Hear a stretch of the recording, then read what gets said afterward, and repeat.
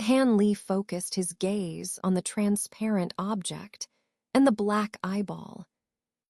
Why did Tianlin recognize these things? How did fellow Taoist Han obtain these two items? Tell me first. The boy glanced at Han Li with some suspicion. One I found in a cauldron that had been burning for countless years, and the other is the eye of a three-eyed beast. Han Li explained briefly, without hiding anything. Just as I thought, the boy nodded knowingly, then lifted the transparent, gelatinous substance and said, "This thing from the cauldron is called fire spirit silk. It's the best material for crafting fire attribute battle spirit armor and is rare even in the spirit realm. Its original form is a rarer yin attribute mineral. When it's subjected to intense fire for years without melting, it can transform into this material," the boy explained with a smile. Fire spirit silk. Han Li looked at the gelatinous substance in the boy's hand, his expression a bit peculiar. This was the first time he had heard of this material, and it didn't seem to have any relation to silk at all. Its current form isn't the final shape of fire spirit silk.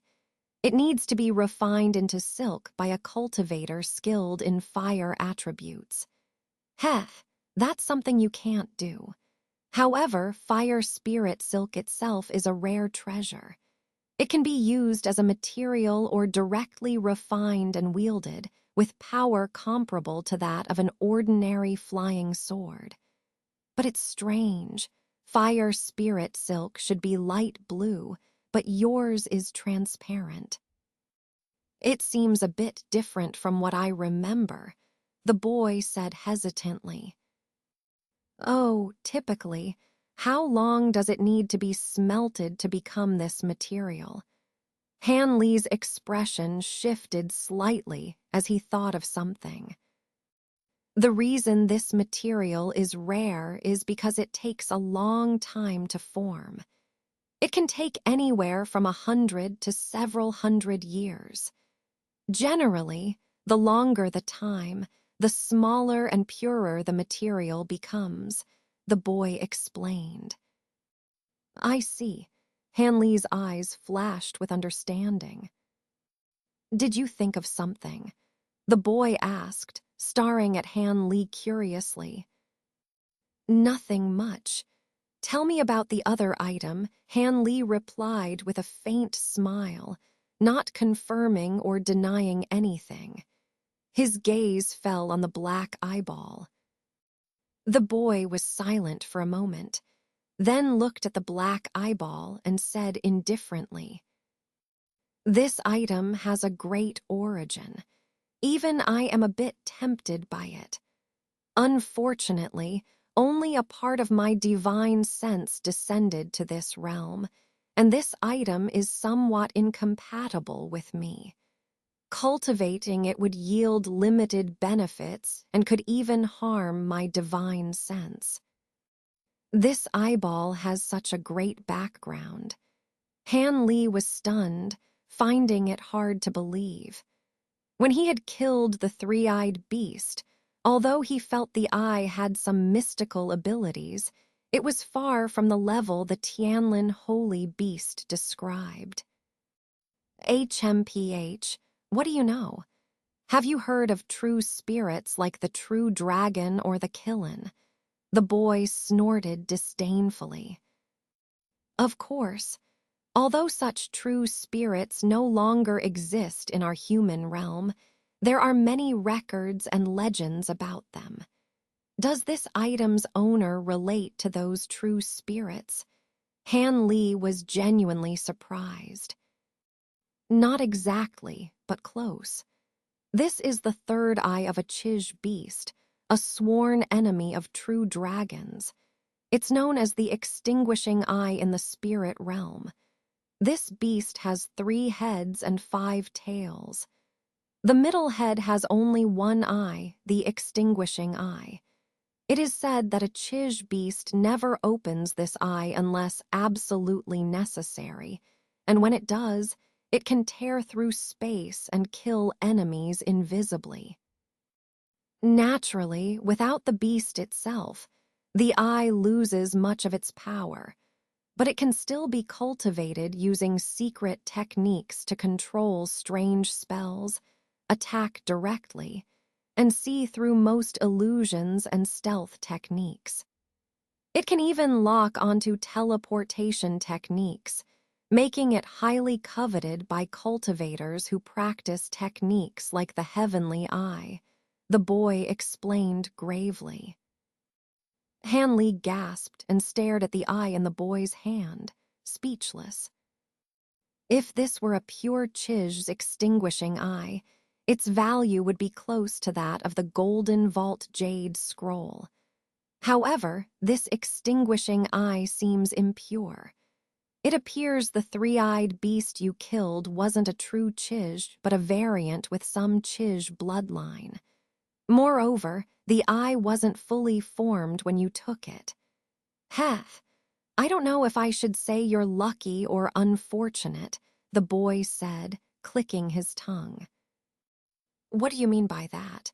Hanley's eyes gleamed. It's simple. If it were a fully grown Chij's extinguishing eye, cultivating it with your current level would be impossible. But since it's a juvenile eye, you have a chance. Its power, however, will be far less than the original. And since it isn't a true Chij's eye, its abilities might differ, the boy explained earnestly. Are you saying this variant beast's eye is significantly inferior to the true extinguishing eye? Hanley's eyes flickered. Generally, that's the case, but there are exceptions. I recall the sky-burning demon king of 9 spirits mountain in the spirit realm inherited some bloodline from the fire Kilin, and its true fire abilities surpassed even those of a true fire Kilin. But such cases are rare. However, if I recall correctly, you plan to use a spatial node to smuggle into the spirit realm. If so, you can't afford not to cultivate this extinguishing eye, the boy said with a half-smile. Why? Hanley's eyebrows twitched, surprised. He had already consulted this spirit realm beast about the spatial node, but the other knew little since it was his first time in the human realm. Now, the sudden mention of the beast piqued Hanley's curiosity. Although the Chij beast can't traverse space like the Skypeng and Rahu beasts, its abilities can still reduce the force of spatial barriers. How much it can reduce depends on how well you cultivate this eye and its inherent power, the boy said leisurely. Does this eye truly have such an ability? Hanley was moved. Once you successfully cultivate the extinguishing eye, you'll see for yourself. Do I have any reason to deceive you? The boy said, sounding ancient. Hearing this, Hanley pondered deeply. The boy smiled slightly, playing with the 2 items in his hand, letting Hanley think. Besides these 2 items, do you recognize the other materials? Hanley asked calmly after some time, seemingly putting the matter of the extinguishing eye aside. The boy's eyes flickered with surprise, but replied indifferently. Those 3 crystals are dream crystals. They're peculiar but mainly used to craft illusion-based artifacts. They are of little use to ordinary cultivators. However, I recall that the Sky Fantasy sect in the spirit realm once offered a high price for these crystals, but soon withdrew it. So there might be some unknown uses for these crystals. As for the black and white beast core, my eyesight fails me. I can't identify which beast it came from. Its properties seem unique, though. Can you describe the beast's appearance? The boy asked. The beast was rather peculiar. Han Li frowned, recalling the strange beast he had killed in the Lake of Demon Fall Valley, and began describing it. After hearing the description, the boy pondered for a while before shaking his head. I haven't heard of such a beast. It's probably a mutated spirit beast. From your description, the beast didn't seem very powerful, so its core might not be very useful, he concluded. But the beast had some ability to conceal its aura. Perhaps its core can be used in artifact refining, Han Li mused. He then grabbed the black and white beast core, emitting distinct black and white auras. How about this? To compensate for the damage to your wind thunder wings, I can teach you how to refine the fire spirit silk and the extinguishing eye. Whether you want to refine them or succeed is up to you. What do you think, fellow Taoist Han? The boy asked cautiously.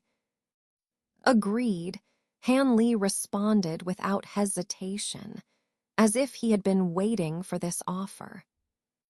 The boy was momentarily stunned, but then understood something, looking a bit sullen before his figure dispersed and disappeared.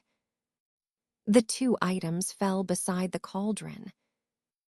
Han Li immediately grabbed the transparent substance and the black eyeball.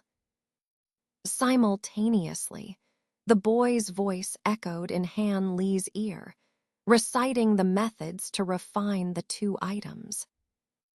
Han Li concentrated, memorizing everything. Half a day later, in a pavilion at the base of a mountain in the falling cloud sect, several Foundation establishment stage stewards were gathered, inventorying various materials from a pile of storage bags. Suddenly, a flash of red light flew into the pavilion, circled once, and landed in the hand of a blue-robed cultivator, exploding with a puff. A jade slip and a token fell from the flames. The blue-robed steward quickly grabbed the two items, his face changing color upon seeing the token. He urgently reached into the fireball. Moments later, the fireball vanished with a roar, but the blue-robed steward's expression grew even more solemn. Chapter 1177, Trace.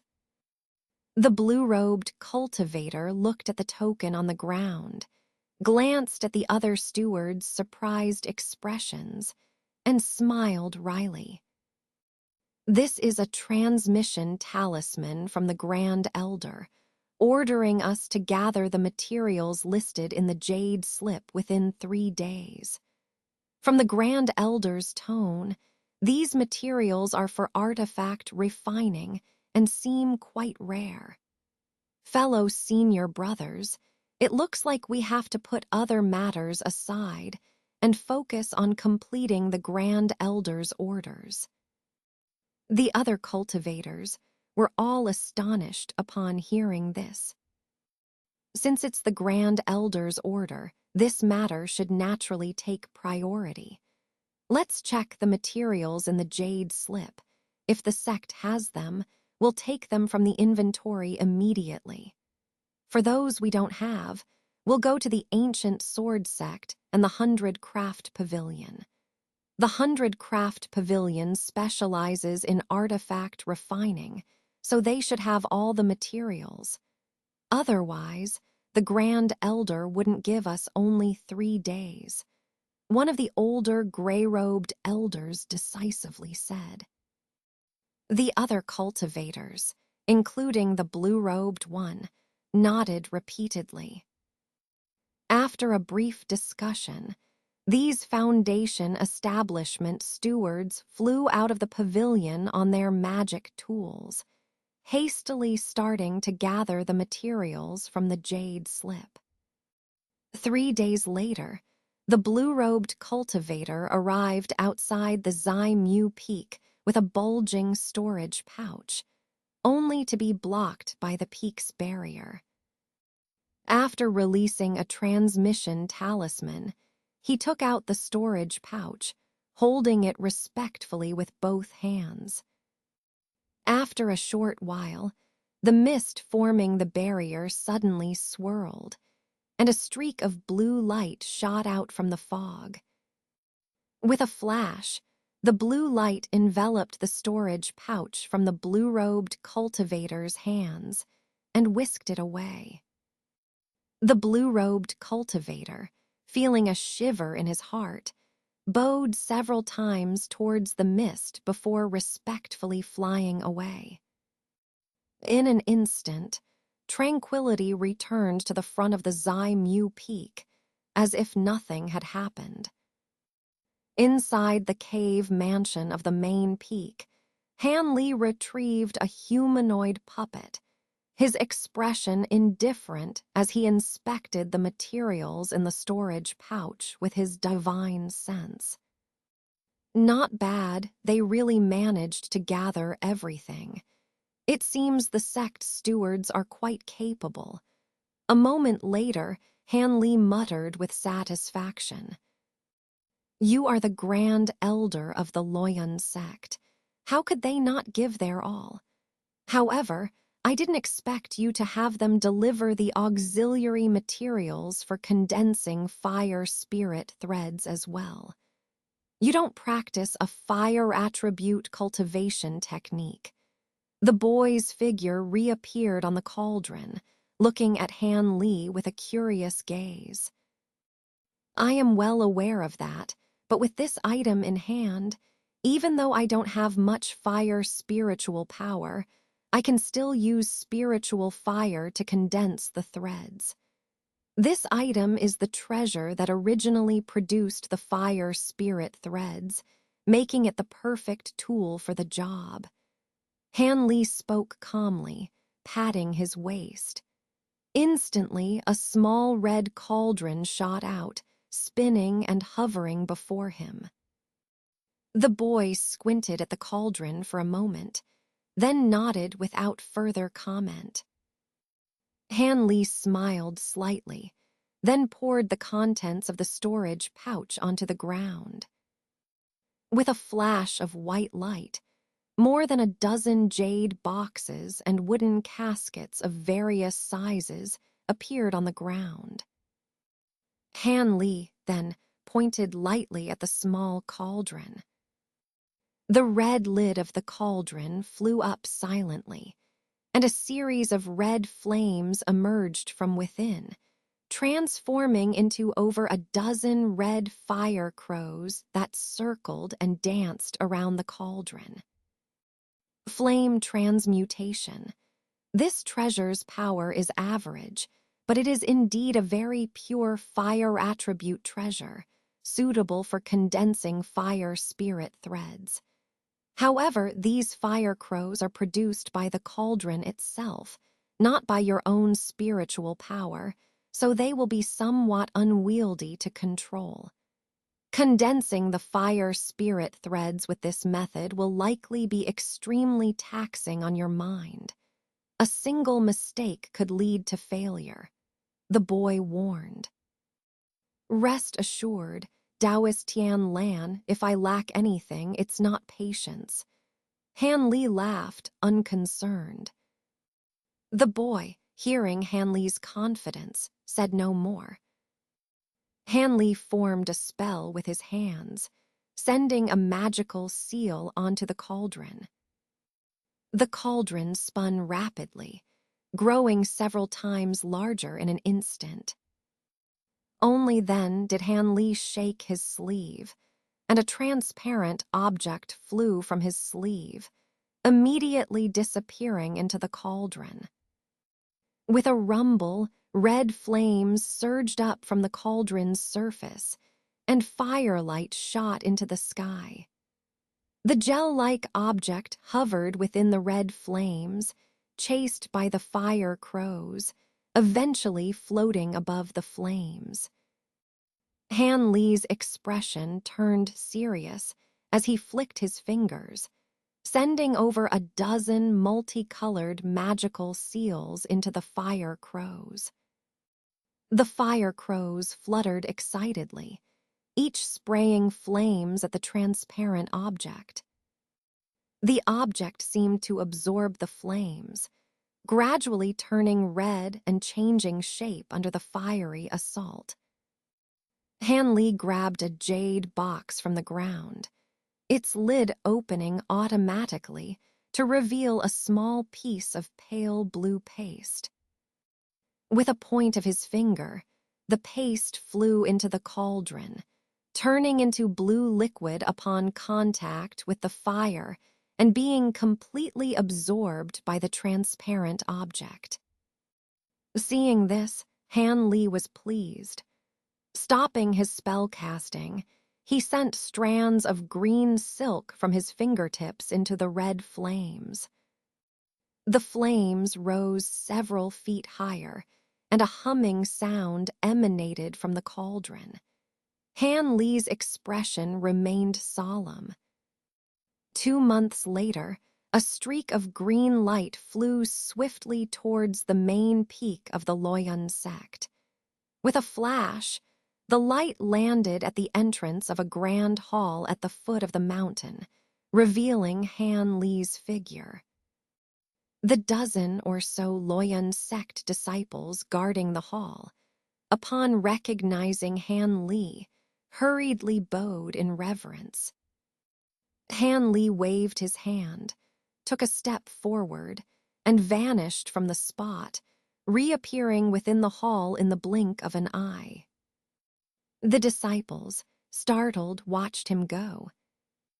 Despite appearing to take only a few steps, Han Li's figure flickered a few times before disappearing into the corridor. The disciples were left in awe, their respect for the grand elder deepening.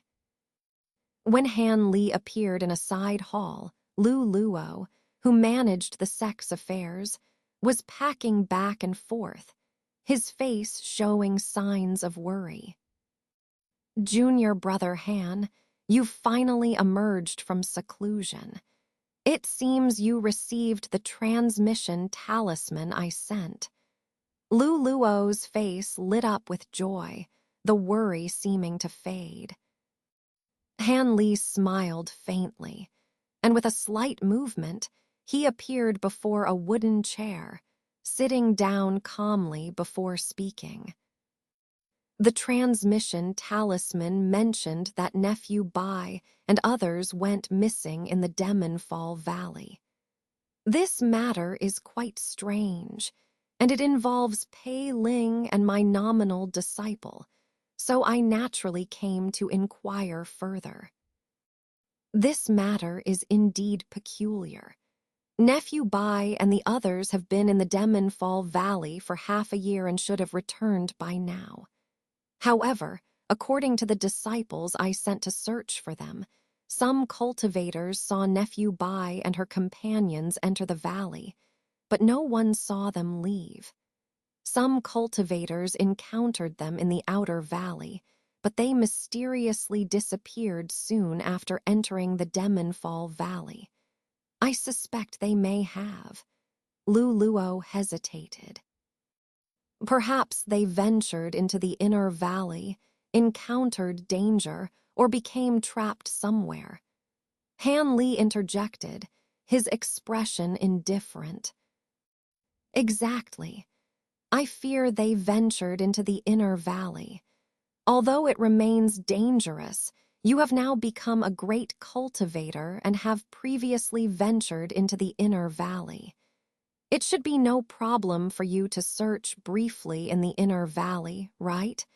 Lu Luo asked cautiously. The spatial rifts in the inner valley pose little threat to me. As long as I avoid particularly dangerous areas, there will be no problem. I just finished refining an artifact, so I'll make a trip. Han Li responded decisively after a moment's thought. That would be best. I appreciate it, junior brother. However, you are now the grand elder of our sect and bear the responsibility for our sect's prosperity. You must prioritize your safety. Lu Luo reminded, concern evident in his tone. Rest assured, senior brother Lu. In Tian Nan, there is no one who can harm me. I won't take unnecessary risks. Han Li smiled, unconcerned, but he recalled the heaven-shattering demon corpse he lost in the Demonfall Valley. Could the disappearance of the 3 women be related to that demon corpse? Though there was no clear reason, Han Li couldn't shake the strange thought. Feeling a bit puzzled, Han Li maintained a calm exterior, chatted with Lu Luo for a while, and then took his leave unhurriedly. 2 days later, after checking on Nangong Wan in the forbidden area, Han Li left the Loyun sect alone, heading straight for the Demonfall Valley. More than a month later, 3 streaks of light flew swiftly across the sky of Changzhou in Dongyu country. They circled a nameless mountain before landing, revealing 3 burly men. Each man was tall, with 2 differently colored flying forks on their shoulders, and they looked somewhat alike, as if they were brothers. On the mountain top, 3 other cultivators were already waiting. There was an elder, a middle-aged scholar, and a young man with a faint smile. "Ha, brother Hu, we've kept you waiting. We were delayed by some matters on the way. I hope you don't mind. Are these 2 fellow Taoists also?" "From your sect." The oldest of the burly men laughed heartily at the elder, but looked curiously at the young man and the middle-aged scholar. He immediately noticed the elder and the scholar standing respectfully beside the young man, looking deferential. Even when he greeted the elder, the latter only gave a constrained smile and did not dare to speak with them directly. This naturally startled the burly men, and they sent their divine sense towards the young man, only to be shocked. The young man's body seemed shrouded in mist, their divine sense revealing nothing about his cultivation level. The 3 burly men's faces changed drastically. "Are you the Zhao brothers from the Jinhai sect?" The young man in the middle suddenly smiled at the 3 men and asked, "And who might you be? Fellow Taoist who, what's going on here?" The leading burly man's face showed a hint of vigilance. "Do not be rude, Zhao Taoist. This is our sect's grand elder. The other person is junior brother Lin." The elderly man spoke up, causing the 3 men to jump in surprise. "Grand elder, could you be the renowned senior Han of your sect?" The lead burly man exclaimed in disbelief. "Indeed, I am Han Li, the grand elder of the Loyun sect. I had my nephew, who, invite you here, and I apologize for any abruptness." The young man smiled, revealing a set of white teeth. It was Han Li, who had traveled all the way from the Loyun sect to Dongyu country. "No need for apologies, senior. It is an honor for my brothers and me to be summoned by you." The lead burly man, after a closer look, confirmed Han Li's identity and quickly bowed respectfully. The other 2 men, also hurriedly followed suit. There's no need for formalities. You three are not disciples of my sect. I heard from my nephew that you have seen some female disciples of my sect in the valley. Is this true? Hanli asked calmly. Senior, are you referring to Fairy Bai and her companions? Indeed, my brothers and I briefly encountered them in the Demonfall Valley. The lead burly man replied honestly after a moment of hesitation. Oh, can you describe the circumstances to me in detail? Hanli asked gently. Of course. Several months ago, my brothers and I entered the Demonfall Valley to seek a rare material for artifact refining. We had no luck in the outer valley and were about to leave when we encountered Fairy Bai and her companions. Due to some past interactions, we exchanged a few words. However, they seemed anxious, as if they were searching for something, and left quickly. We then exited the valley and never saw them again. The burly man recounted carefully. Could you specify where you encountered them? I have a map of the outer valley here. Could you mark the approximate location for me? Hanli pondered for a moment, then shook his sleeve, and a prepared green jade slip flew towards the burly man. The place where we met Fairy Bai was deep in the outer valley. The burly man explained as he caught the jade slip, then immersed his mind in it. After a moment, he came back and handed the jade slip to Hanli with both hands. Hanli made a slight gesture, and the jade slip transformed into a green light and entered his palm. With a sweep of his divine sense, his brows furrowed slightly. Indeed, it is quite close to the inner valley. Farewell, Uncle Han. The scholar and the elder bowed deeply, and the three burly men also respectfully saw Hanli off. A bright green light enveloped Hanli as he turned into a radiant beam and disappeared into the horizon. Brother Hu, was that really the renowned senior Han who ascended to a great cultivator? One of the burly men, who had remained silent until now, finally exhaled and asked in disbelief. If it wasn't Senior Han, then who else could it be?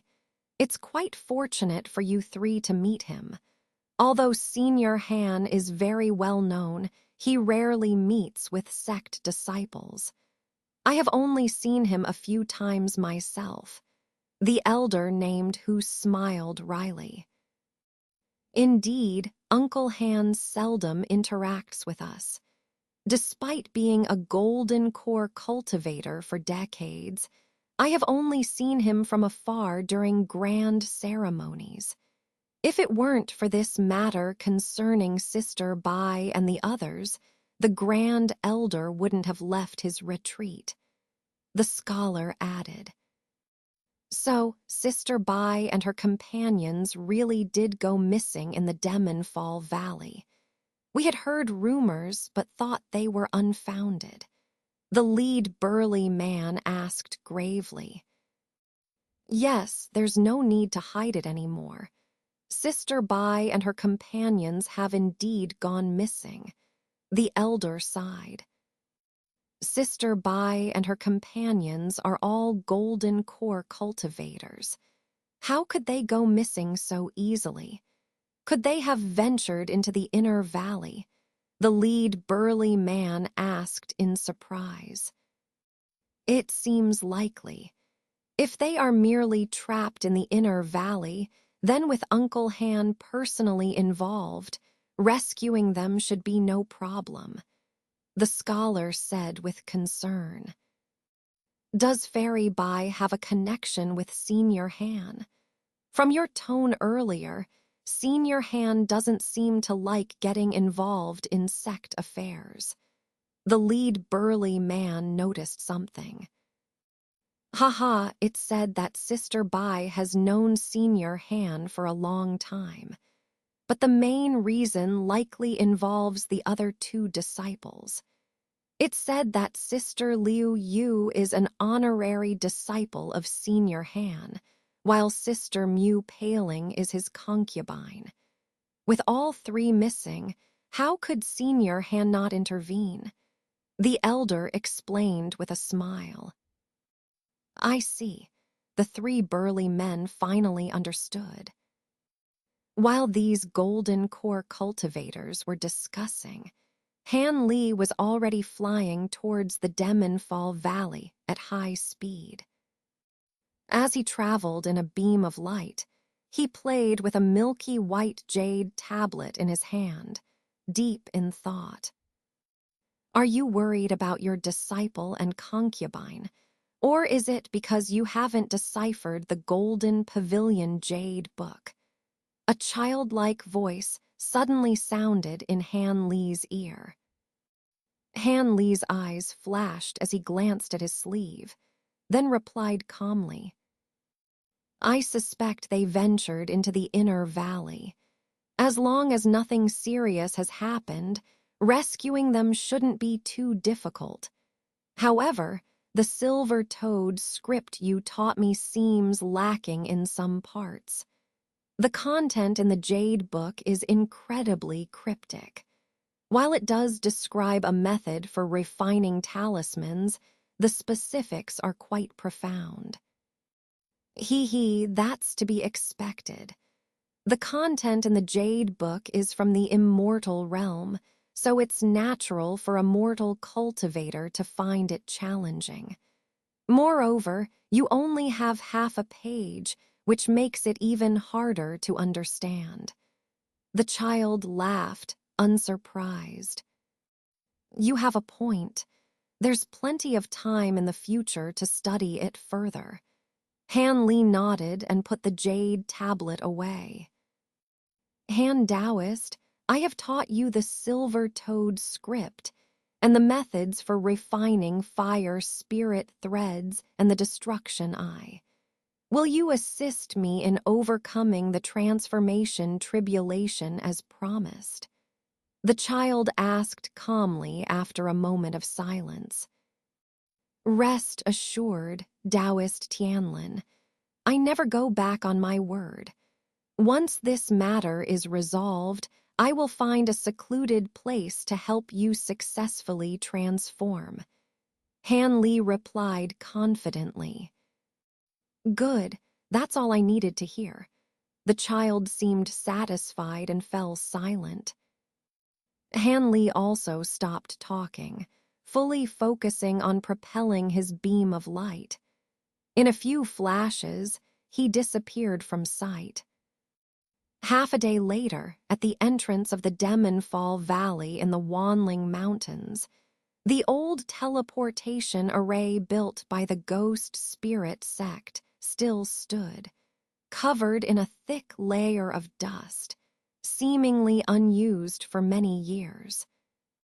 No wonder, as the once densely packed restrictions and spatial rifts surrounding the outer valley of the Demonfall Valley had mostly disappeared. Even the outermost layer of restrictions had become almost non-existent. Any cultivator above the golden core stage could easily enter the valley without going through the original entrance. Thus, the teleportation array built by the Ghost Spirit sect had become obsolete. However, the valley entrance remained the preferred entry point for most cultivators due to its well-trodden paths and relative safety. Currently, 5 or 6 cultivators in various attires were discussing something near the teleportation array. Among them was even a late-stage golden core cultivator, seemingly preparing to enter the valley. Suddenly, Faint sounds of something breaking through the air came from the distant sky, causing the cultivators to look up in alarm. They saw a flash of green light far off, seemingly a beam of light flying towards them. Just as they tried to focus on it, the green light flickered and mysteriously disappeared. The cultivators' expressions changed drastically as they released their divine senses, trying to be cautious. But before they could react, the sound of something breaking through the air came from just 10 feet above them. A flash of green light swept past them and entered the valley entrance in a few blinks, leaving no trace.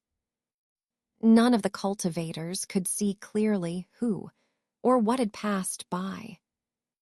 They looked at each other, seeing the shock in each other's eyes. Naturally, the owner of the green light was Han Li.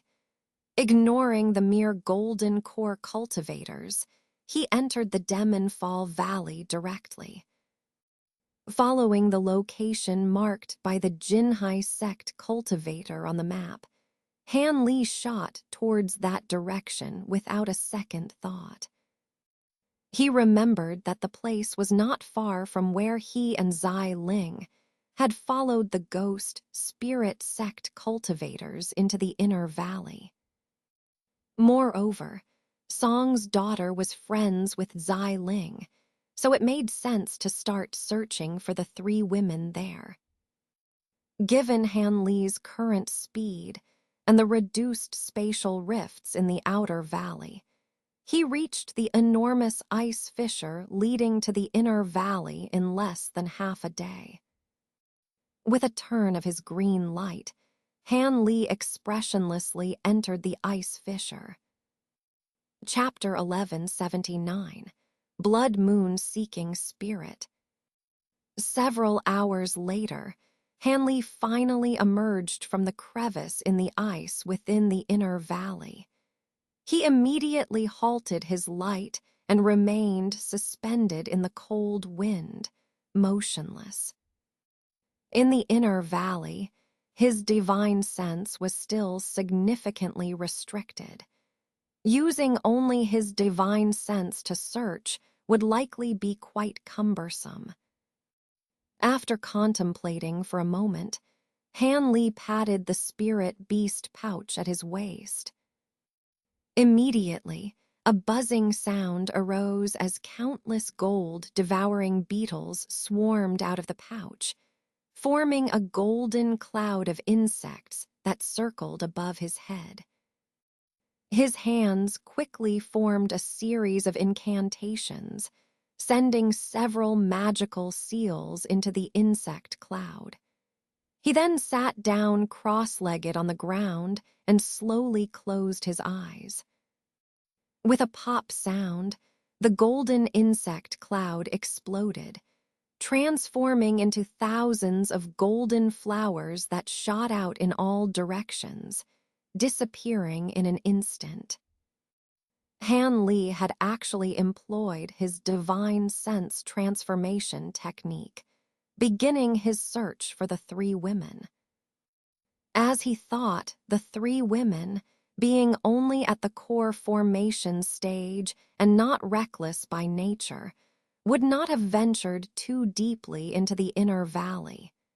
This naturally reduced the scope of his search considerably. With thousands of gold-devouring beetles simultaneously dispatched, large areas were searched repeatedly. After finding no clues, Han Li flew 100 miles further and dispatched the beetles again for a new search. In this manner, when Han Li reached the mountain where the 3 women had picked the spiritual herbs, he easily discovered some traces left by the women. Upon examining these places through the divine sense attached to the gold-devouring beetles, Han Li was delighted and immediately went to these places to inspect them in detail. As a result, he found some clues and confirmed that the three women had indeed entered the inner valley and had stayed at this mountain. However, upon expanding the search area, there were no further traces of the three women. Eventually, Han Li had to return to the mountain top and ponder. After a while, he suddenly let out a long whistle, and the gold-devouring beetles spread over several dozen miles flew back and were retracted into the spirit beast pouch. He then threw out another pouch. This time, 12 winged white centipedes flew out of the pouch. These were the 12 six-winged frost centipedes. With a pinch of his fingers and a push of his divine sense, the 12 white centipedes scattered in different directions, transforming into 12 gusts of cold wind and disappearing in an instant. Han Li remained motionless on the spot. After an unknown period of time, Han Li's expression changed, and he turned into a green streak of light, flying back the way he came. In just a moment, he saw a white centipede hovering in the air, emitting a low hissing sound. Han Li squinted slightly, and in a flash, arrived beneath the white centipede. He looked down at the ground. There, a black, thin object appeared in his line of sight. The object lay among some random grass, resembling an inconspicuous black twig, which was why his divine sense transformation had missed it earlier. Han Li frowned, raised his hand, and the twig-like object was drawn into his hand. However, upon closer inspection, his expression changed slightly. It was not a twig at all, but a small piece of a feeler. Judging by the cold aura emanating from it, it was from a six-winged frost centipede. However, the feelers of a six-winged frost centipede should be white, but this one was pitch black and mixed with a familiar sinister aura. Dark yin demonic qi. It was even purer than that of extreme yin patriarch. As Han Li gently stroked the small piece of feeler with his fingers, waves of shock rippled through his mind. Dark yin demonic qi originated from the dark yin great art, and only extreme yin patriarch and Wu Chu, who had both died at his hands, had practiced it. Most of extreme yin patriarch's other disciples had not mastered this demonic art, nor could they refine such pure demonic qi and travel to Tian Nan. Han Li's expression flickered, and he remained silent. That's not right. There's one more thing that knows the complete incantation of the dark yin great art and has practiced dark yin demonic qi. It seems capable of refining such pure demonic qi. A light bulb went off in Han Li's mind, and his expression turned strange. The wood spirit infant. Could it have returned to Tian Nan? Han Li murmured to himself as he looked up at the sky. He had always been concerned about his missing second nascent soul. Upon returning to Tian Nan, he should have immediately set out to find this nascent soul. However, since Nangong Wan had not yet emerged from the ice wall, he was unwilling to leave her behind and thus did not embark on a distant journey. Moreover, so many years had passed. If this second nascent soul could develop its own consciousness, it would have done so by now. Another few years would not make a difference. Therefore, he had put this matter aside for the time being, planning to make a special trip to the Moulin Prairie in a few years. But now it seemed that the wood spirit infant, in the form of the second nascent soul, had returned to Tian Nan and was hiding in the falling Demon Valley. If that were the case, the disappearance of Mu Paling and the other two women was likely related to it, and they should still be safe. After all, this nascent soul had completely copied his memories and emotions. Even if its disposition had changed over the years, it was unlikely to harm the three women. Han Li pondered deeply about the various possibilities. However, so many years had passed. This second nascent soul probably had its own body by now. Since entering the inner valley, he had not sensed the presence of the sky fiend corpse into which he had planted a sliver of his divine sense. With this in mind, it seemed that the corpse had either been subdued by the second nascent soul or had been possessed by it. With his mind racing, Han Li quickly pieced together most of the truth. He touched his chin and let out a long sigh. At that moment, the remaining centipedes returned from other directions, seemingly without any further discoveries. Han Li was not surprised by this. The reason he had recalled the gold-devouring beetles and released the 12 six-winged frost centipedes was because Liu Yu carried the larvae of the six-winged frost centipedes. Although her spirit insects were far inferior in grade to his, he hoped that using their mutual attraction might help locate the three women. But since the perpetrator might be the second nascent soul, it would naturally guard against such a method.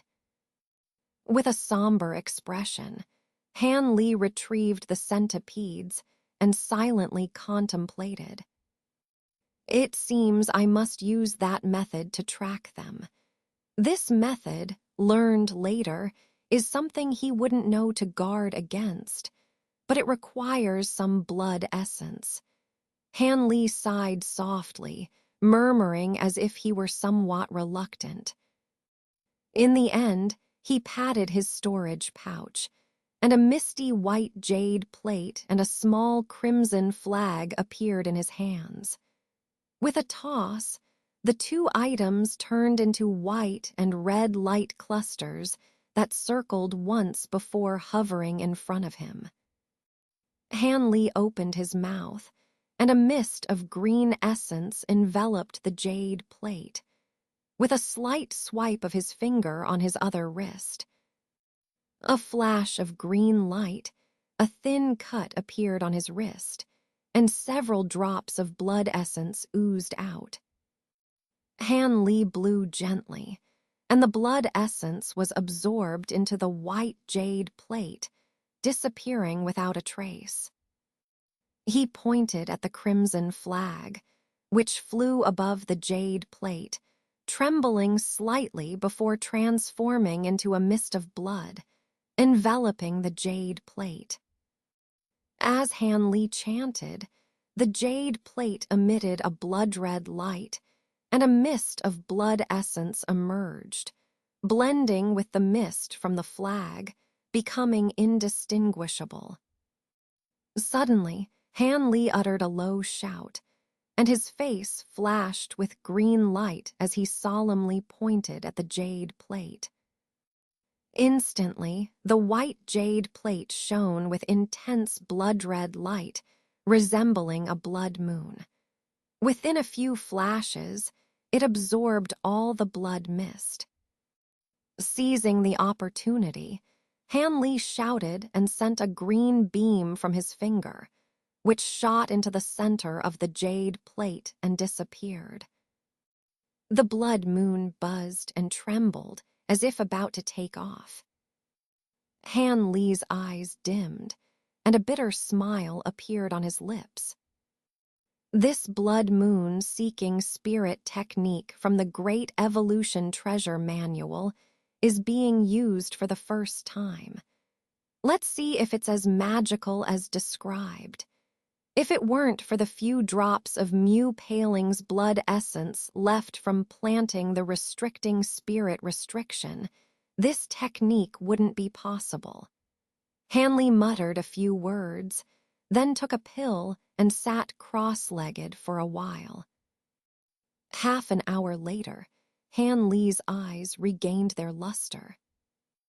Without a word, he sent a spell towards the jade plate, which turned into a dazzling blood-red light shooting into the distance. Han Li turned into a streak of blue light and followed closely behind. Soon, the two streaks, one red and one blue, vanished from the vicinity of the mountain. The blood-red light kept a consistent speed, and Han Li followed expressionlessly. After flying for half a day, Han Li was led to a vast, desolate basin.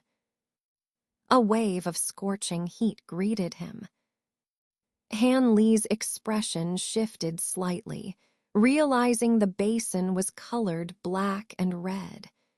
The edges were dotted with round, black stones, while the center was a red lava lake. The high temperature from the lake distorted the air above, creating a hazy, dazzling scene. The blood-red light hovered above the lava lake, buzzing loudly, as if wanting to dive in but hesitating. Han Li touched his chin and surveyed the lava, a cold smile forming on his face. He really knows how to hide. Without the guidance of this technique, I wouldn't have found this place. But now that I know, a bit of lava won't stop me. Han Li murmured a few words to himself and raised his hand to beckon the blood-colored light mass. Immediately, the blood light buzzed and shot back, circling once before obediently landing in his palm. With his other hand raised, a puff sounded as purple flames instantly appeared on his arm, spreading across his entire body and enveloping him in a huge purple fireball. The massive purple fireball then fell from the sky. With a loud boom, the fireball Han Li had turned into disregarded the red molten lava and plunged directly into the lava lake, causing the surrounding lava to splatter. But the lake's surface quickly returned to calm, as if nothing had happened. By this time, Han Li had already submerged more than 10 meters below the lava, still sinking slowly while wrapped in the purple flames. Although immersed in lava, the extremely cold nature of the purple flame kept the high temperatures entirely at bay. When Han Li descended more than 200 meters, he finally reached the bottom of the lake, his feet landing on solid ground covered with black stones. He glanced around, but aside from the red color, there was nothing else in sight. Han Li frowned, channeled spiritual energy into his eyes, and his pupils flashed with a blue light. He activated his bright insight spiritual eyes. After another scan of the surroundings, Han Li held up the blood-colored jade plate in his hand. With a tremor, the jade plate vibrated continuously in a specific direction, as if it wanted to fly away. Han Li immediately followed this direction, flying slowly. After covering a considerable distance, the jade plate stopped vibrating but suddenly fell downward. With quick reflexes, Han Li grabbed the jade plate, preventing it from leaving the range of the purple flames. He then looked down intently. His expression shifted, and he raised his hand, sending a blinding golden light slicing downward toward the lake bottom. With a loud explosion, the seemingly ordinary lake bottom was slashed open by the golden sword energy, revealing a massive fissure 7 or 8 meters long. From the gap, a blue light immediately shot out, blocking the lava outside.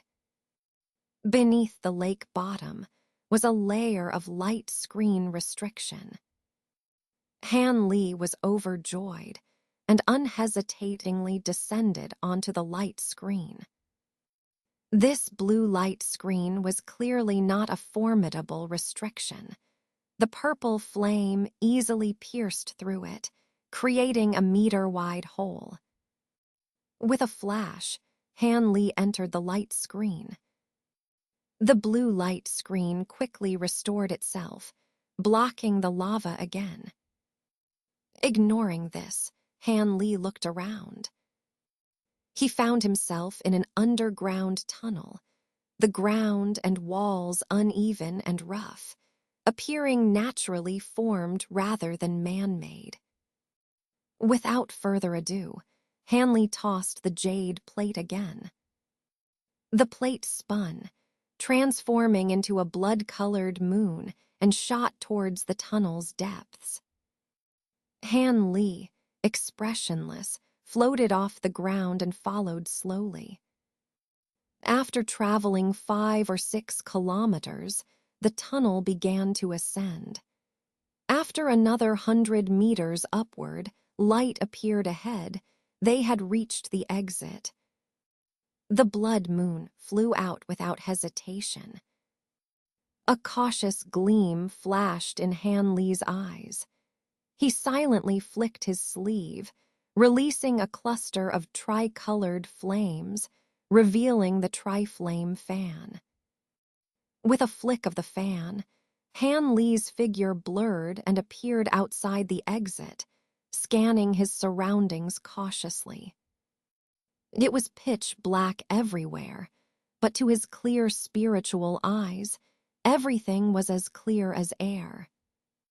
He found himself in a natural underground cave, quiet and empty. Han Li's gaze fell on another exit at the cave's end, which seemed to lead to another cave. The blood light shot towards that exit but halted there, buzzing loudly. Soon, a crisp sound rang out as thin black cracks appeared on the blood moon, which then shattered into specks of light. Seeing this, Han Li's face showed joy instead of surprise. In a few light steps, he reached the other cave's entrance. The inside was a larger cave filled with thick black fog, covering every inch. Yet this fog stopped at the cave entrance, seemingly blocked by an invisible barrier. With his bright insight spiritual eyes, Han Li could see through the darkness clearly. He immediately spotted 3 women lying motionless in the cave center. They were none other than Mu Paling and her companions. Beneath the 3 women was a peculiar array glowing faintly, with the black fog continuously emanating from it. Han Li didn't rush in to rescue them, but squinted his eyes, scanning the cave thoroughly with his divine sense. Confirming that the second nascent soul wasn't present, he decisively slashed the air in front of the entrance. A flash of golden light. With a tearing sound, something was cleaved open, and the thick black fog surged outward, rushing towards Han Li. However, Han Li simply formed a hand seal, causing thunderous noises to erupt from his body, enveloped in a layer of golden lightning. The black fog dissipated upon contact with the lightning. Han Li took a big step forward, entering the fog. With a series of crackling sounds, the golden arcs bounced around, repelling the fog completely. The fog, like living creatures, quickly formed into several black snakes that hovered around Han Li, hesitant to attack. Seeing this, Han Li's face darkened. He retracted the triflame fan and, with a thought, intensified the golden lightning covering his body. With a flick of his sleeves, 2 golden lightning dragons shot out, tearing through the black snakes and reducing them to nothing. The lightning dragons continued their rampage, clearing the surrounding fog with a roar, allowing Han Li to approach the array effortlessly. After a brief glance at the array, Han Li saw that it was merely a simple illusion array. Apparently, the 3 women's spiritual powers had been sealed. Otherwise, this array wouldn't have trapped 3 core formation cultivators. With this in mind, Han Li flicked his fingers, sending over 10 golden sword lights to strike the array.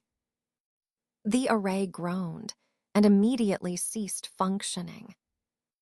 Simultaneously, on a platform in the 10,000-fathom demonic abyss of 7 Spirit Island, where Han Li had obtained several demonic marrow crystals, a tall, shadowy figure wrapped in demonic energy suddenly opened his bright eyes, showing extreme surprise. He reached into his sleeve and pulled out a blue orb, which now bore a conspicuous crack. Impossible. The restriction was broken. How could he find this place so quickly? Even I would be helpless in such a situation, the tall shadow muttered hoarsely, disbelief and frustration in his voice. Never mind, let him rescue them. It was only a backup plan anyway. However, this place is no longer safe. I must complete the demonic energy infusion and find another hidden place to cultivate. The tall shadow deliberated briefly, muttered a few more words, then closed his eyes again, seemingly putting the matter aside. Meanwhile, Han Li had already retrieved a green jade bottle from his belongings. He poured out 3 fragrant pills and fed one to each of the 3 women, then stood silently with his hands behind his back. In just the time it took to brew a cup of tea, the woman with the surname Song groggily awakened first. Junior Song, it seems your cultivation has improved considerably, waking up even faster than I expected. Before the woman fully regained consciousness, she heard a very familiar male voice. The woman shivered, snapping back to alertness. She looked up to meet Han Li's half-smiling gaze. Uncle Han. No, are you really Uncle Han or that demonic infant in disguise? The woman blurted out in shock. I didn't expect Junior to be so vigilant, but I found this place with great effort. Do you think I could be a fake? Han Li replied calmly. You really are Uncle Han. The woman seemed stunned. Though she was mostly convinced Han Li was genuine, she still hesitated to believe easily.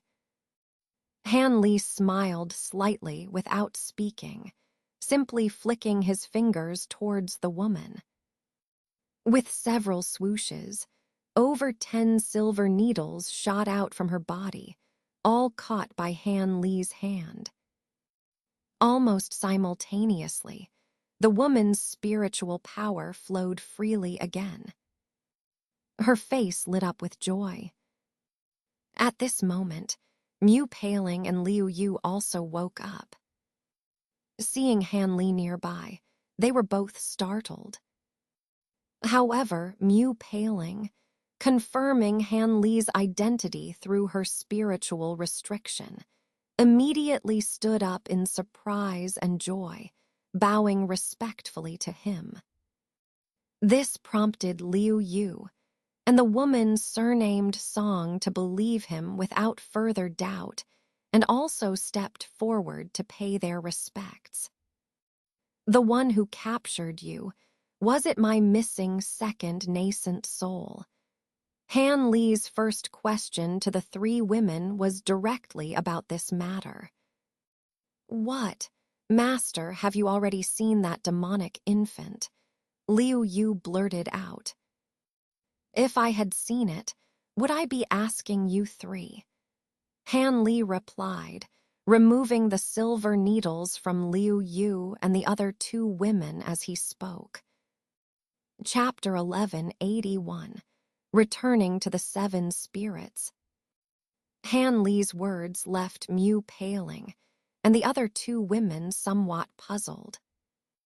Since he hadn't seen the black-robed man earlier, why did he immediately mention the second nascent soul? However, Liu Yu still respectfully replied, the one who captured us was indeed the second nascent soul you lost, Master, and it has even taken over a body. It probably has mid-nascent soul stage cultivation. As she spoke, she seemed to recall something. A body. Describe what that person looks like. Han Li seemed to show some interest.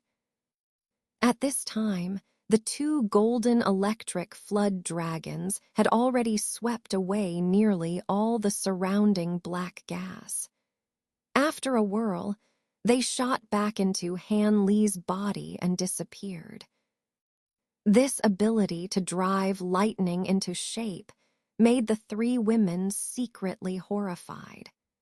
Although they could also use spells to transform forms with their core formation cultivation, it was naturally impossible for them to do it as effortlessly as Han Li, without even moving his hands and feet. After calming her mind, Liu Yu began to describe the appearance and figure of the black-robed man in detail. Han Li only listened for a moment before immediately concluding that the second nascent soul had indeed taken over the celestial fiend demon corpse. His face remained exceptionally calm, but his heart felt somewhat depressed. However, if it weren't for relying on the blood moon spirit seeking technique from the Great Evolution scripture, he wouldn't have been able to easily find Mu Paling and the others. The second nascent soul knew him so well. He couldn't let it develop unchecked, or it would surely become a major threat. Thinking of this, he immediately ordered after Liu Yu finished her description. The three of you should leave this place immediately and return to the sect. Since the second nascent soul has returned to the Tian Nan, I must retrieve it. I will search this inner valley again. Uncle Han, the nascent soul's cultivation is already on par with yours. You should invite a few helpers to find it, or else. Uncle's current realm. The woman surnamed Song spoke hesitantly, but her divine sense inadvertently scanned Han Li's cultivation, and her face changed dramatically. Hearing the astonished voice of the woman surnamed Song, Mu Paling and Liu Yu also scanned with their divine senses and were equally shocked. Master, are you already a grand cultivator? Mu Paling asked in disbelief, her cherry lips parted. I forgot you three didn't know. I held the grand cultivator ceremony 6 months ago and am now a grand elder in the sect. Dealing with a mid-stage second nascent soul won't be a problem. You don't need to worry, Hanli said with a faint smile. With this revelation, the 3 women were naturally overjoyed and quickly offered their congratulations. Hanli smiled slightly and urged them to depart quickly. This time, the 3 female cultivators had no other objections, and after saluting Hanli, flew out of the cave from where Hanli had entered. Before long, 3 rays of light shot out from the lava lake and disappeared into the sky. Hanli stayed in the cave, planning to wait for a few more days. The place was so hidden that if the second nascent soul had only temporarily left, it would return soon. Otherwise, it must have found another place to hide in the valley or simply left the fallen Devil Valley altogether. After waiting in the cave for 6 or 7 days, without any sign of the second nascent soul, Hanli decided not to wait any longer. He released tens of thousands of gold-devouring beetles to scour the inner valley inside and out. Although he didn't find the second nascent soul, he did discover many ancient treasures left behind by ancient cultivators. Even though these treasures didn't catch his eye nowadays, and couldn't compare to imitation spirit treasures like the 3-flame fan, they were still rare and precious in a place like Tiannan. However, Hanli felt no joy because he found some traces of the second nascent soul's activities. Many ancient cultivators' dwellings had been emptied, indicating that the second nascent soul had taken quite a few treasures and had left not long ago. Hanli was now certain that the second nascent soul had left the inner valley with the loot and disappeared. This realization gave him a headache. But after some thought, he realized that the second nascent soul wasn't without traces. Given its ultimate goal to overthrow him, the second nascent soul would be focused on advancing its cultivation to surpass him. According to the 3 women, the second nascent soul, after taking over the celestial fiend demon corpse, had fully committed to cultivating the profound yin great art. To cultivate the profound yin demon qi to its peak, besides painstaking cultivation, it could also resort to evil techniques like blood sacrifice to make rapid progress. However, these methods usually had endless repercussions, or the advancement in cultivation wouldn't last, and it might even prevent breaking through the current realm.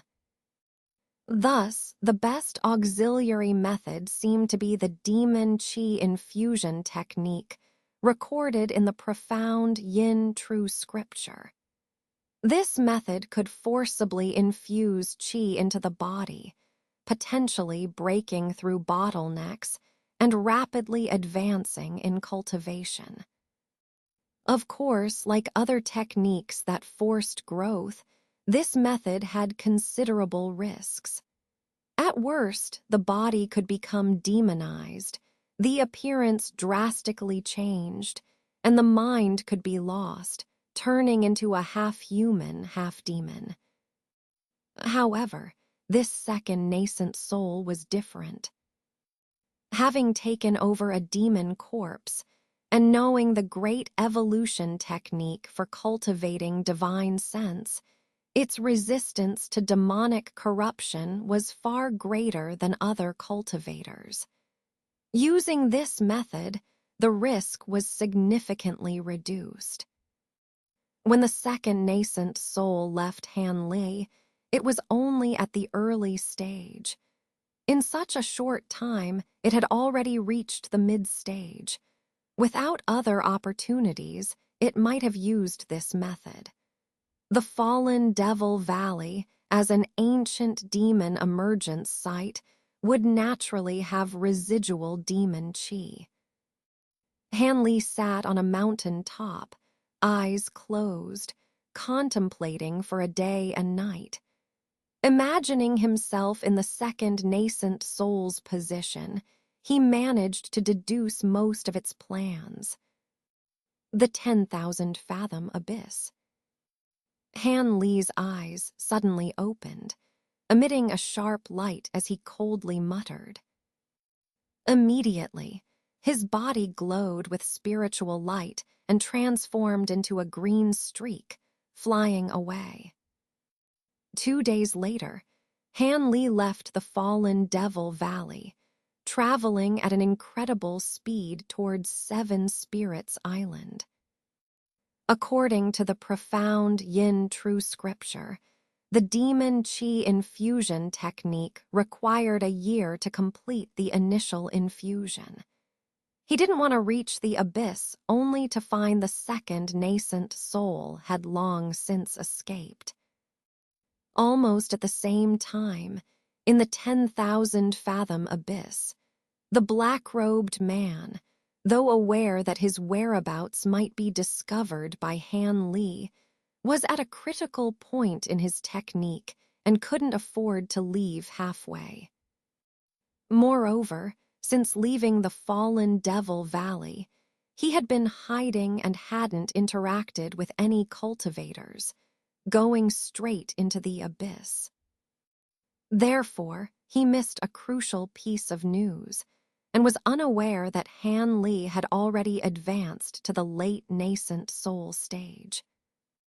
It was understandable, given that Han Li had expected it to take at least 200 or 300 years and numerous attempts to break through the bottleneck when he initially went to Dajin. Thus, the second nascent soul had no idea that Han Li had managed to advance to the late nascent soul stage in one go. This misjudgment led it to calculate Han Li's travel time based on a mid-stage cultivator's speed. According to its estimate, even if Han Li realized he was in the abyss and rushed over immediately, it would take him over 2 months. Meanwhile, he needed just over a month to complete the final stage of the infusion. Thus, though uneasy, the second nascent soul gritted its teeth and decided to take the risk, continuing the technique. If he failed this time, another attempt under Han Li's vigilance would be nearly impossible. The second nascent soul had made up its mind. It would stay for up to a month and a half. After that, whether successful or not, it would leave the abyss immediately. With a 2-week lead, it believed it could stay safe. With this plan, it calmed down and continued absorbing the pure demon chi. However, Han Li's speed after advancing to the late stage was nearly twice as fast. The journey that should have taken over 2 months was completed in just 1 month. After traveling 2 more days into the sea, he reached the location of the Seven Spirits Island. Years ago, due to the matter of suppressing demon chi, Wei Wuhua and others had even given him the Spirit Turtle Island, which he had handed over to the sect's management. Now, the island should be occupied by some falling cloud sect disciples. With this in mind, Han Li didn't rush to the abyss. His light passed the other 2 spirit islands without stopping and headed directly to Spirit Turtle Island. Landing on a small mountain on the island, he sat cross-legged on a large rock and released his powerful divine sense. In an instant, his divine sense scanned the 100-mile island, locating two groups of cultivators stationed there. Han Li's lips moved slightly, silently saying something. Then he remained motionless. Meanwhile, the two locations on Spirit Turtle Island became chaotic. Before long, two groups of cultivators flew toward Han Li's mountain from different directions. Han Li didn't rise, calmly watching the approaching cultivators. Suddenly, his eyes flashed, and he muttered in surprise, showing a strange expression. Soon, the two groups reached the mountain, and upon seeing Han Li, respectfully landed. "Greetings, Grand Elder." "Greetings, Master Han." The leaders of the two groups, a small-eyed, thick-browed man in yellow and a woman in her 30s, along with over a dozen Foundation establishment cultivators, all greeted respectfully. "It's really you. I didn't expect you to have successfully formed your core after all these years," Han Li said with a slight smile, looking at the man in yellow. "Years ago, I didn't know your true identity, Martial Uncle. I hope you can forgive my past offenses." The man in yellow was clearly flustered and stammered as he spoke, his face turning pale. The woman beside him was taken aback. Her senior brother, who was usually eloquent, was now behaving so awkwardly. Moreover, his tone suggested he knew the Grand Elder well. The woman was filled with curiosity, but didn't dare to ask anything. Han Li's lips curled into a faint smile. "Those who don't know are not to blame. I had my reasons for concealing my cultivation back then, so there's no need to hold it against you. However, Martial Nephew Kiwi, it's quite a surprise that you've managed to form your core. What happened to the other two?"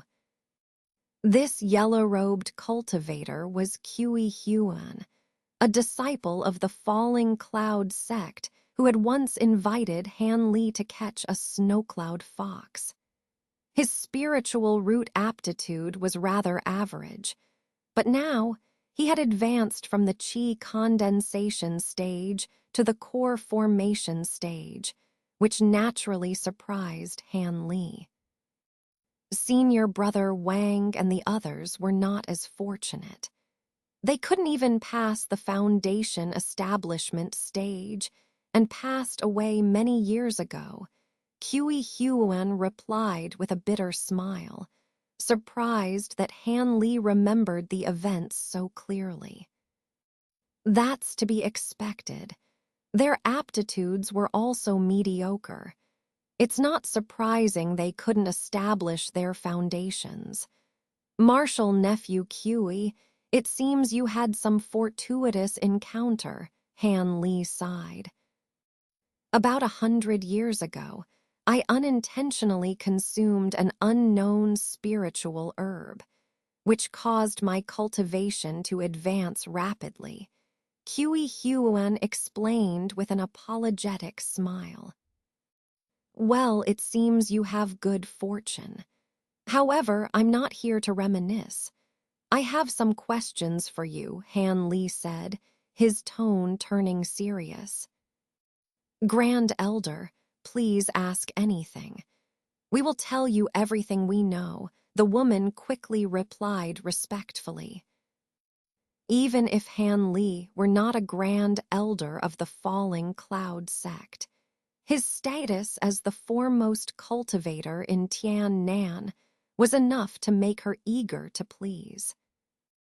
"I just want to know if there have been any unusual changes in the seal of the demon abyss that the 7 spirits islands have been guarding this past year. Han Li asked slowly. The seal, it seems intact. We take turns guarding it with disciples from the other islands, and we haven't noticed any anomalies. What do you mean by this, Senior?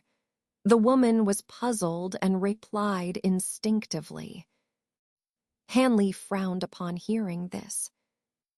Taking turns guarding.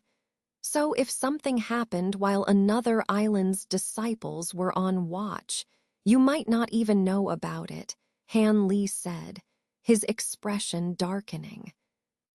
If the other islands didn't inform us, that might be the case. Kui Huan replied hesitantly after exchanging a glance with the woman. To their surprise, Han Li didn't get angry. Instead, his eyes flickered a few times before he suddenly took out a set of colorful formation flags and discs from his storage pouch. Lead 36 disciples to the entrance of the demon abyss immediately and set up this Xuan Gang Heaven Demon Array. I'm going down to the abyss. If anything comes out, block it. I don't expect you to kill it. Just delay it a bit, Han Li ordered calmly.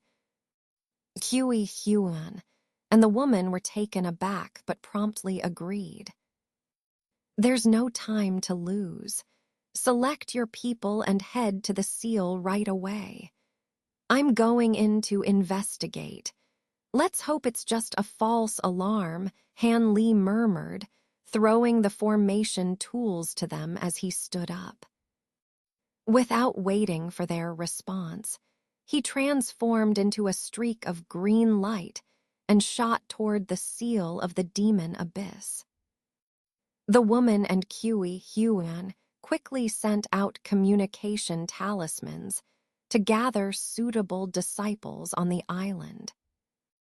Moments later, another group of cultivators joined them, and they promptly distributed the formation tools before setting off. They dared not delay, fearing to impede Han Li's plans. By this time, Han Li had already arrived above the entrance to the demon abyss. The once huge vortex was now only 50 or 60 meters wide, surrounded by over a dozen massive stone pillars. These pillars were made of an unknown material, part metal and part wood, and floated immovably in the surrounding seawater. A white light emitted from the pillars, forming a white barrier that completely sealed the vortex. Hovering above, Han Li narrowed his eyes and examined the seal. Senior Han, the seal has always been intact. Could your information be mistaken? Besides, our 7 islands' disciples have always been guarding nearby, without any slack. A cautious, red-robed core formation cultivator asked from behind Han Li. The other Foundation establishment cultivators stood further back, barely daring to breathe. HMPH, there are at least 5 or 6 ways to infiltrate without damaging the seal. As for eluding your detection, that's not difficult either, Han Li said coldly without turning his head. Hearing this, the red-robed cultivator could only smile wryly and remain silent. In a moment, our falling cloud sect disciples will set up a temporary array to control the entrance. Your Red Lotus sect will assist. Is there any problem? Han Li asked, his tone chilling. No problem.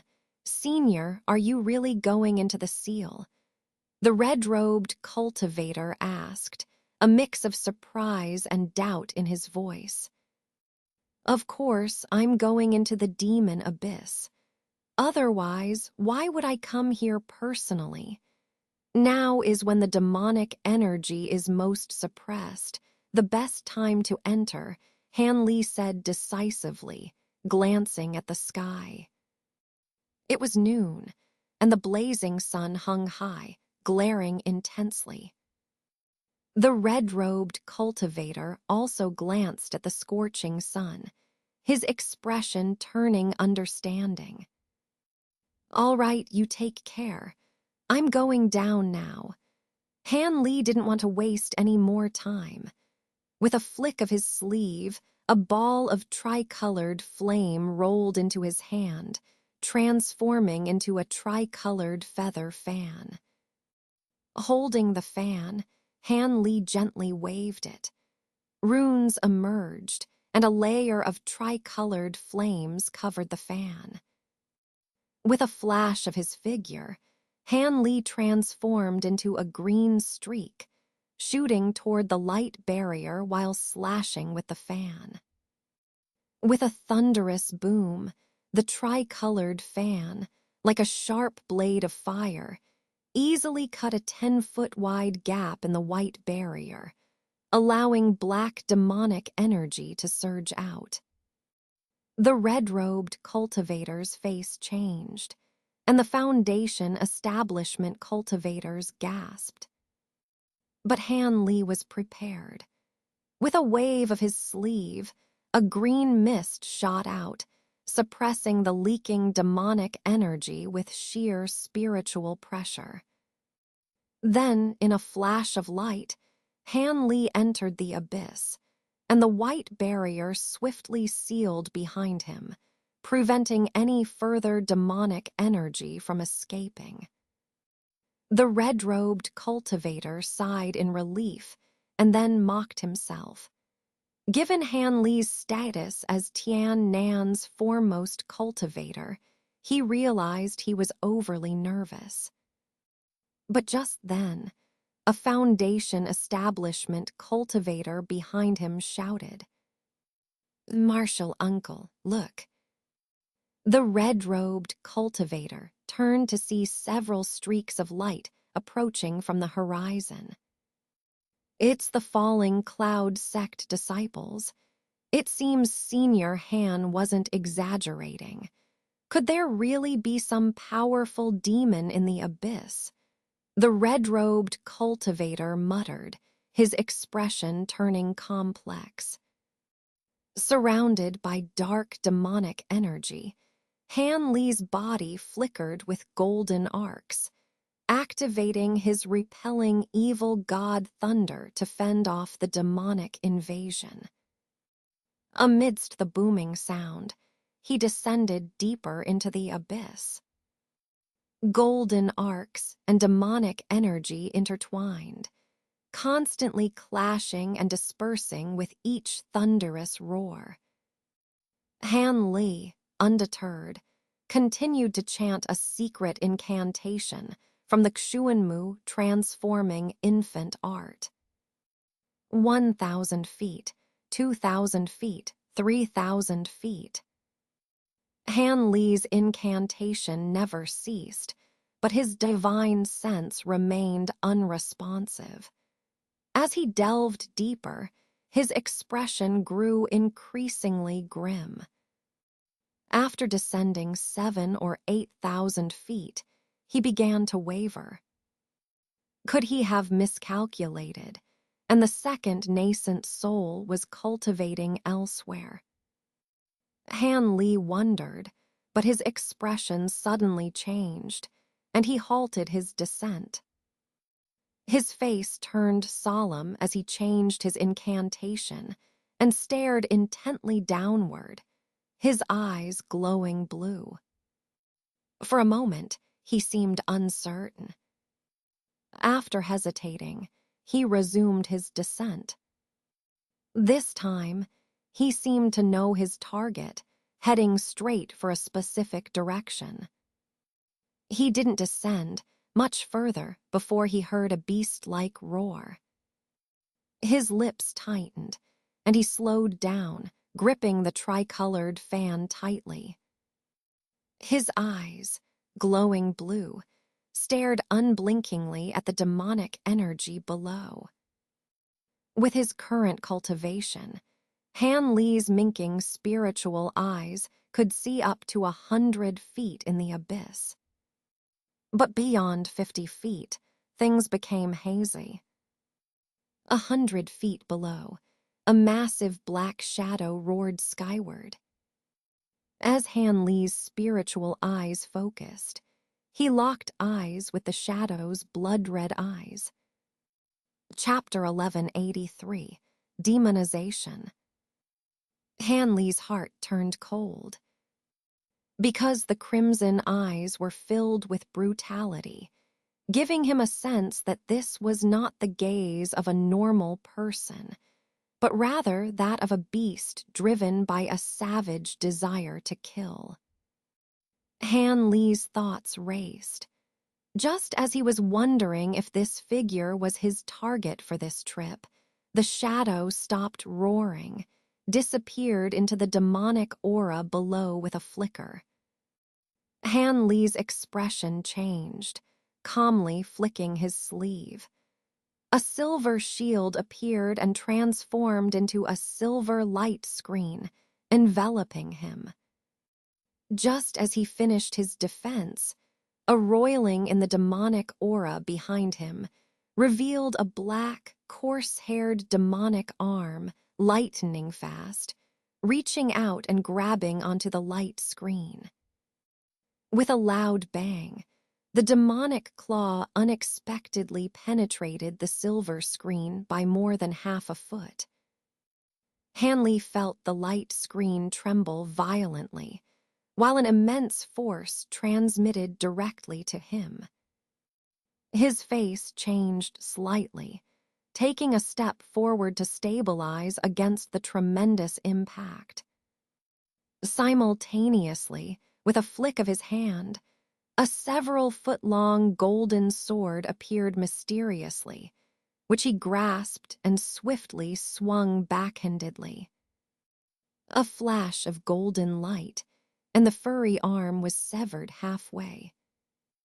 The shadow roared, stumbling back several steps before regaining its balance. However, its blood-red eyes glared viciously at Han Li. "It is indeed you, but it seems the possession was not entirely successful, resulting in partial demonization and loss of sanity." Han Li finally turned around, carefully examining the shadow, then sighed softly. At this moment, the shadow was only about 30 feet away from him, clearly visible. It still resembled the heavenly corpse demon from before, but much of its black robe had been torn away, revealing long corpse hair. Some critical areas sprouted fist-sized black scales, gleaming with a chilling light. Beneath the skeletal face, veiled by a faint black mist, the distorted features were extremely fierce. Although Han Li had severed its demonic arm, no blood flowed from the wound, as if there were no blood inside. It emitted a deep roar, but only stared at the golden sword in Han Li's hand, refraining from attacking again. Apparently, Han Li's previous strike had instilled fear, preventing it from instinctively attacking despite its intense desire to tear Han Li to shreds. Despite having a storage pouch hanging at its waist, it made no attempt to retrieve any treasures, showing no signs of intelligence. In fact, the demonic aura in this abyssal demon abyss might not be as oppressive as that in Mount Kunwu, but its degree of demonization far exceeded Han Li's expectations. Moreover, due to concerns about Han Li's possible pursuit, in the final stage of demonic possession, the infusion of demonic aura had been hastened. Although Han Li possessed the great development art, he had only cultivated it to the second layer due to focusing on refining the profound yin technique. His spiritual sense was indeed stronger than that of cultivators at the same level, but it was somewhat strained when used for prolonged resistance against demonic aura. As a result, while the heavenly corpse demon's body had endured the process of demonization, its nascent soul had failed to resist the invasion of demonic aura, resulting in the loss of its sanity. At this moment, the heavenly corpse demon had become a semi-demonic creature, driven solely by instincts for killing and survival, no different from unawakened demonic beasts in terms of strength. After careful examination, Han Li was relieved to confirm that the opponent had indeed lost its sanity. At the same time, he found the situation somewhat amusing. He had regarded it as a major threat, rushing here under the cover of night, but it turned out to be such an unexpectedly easy opponent, likely to be captured without much effort.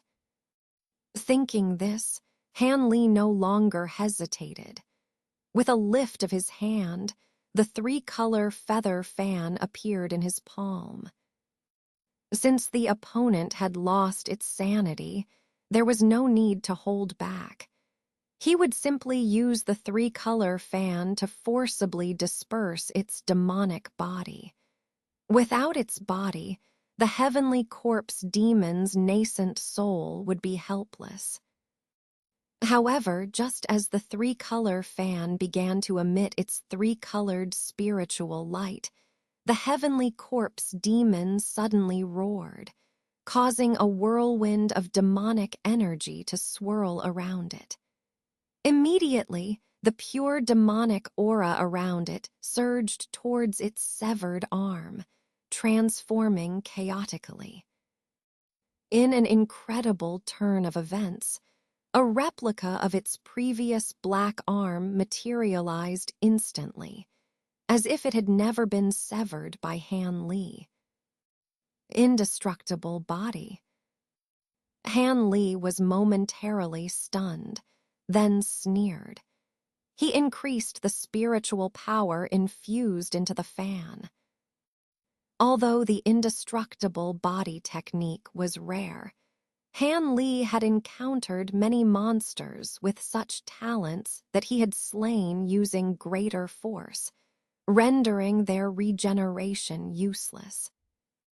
Following a cry like a phoenix's, a several-foot-large firebird shot out from the fan, surrounded by three-colored runes, heading straight for the heavenly corpse demon.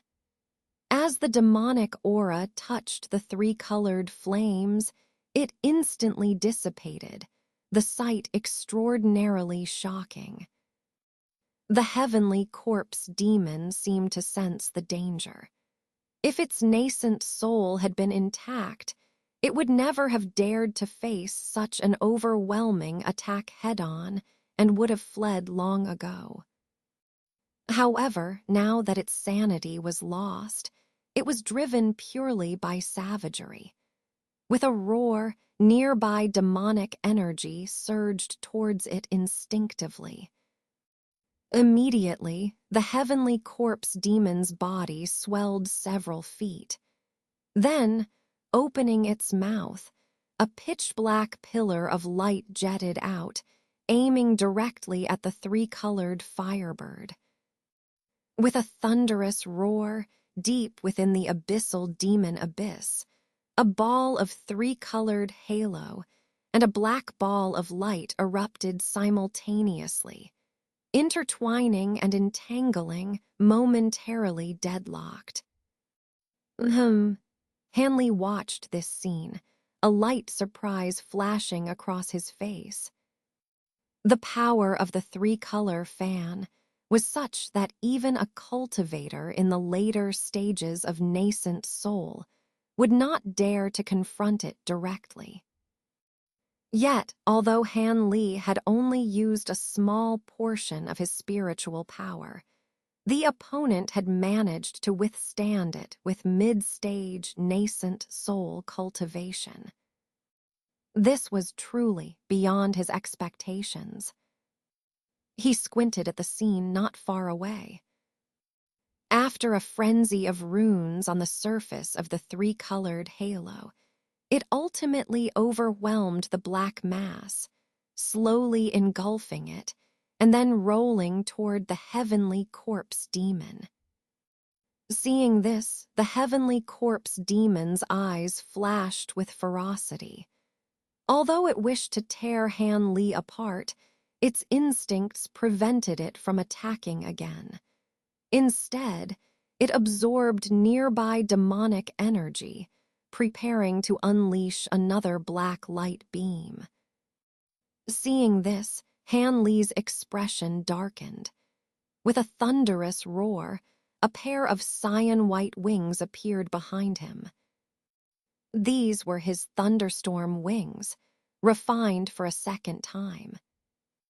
Without moving his hands or feet, he flapped the wings once, disappearing into a gust of wind. The next moment, cyan arcs crackled behind the heavenly corpse demon. Han Li silently materialized and struck out with a fist aimed at its back. A huge cyan fist appeared behind the heavenly corpse demon, striking it hard. With a bang, caught off guard, the heavenly corpse demon was sent flying, crashing into the three-colored halo ahead. Inside, frantic screams echoed as black mist erupted from its body, attempting to withstand the flames' incineration. Under Han Li's emotionless gaze, engulfed by the three-colored flames, the heavenly corpse demon first had its black mist rapidly dissipated. Then, in the blink of an eye, its body began to disintegrate, unable to resist in the slightest. Beneath the three-colored runes, the heavenly corpse demon was completely submerged. A cold light flashed in Han Li's eyes. He twirled the three-color fan in his hand, ready to disperse the three-colored flames and seize the nascent soul inside. However, at that moment, the three-colored halo suddenly trembled. A burst of blood-red light burst from within, breaking through the three-colored halo with force.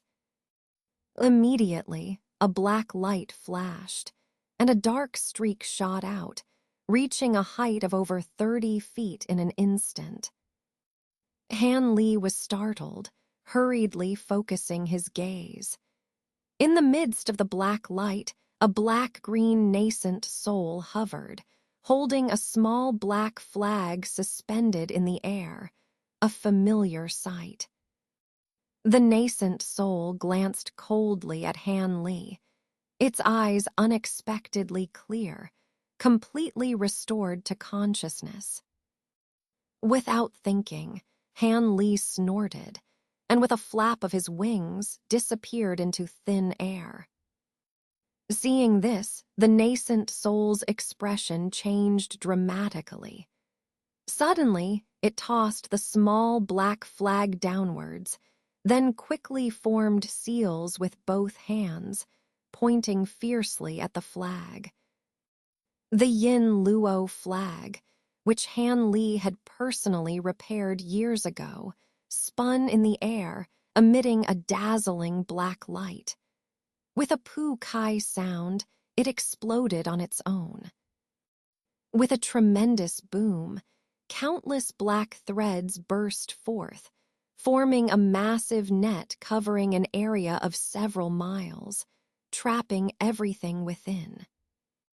The nascent soul let out a long roar, then soared into the sky without looking back. Under the black net, a cyan arc shot out from the void, Han Li's figure mysteriously appearing. He glanced at the black net above his head, then glanced at the nearly invisible nascent soul. A chill flashed in his eyes. Suddenly, he flicked his sleeve, and a dazzling golden light struck the black threads. However, the black net only shook slightly, failing to tear apart.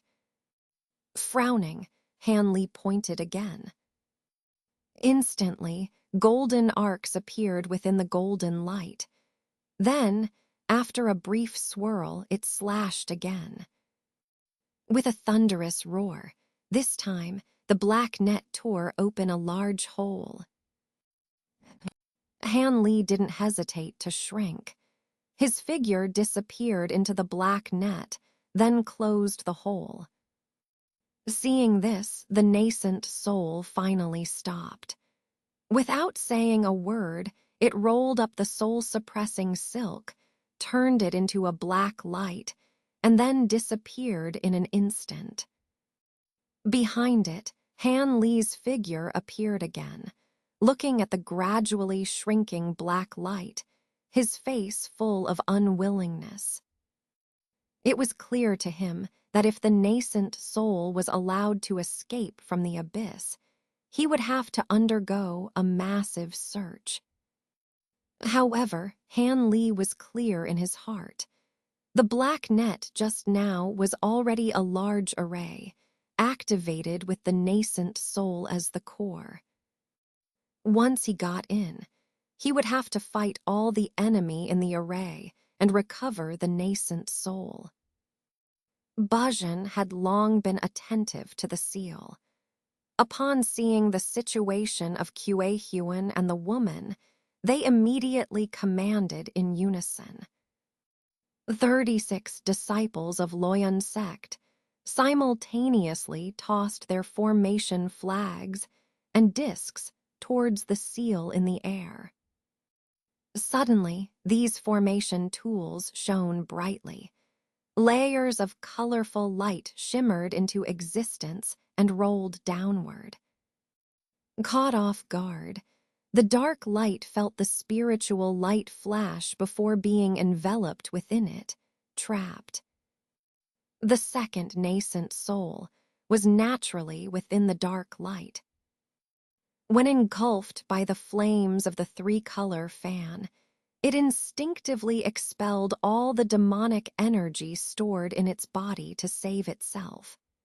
In doing so, while the demonic energy was turned to nothingness by the flames and its demonic body largely refined away, it inadvertently reversed the demonic transformation of the nascent soul, restoring its consciousness in an instant. Aware of Han Li's memories from before, under the life-or-death situation, Jiang decisively chose to detonate the magic weapon, the blood-red sword, breaking through the three-color flames. Afterwards, fearing Han Li's pursuit with the wind-thunder wings, Jiang gritted his teeth and detonated the restored Luo flag as well. These two self-detonations were indeed formidable. Caught off guard, Han Li inadvertently gave it a chance to escape from under his nose. However, it knew very well that such means could not keep Han Li at bay for long. With this in mind, once it escaped the demon abyss, it immediately used the nascent soul's teleportation technique, fleeing to one of the islands of the 7 spirit islands. As a precaution, it had long since set up a hiding place on a certain secluded spot on the island. It even used several special treasures and arranged a high-level concealment formation to hide from Han Li's divine sense scan, thus gaining a breathing space. But the second nascent soul never expected that Han Li, who usually preferred to act alone, would gather so many low-level cultivators outside the seal this time and prearrange a powerful restriction formation, blocking the exit of the seal, waiting for it to walk into the trap. Now trapped within the light, the second nascent soul was naturally enraged. It wildly waved its hands at the surrounding light, and a series of black sword energies slashed out recklessly. However, the five-colored light was quite mysterious. Although most of the sword energies cut through it, they immediately flashed and restored to their original state, leaving no opportunity for the second nascent soul to escape. In this way, the face of the second nascent soul changed drastically, and it suddenly rubbed its hands together and simultaneously thrust outward. Instantly, two black light columns sprayed out, but immediately transformed into two giant swords about 20 feet long, fiercely slashing towards the same direction. The disciples, who were desperately manipulating the formation flags and discs around, were finally unable to support it any longer. Only hearing two loud booms, a large hole several feet wide was blasted open in the five-colored light. Although the surrounding spiritual light flickered, because the hole was too large, and the mana supplied by the disciples manipulating the formation flags and discs could not keep up for a while, the hole did not immediately close. Seeing this, the second nascent soul was overjoyed, and its figure flickered, immediately displaying the teleportation technique within the light, disappearing without a trace. The next moment, amidst the flashing black light, the black-green nascent soul appeared outside the five-colored light. It stared fiercely at the surrounding cultivators, and at the same time, it inadvertently burst into tears, escaping from Han Li's pursuit. But just then, a breeze suddenly blew in front of it, and a figure appeared with the wind. Not good. Without thinking, the second nascent soul moved first and disappeared on the spot.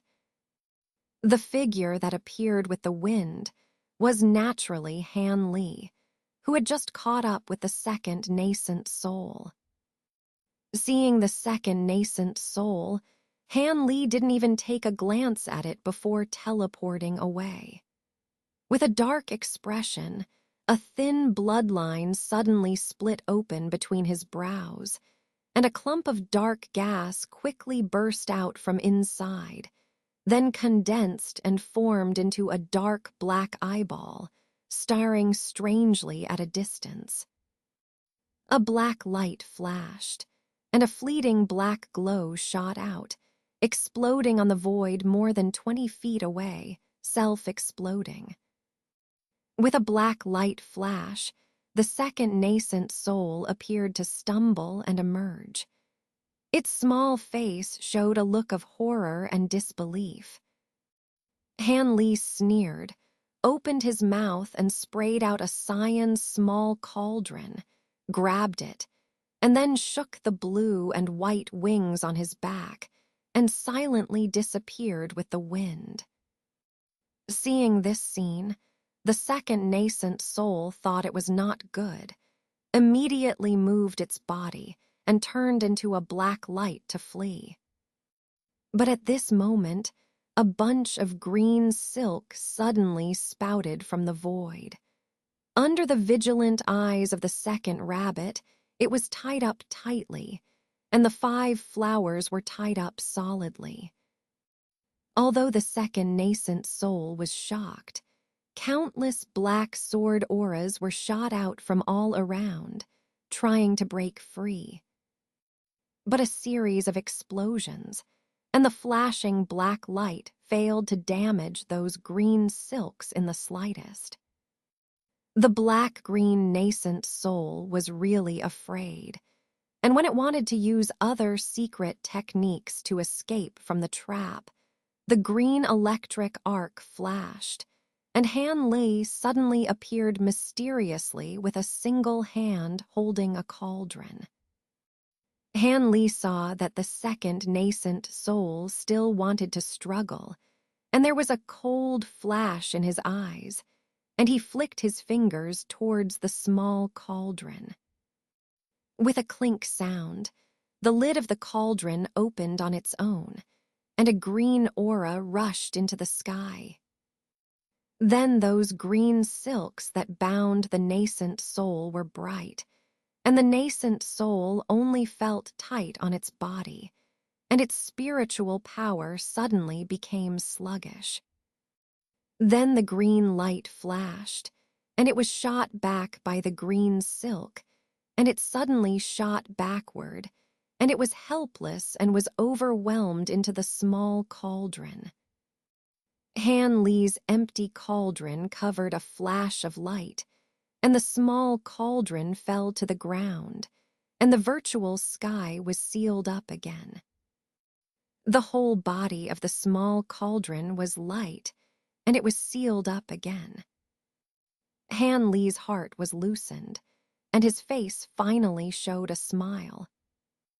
Even if he was a great cultivator in the later period, he would have no ability to escape. Congratulations to Master Han for his great success.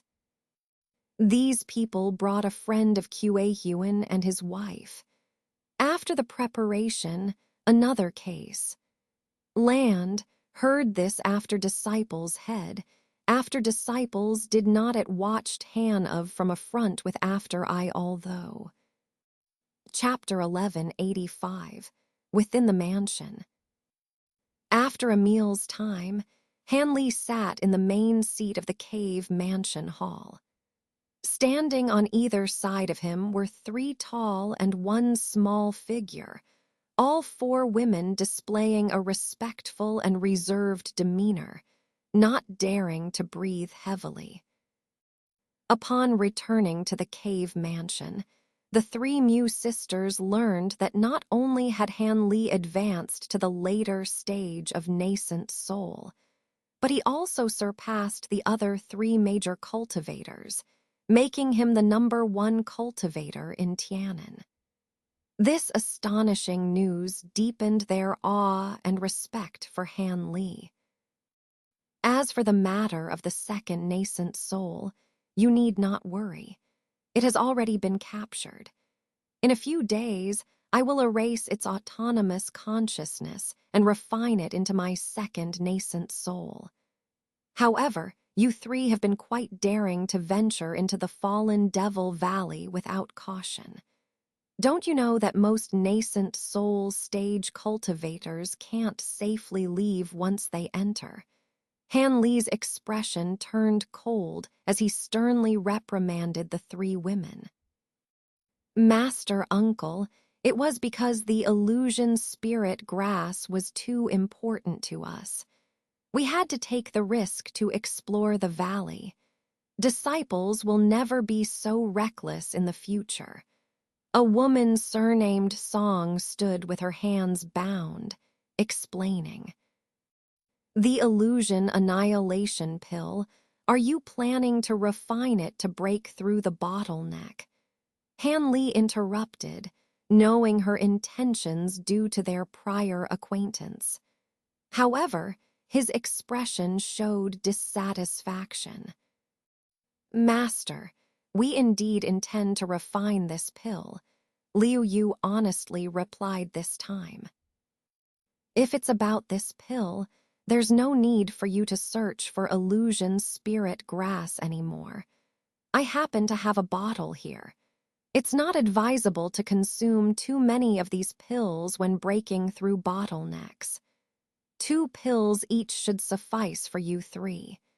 Han Li casually patted his waist and a jade green bottle appeared in his hand, tossing it towards Liu Yu.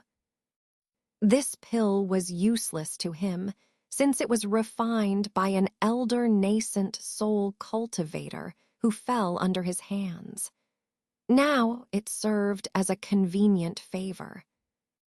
Liu Yu instinctively reached out and caught the bottle, only then fully comprehending Han Li's words, immediately expressing her thanks with surprise and joy. Song and Mu Paling were equally delighted and approached to express their gratitude. Forget it, it's just a bottle of pills.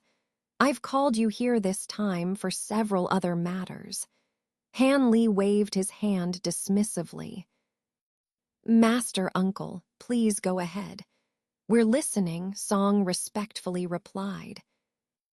The other two women also became serious upon hearing Han Li's intent. You should know that I usually avoid getting involved in sect matters, but as the current senior elder of the sect, I can't completely disregard everything and leave all mundane affairs to your senior brother Lu. Therefore, I need a disciple who can assist senior brother Lu in managing the sect while I focus on closed-door cultivation. Liu Yu, would you be willing to represent me in handling some internal sect matters? Of course, I won't let you waste your time for nothing. I will impart to you a few secret techniques, and also bestow upon you some treasures that will make you formidable among your peers. Although you were initially forced to become my registered disciple, if you agree to this, I can formally accept you as my disciple. Han Li's words to Liu Yu were filled with deep meaning. Master's words are sincere. Liu Yu's eyes brightened upon hearing this, impulsively asking, with my current status, would I lie to you? Han Li smiled faintly. If that's the case, I will follow Master's orders. Liu Yu agreed almost without hesitation. It's unclear whether it was the promise of increased power within the Loyun sect or the opportunity to become Han Li's official disciple that truly moved her. Perhaps both reasons stirred her heart. Han Li nodded in satisfaction. With a flick of his sleeve, a white jade slip appeared in his hand. From his storage pouch, he took out a pair of green rings, a fire ruler, and a golden flying sword, all of which he handed to Liu Yu. Liu Yu accepted the jade slip and treasures with a light, grateful bow, unable to conceal her excitement. Though she didn't know the profound techniques recorded in the jade slip, the ancient treasures Han Li bestowed were beyond her wildest dreams and enough to satisfy her. Go and see senior brother Lu first. I will send a sound transmission talisman to inform him of this matter. Han Li instructed Liu Yu as she prepared to depart. Liu Yu respectfully agreed and took her leave. Once she left the cave mansion, Han Li flipped his palm, and a sound transmission talisman appeared. After speaking a few words into the talisman, he waved his hand, and it shot out as a flash of firelight, disappearing without a trace. Everyone watched Han Li's actions silently, no one daring to interrupt. Song niece, I have something else for you to do. Han Li turned to Song Yu with a softened tone. Master uncle, please tell me, Song Yu replied without hesitation. It's actually nothing major. I just hope that in the coming years when you recruit disciples within the sect, You can find a disciple with exceptionally strong spiritual awareness for me. I want to personally take them under my wing and train them separately." Hanley pondered for a moment before saying so. Disciples with exceptionally strong spiritual awareness are rare talents, and I can't guarantee it, but I will do my best to find one. Song Yu hesitated a bit upon hearing Han Li's request. "That's all right. I'm not saying you have to find one immediately. Just keep an eye out. I see you've already reached the peak of the mid-foundation establishment stage. Reliance solely on illusion annihilation pills might not offer a great chance for a breakthrough. I also have a bottle of yin element pills here. Although lesser known, they are quite beneficial for female cultivators at the foundation establishment stage. You might want to try a few when attempting to break through." Han Li said, lifting a black bottle into the air with a raise of his hand, silently floating towards Song Yu. Though Song Yu had never heard of yin element pills, she trusted Han Li's judgment as a senior cultivator.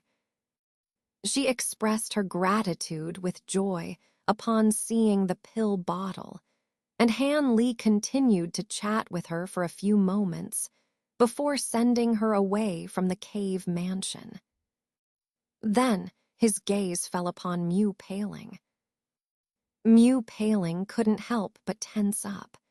Her originally raised, delicate face involuntarily lowered again, a faint blush spreading on her jade-like earlobes.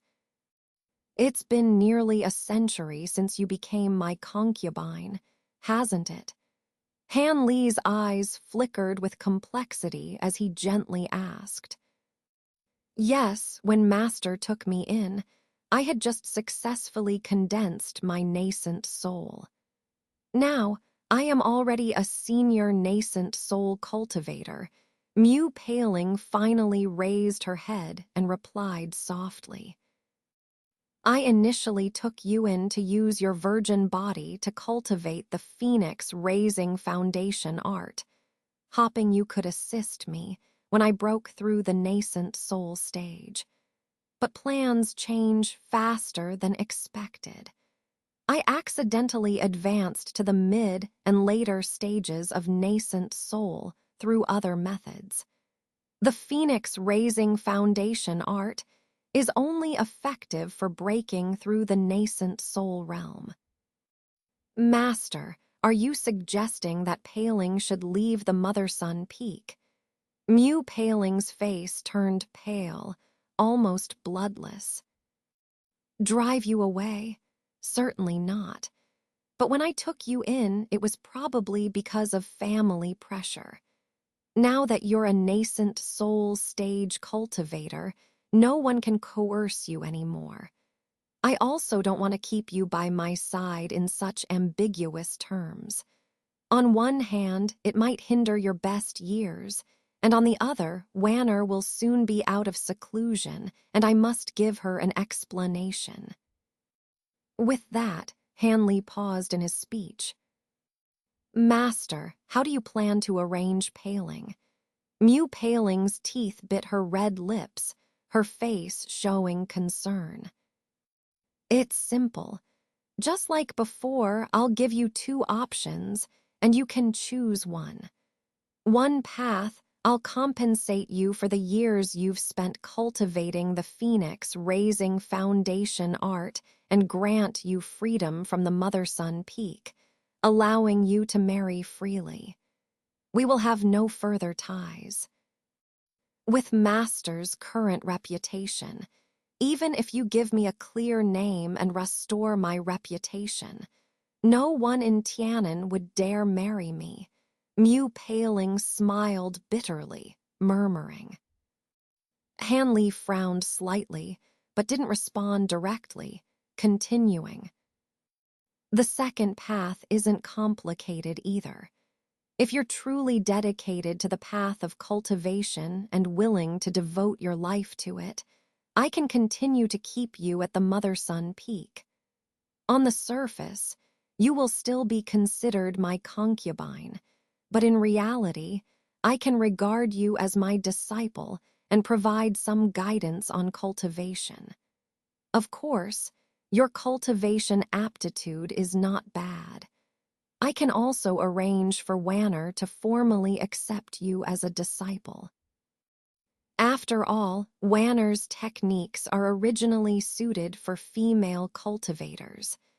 Following her cultivation might be more suitable than my guidance. Of course, there might still be some gossip, but it would minimize any detrimental rumors about you. Han Li looked at the woman's beautiful face and calmly spoke. After hearing Han Li's choices, Mu Paling fell silent. Han Li did not rush her to make a decision, seemingly not anxious for her to choose. May I not choose either of these paths? Mu Paling suddenly asked. What do you mean by that? Han Li furrowed his brow slightly. I want to be Master's true concubine, just like any other female. Even if it only happens when the opportunity arises, I would have no regrets. But I fear that I will become a mere opportunity. Mu Paling's face had an expression that was to be seen. Being my concubine. That's not feasible. Han Li's expression shifted slightly as he shook his head. Why not? Does Master think my cultivation is too shallow, or my appearance not worthy of being by your side? Mu Paling's face turned pale with intensity. It's not that, but you're already at the mid-foundation establishment stage, which is certainly not shallow. And in terms of appearance, among all the female cultivators I've seen, you would easily rank among the top 10, Han Li sighed. Then why refuse outright? Is it because you fear Elder Nangong would disapprove? Mu Paling asked. The matter with Wanner is just one aspect, but the main reason is my dedication to cultivation. In the future, I may go into seclusion for decades at a time. If you were to reach the core formation stage, that would be one thing, as your lifespan could extend to 1,000 years. However, if you don't advance to the nascent soul stage, I might just close myself off for long periods, and you wouldn't have many opportunities to even meet me. Being with me would mean wasting your life. I don't want to cause needless heartache, Han Li reflected with some resignation. Even with the assistance of numerous elixirs, condensing a nascent soul depends on a stroke of luck. For a woman like Mu Paling, the likelihood of forming a nascent soul was quite low. Hearing Han Li's words, Mu Paling was momentarily stunned, her lips moving as if to say something more. But Han Li waved his hand, interrupting her. Enough. I'm not asking you to make a decision immediately. You can take a few years to think it over. For now, I need to go into seclusion for a while. During this time, I'll give you some pills to help you attempt to break through the mid-stage realm. Also, please assist Kinner with her basic cultivation methods on my behalf. Yes, I will obey your command, young master. Though still somewhat unwilling, Mu Paling could only comply resignedly under Han Li's firm tone. Han Li nodded, handed her some elixirs, and after giving Tian Kinner a few instructions, he had the two women leave the cave dwelling. Once the hall was empty, Han Li slowly closed his eyes and sighed, seeming a bit unsettled. He sat there for a full quarter of an hour. When he opened his eyes again, his gaze had returned to a state of calm, as if his mind had regained its peace. He suddenly patted his waist with one hand, causing a flash of silver light to appear in front of him. A humanoid puppet eerily materialized, standing motionless before him. Hanley scrutinized the humanoid puppet, and with a thought, the puppet's face shimmered with silver light. The features of a middle-aged man blurred, and when they became clear again under the silver light, they had transformed to resemble Hanley exactly, as if it were Hanley himself. Almost simultaneously, the puppet's body shuddered and silently grew a few inches taller, matching Hanley's stature perfectly. After examining the puppet a few more times, Hanley nodded in satisfaction and waved his hand. The humanoid puppet disappeared in a flash of silver light, leaving no trace of where it had gone. Hanley then thought for a moment before standing up and striding out of the hall, heading towards the secret room within the cave dwelling. Halfway there, he suddenly spoke without any prior indication. "My second nascent soul is still behaving in the cauldron, isn't it? It hasn't caused you any trouble, has it?" He, a mere mid-stage nascent soul without a body can't cause me any trouble. It's just that having an additional presence makes the cauldron feel a bit crowded, came the ancient voice of a child from within Hanley's sleeve, revealing that he had placed the void heaven cauldron inside his sleeve at some point. "Please bear with it for now. I'll soon assimilate my second nascent soul back into myself. After that, I will assist you in passing the tribulation to take human form. You don't have any objections to that, do you?"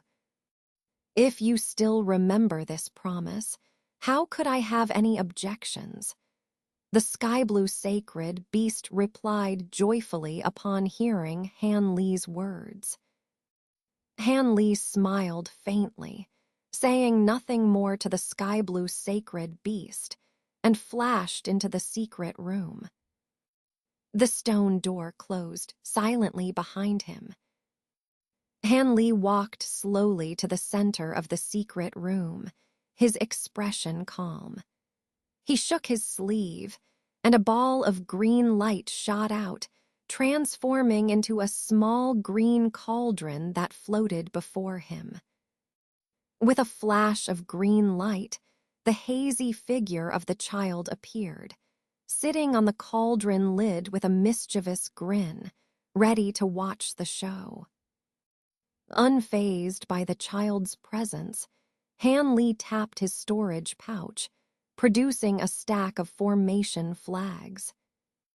With a flick of his hand, the dozen or so flags flew to various corners of the secret room, forming a faint yellow light curtain that enveloped the entire room.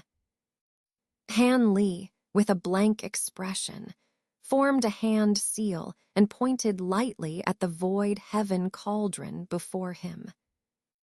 With a whooshing sound, the cauldron lid flew into the air. The child, already prepared, swiftly moved aside, maintaining his grin as he watched the cauldron. Aside from a low humming sound, nothing unusual occurred within the cauldron. Hanley's expression darkened as he recited an incantation, sending a spell toward the cauldron. The void heaven cauldron trembled slightly, and a mass of greenish-blue substance slowly rose from it. About 1/2 a foot long and wrapped in numerous green threads, it resembled a green cocoon. "Break, Hanley commanded softly. An eerie scene unfolded. The green threads broke one by one, dissipating into glowing particles and vanishing into the void. The second nascent soul, with its black-green body, was revealed. It was unconscious, suspended in the air without any movement. Seeing this, Hanley's eyes narrowed. Without hesitation, he reached out with his hand. Several silver needles appeared between his fingers, and after a cold glance at the suspended nascent soul, he flicked his wrist. The silver threads vanished in a flash. The previously unconscious nascent soul shimmered with black light and eerily disappeared. The silver threads hit the empty space, failing to find their target. Unperturbed, Hanley smiled coldly and pointed at the void heaven cauldron. A spray of green threads shot out from a corner of the room, enveloping a section of the empty space below. With a muffled grunt, the black-green nascent soul reappeared, its limbs and neck tightly bound by green threads, immobilized. At this moment, the mist-silver threads circled around and flew back. With a few soft sounds, they embedded themselves in various parts of the nascent soul's body. The nascent soul's body shuddered, its spiritual power suppressed and uncontrollable. A look of despair appeared on the second nascent soul's tiny face. Don't harbor any false hopes. Your every thought and strategy are mere copies of mine. How could I allow you any chance to exploit? I don't intend to obliterate your existence. I just want to assimilate you back into myself. There's no need to resist so stubbornly. Hanley spoke calmly, as if conversing with an old friend. What do you mean you won't obliterate my existence? Without my independent consciousness, would I still be me? How is that different from disappearing from this world? The second nascent soul, knowing its doom was inevitable, stopped struggling and shouted venomously at Hanley. True, you have a point, but you are originally my second nascent soul, and you were never meant to have your own consciousness. You have no reason to complain if I erase it. If there's anyone to blame, it's for your existence in the first place, Hanley replied coldly, his eyebrows twitching as he finished speaking. Without further ado, he formed a hand seal. The green threads binding the second nascent soul glowed brightly, causing it to black out once more. Hanley relaxed, but then remembered something, glancing at the child nearby. The child, sensing Hanley's cold gaze, wisely kept silent and dissipated on his own. Nodding in approval, Hanley pointed at the fallen cauldron lid.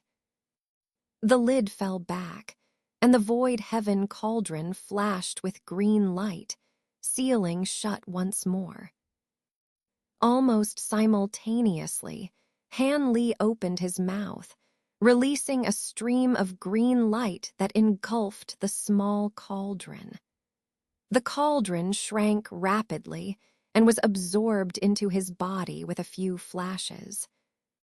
Hanley exhaled softly, then sat cross-legged. With a casual gesture, he summoned the second nascent soul closer. The second nascent soul floated motionless, suspended a few feet before Hanley. Hanley scrutinized the black-green nascent soul with his divine sense. Once sure its spiritual power was far inferior to his, he closed his eyes and tapped his own head. A small greenish nascent soul silently emerged, standing on a green cauldron, holding a green ruler in its hands. A white pearl spun above its head, and a wisp of black gas lingered between its brows. Several miniature golden swords circled its body. This was Han Li's main nascent soul, cultivated over 100 years. The nascent soul's face was expressionless as it glanced at the second nascent soul. The cauldron beneath it glowed, lifting it slowly towards its counterpart. Stopping about a foot away from the black-green nascent soul, Han Li's main nascent soul gazed at the green threads binding its counterpart. It then lightly tapped the small cauldron with its foot. The cauldron hummed, causing the green threads to vanish, leaving the black-green nascent soul suspended in the air. At this moment, the cauldron beneath the main nascent soul began to expand, allowing it to sit comfortably atop it. Tossing the green ruler into the air, the main nascent soul formed a hand seal and began to chant an inaudible incantation. The main nascent soul's body glowed with green light, its eyes closing slowly. The black gas between its brows coalesced into a third eye, emitting a sinister light. This third eye locked onto the second nascent soul. Suddenly, the chanting stopped, and a black light shot from the third eye, hitting the second nascent soul. The black-green nascent soul trembled, its eyes opening to reveal a blank expression, as if in a daze. At this moment, Han Li's main nascent soul opened its eyes, shooting two beams of blue light into the second nascent soul's eyes, seemingly infusing something into it. The second nascent soul. Limbs drooped, its body trembling, its face contorted in extreme pain, unable to make a sound. Han Li's main nascent soul remained expressionless, continuing to emit blue light into the second nascent soul, ignoring its suffering. Chapter 1187, Tribulation. Half a month later, the stone door of the secret chamber opened on its own, and Han Li walked out with a calm expression. Outside the door, there was a flash of silver light, and a humanoid puppet, looking exactly like Han Li, appeared eerily before him. Han Li glanced at the puppet and smiled slightly. He touched his head, and a black-green nascent soul floated above him. The nascent soul had a blank expression, but its figure blurred and shot out as a black light, entering the humanoid puppet and disappearing from view. Moments later, the puppet's wooden eyes blinked several times, suddenly filling with the aura of a living being, almost as if it had become a real person. Not bad, just as I expected. By using the secret technique recorded in the Great Evolution Sutra, I can attach the second nascent soul to this puppet, allowing it to control the puppet directly. This way, I don't have to worry about the puppet being too far away to control. It seems that in the future, as long as I'm not away for too long, I can leave this second nascent soul and the humanoid puppet together in the cave residence, Han Li said, clapping his hands and laughing lightly. Fellow Taoist Han, this is indeed a clever idea. But aren't you afraid that another accident might happen, causing the second nascent soul to regain its own consciousness? If it has the help of this puppet, which is equivalent to a late-stage cultivator, It would be exceedingly difficult to reclaim the second nascent soul like last time. The voice of the childlike sky-blue sacred beast came from Han Li's sleeve, sounding somewhat skeptical. No need for your reminder, fellow Taoist. I'm well aware of the risks. This time, I will use several restrictive secret techniques that only late-stage cultivators can perform, implanting them in the second nascent soul's consciousness. I will also add some measures to the humanoid puppet. Unless the second nascent soul's consciousness becomes stronger than my main nascent soul's, I can paralyze the puppet at any time, Han Li said confidently. It seems fellow Taoist Han has thought this through. My concerns were unnecessary, the sky-blue sacred beast chuckled. I still appreciate fellow Taoist Tianlin's kind intentions. Now, do you plan to undergo your tribulation for taking human form here at Zimu Peak, or should I find another secluded place to assist you? Han Li changed the subject, suddenly bringing up the matter of the tribulation. Zimu Peak might not be suitable. The transformation tribulation can't be concealed by any restrictions. Although I trust fellow Taoists' abilities, it's safer to find a more deserted place, the sky-blue sacred beast suggested hesitantly. Very well. After meeting with Wanner, I will take you elsewhere for the tribulation, Han Li agreed readily.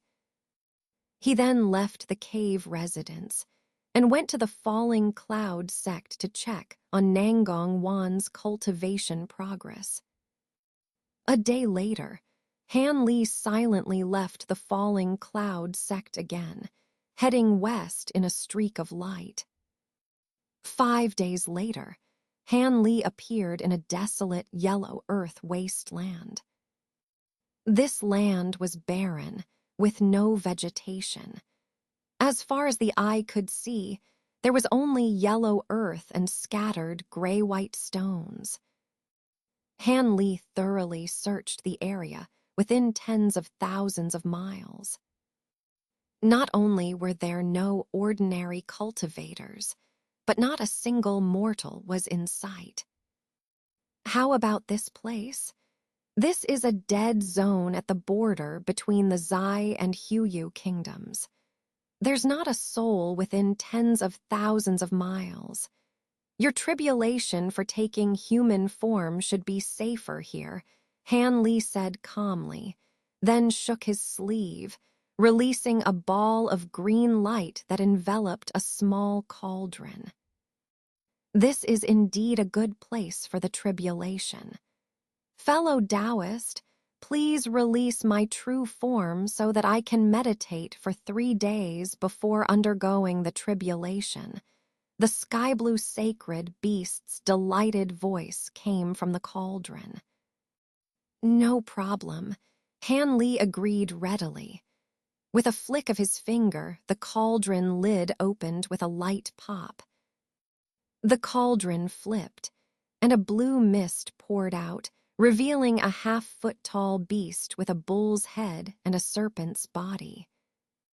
As soon as this beast emerged from the blue mist, it rolled over, its body expanding rapidly until it was about 10 feet tall, shimmering with blue light. Please watch over me during this time. The beast spoke in the child's voice, then coiled itself on a large white stone, remaining motionless. Han Li watched the sky-blue beast's actions without comment. He then flickered and landed on another stone nearby, sitting cross-legged and closing his eyes. Thus, the man and beast sat in silence for 3 days and nights. At dawn on the 4th day, both opened their eyes simultaneously.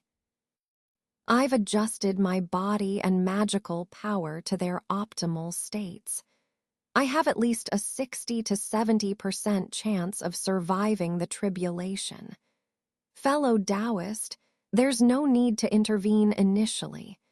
If I truly can't hold on, it will be at the final stage.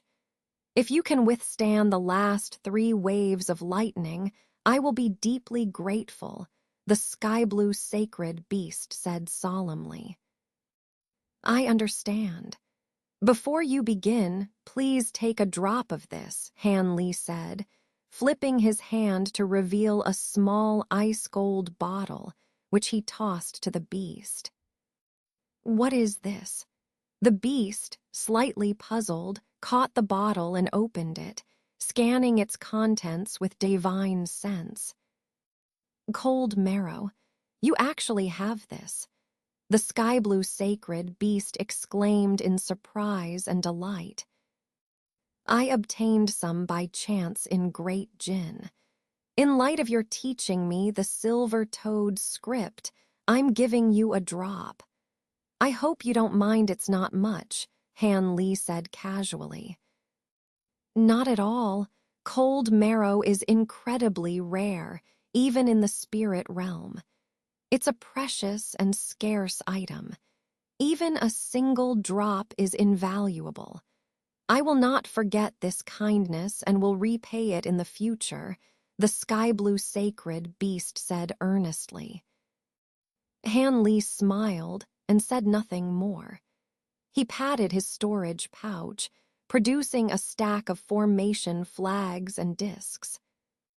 He began setting up a complex restrictive formation within 100 feet radius. After a cup of tea's time, Han Li returned to his original spot.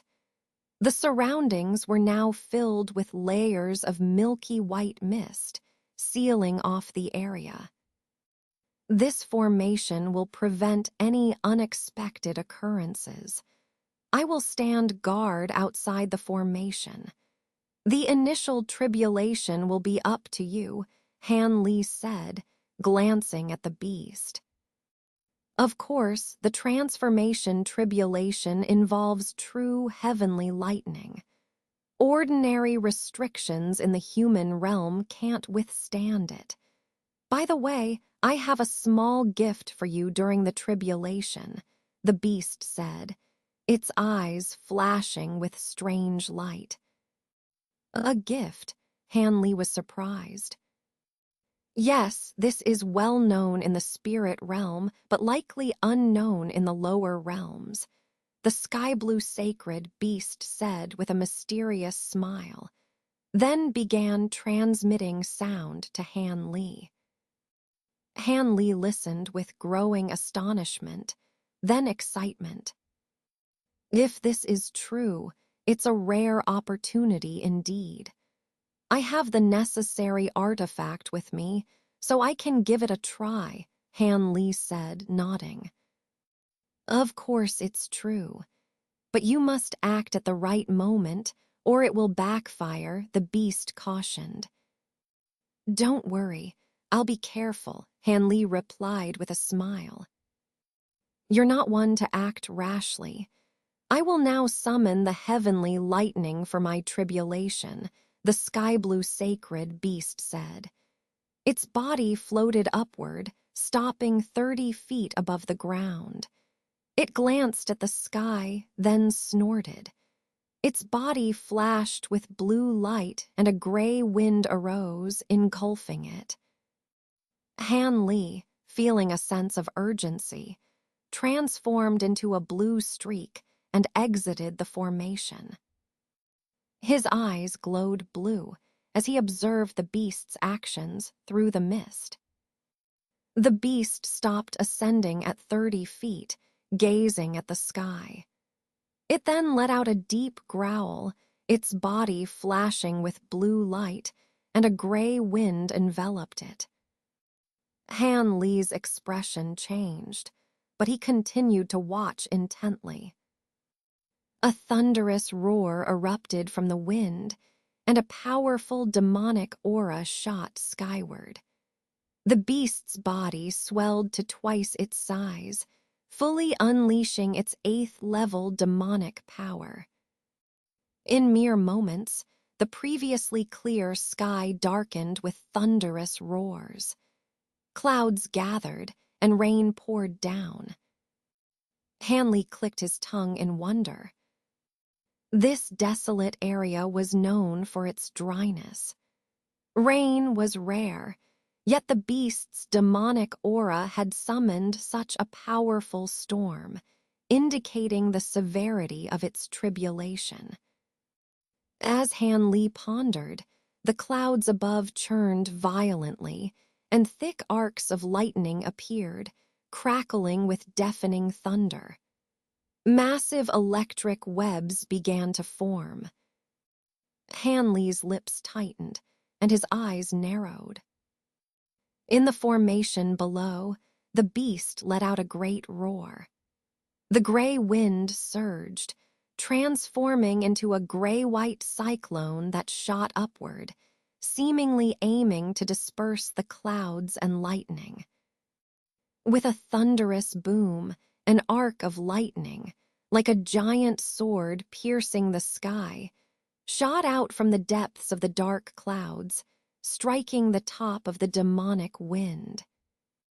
In a flash of silver light, the gray-white demonic wind trembled violently and was directly split in two, both vanishing into the void. Below, at a lower altitude, the figure of a beast with the head of a bull and the body of a flood dragon appeared. Its lower body was coiled into a ball, and its form had changed somewhat. 2 pairs of purple wings and 2 sturdy green arms had grown from its sides. Hanley scrutinized it for a long time, but couldn't discern which mythical beast it resembled from the legends. At this moment, the Skywave sacred beast was staring at the faintly visible thick arcs of lightning in the sky. The newly emerged pair of wings on its back lightly flapped, and with each flap, clusters of gray-white demonic energy appeared nearby, enveloping the beast in an instant. The thunder in the sky intensified to an unprecedented level.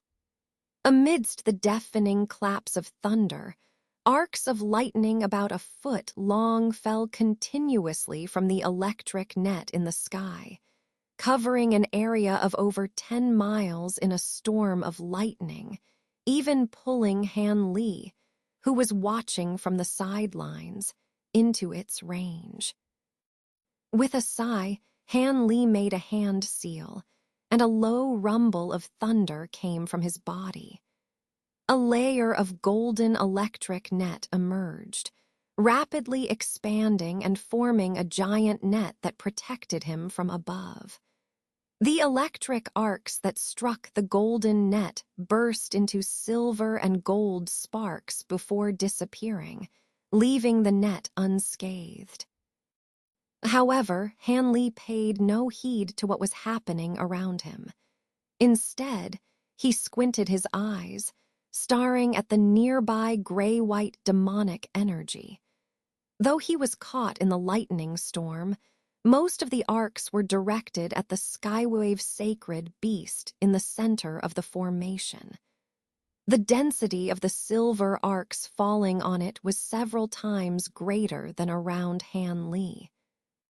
Using his clear spirit eyes, Hanley could see that the gray-white demonic energy was being drowned in silver light, with thunderclaps as dense as rain, unavoidable. Despite his calm expression, Hanley was slightly surprised. He had witnessed a transformation tribulation once in the Starfall Sea. However, the thunderstorm faced by the turtle demon, which he had slain, was not nearly as intense. Moreover, the turtle demon was at the final stage of its tribulation, whereas the skywave sacred beast was just beginning its ordeal, yet it was already so astonishing. Wouldn't the later stages be unimaginably terrifying? Could it be that each beast's tribulation is completely different? Information on demonic beasts' tribulations was scarcely recorded in human texts, usually mentioned only briefly.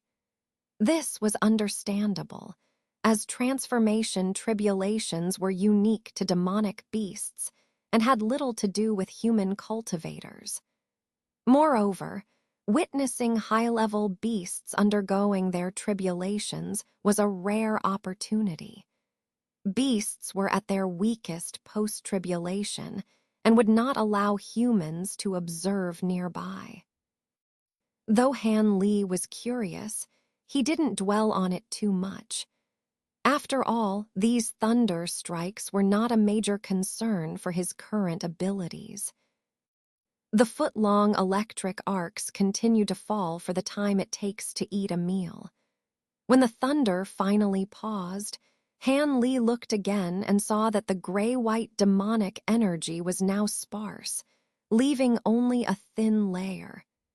The skywave beast was seizing this respite, making hand seals with its two new arms and flapping its wings frantically. It opened its mouth, spewing out gray demonic energy. Soon, a thicker demonic energy enveloped the beast once more.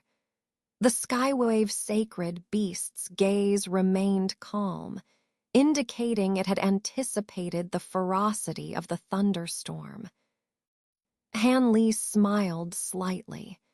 It seemed the beast could handle the earlier stages of the tribulation as it had claimed, so he didn't need to intervene prematurely. However, the benefits the beast promised, which would greatly aid him in the future, were not to be missed. With this in mind, Han Li patted his storage pouch, and several differently colored artifacts flew out, landing in a row before him. There was a dark yellow gourd, a white bowl, and a cyan jade bottle among them. At this moment, the thunder resumed, and the second wave of lightning descended. This wave was denser than the first, and the falling silver arcs were larger, making the scene even more terrifying. Han Li, having taken out these artifacts, ignored the tribulation of the skywave beast and sat down to rest, seemingly preparing to conserve his strength. Thus, within an hour, the skywave beast endured 6 waves of thunder strikes, each more fearsome than the last. By the third wave, the arcs had grown to half a yard long, resembling silver serpents plunging from the sky, destroying many of the protective formations Han Li had set up around him. However, the golden net formed by Han Li's divine thunder remained intact, firmly shielding him. At the center of the thunderstorm, the skywave sacred beast began to struggle to maintain its composure from the 4th wave onwards. It started casting spells to enlarge its form to over 10 yards tall and emitted demonic energy that turned silver-white, akin to the lightning. This peculiar demonic energy produced metallic clanging sounds when struck by the lightning, deflecting most of the arcs and enduring only a small portion. Such an unusual phenomenon made Han Li open his eyes in surprise, taking a deep look. He noticed that the silver-white demonic energy emitted a blinding glow, exuding an icy cold aura. Interesting, this substance seems related to the cold marrow he gave me. Did the beast refine it so quickly? Han Li pondered. With this strange demonic energy, The skywave beast managed to withstand several more waves of thunder strikes. But by the start of the seventh wave, its expression turned grave and tense. The dark clouds above churned violently, and the massive electric net under the clouds began to fall in large sections. For a moment, the entire sky was filled with silver light, the thunder drowning out all other sounds. At this moment, the entire world seemed to consist solely of thunder and lightning. Taoist Han, this human realm's thunder tribulation is fiercer than I anticipated. I can only withstand 2 more waves. For the last 3 waves, I'll need your assistance, came the skywave beast's transmitted voice. Rest assured, I will help when the time comes, Han Li replied with a calm smile. The silver nets fell, enveloping the beast. Countless arcs struck the silver demonic energy, deflecting most but still leaving a substantial number of strikes. The silver demonic energy rapidly dissipated under the relentless assault. By the end of the 7th wave, half of the demonic cloud had vanished. Unable to replenish this energy, the skywave beast quickly wrapped itself in another layer of gray demonic energy as the 8th wave began. The electric net, now twice its previous size, descended with terrifying momentum. The thunderous roar shook the earth. Seeing this formidable display, Han Li furrowed his brows but soon returned to his usual calm. He stood up, scrutinizing the sky as if searching for something. His expression changed suddenly, and he looked at a distant spot on the ground, his eyes showing a hint of surprise. Interesting, I didn't expect such an existence in Tiannan, Han Li muttered, flicking his fingers towards the ground. 10 thin red threads shot out, disappearing into the earth. Han Li watched the spot, a cold smile forming on his lips. Suddenly, the ground trembled violently, and a bone-chilling shriek came from below. A massive figure burst from the ground, covered in dirt. In the yellow dust, a colossal creature emerged, bound by flaming red threads that burned its skin, causing it to scream in agony. These were Han Li's recently refined fire spirit threads. Han Li examined the monstrous figure thoroughly. It was a giant yellow worm with countless wriggling tendrils on its upper body and a golden horn on its head, absorbing the surrounding lightning. An unihorned earthworm of this size. But its horn should be white, Han Li mused, intrigued by the creature's anomaly. Chapter 1188, Strange Golden Horn, Part 2. The giant earthworm let out a strange cry as its smooth head eerily split open into a blood-red, maw lined with fangs. But then, a flash of silver light appeared, and a massive arc of electricity was ejected. It was the same heavenly lightning previously absorbed by the golden horn, now being counterattacked towards Han Li, who was standing by the formation. Oh, it has developed intelligence. Interesting, seems like a mutated spirit beast, Han Li observed, not surprised but rather pleased. Han Li clapped his hands and then raised them outward, releasing 2 arm-thick arcs of golden lightning, which combined into one and met the oncoming thick silver arc. With a thunderous explosion, The gold and silver arcs intertwined like two giant pythons, causing a series of explosive sparks between Han Li and the giant worm, ultimately resulting in mutual destruction. The beast, seemingly infuriated by this, gathered more nearby heavenly lightning with its glowing golden horn, preparing for another attack on Han Li. However, Han Li sneered, opened his mouth, and a small golden sword shot out. It transformed into a long golden rainbow, sweeping towards the beast's head.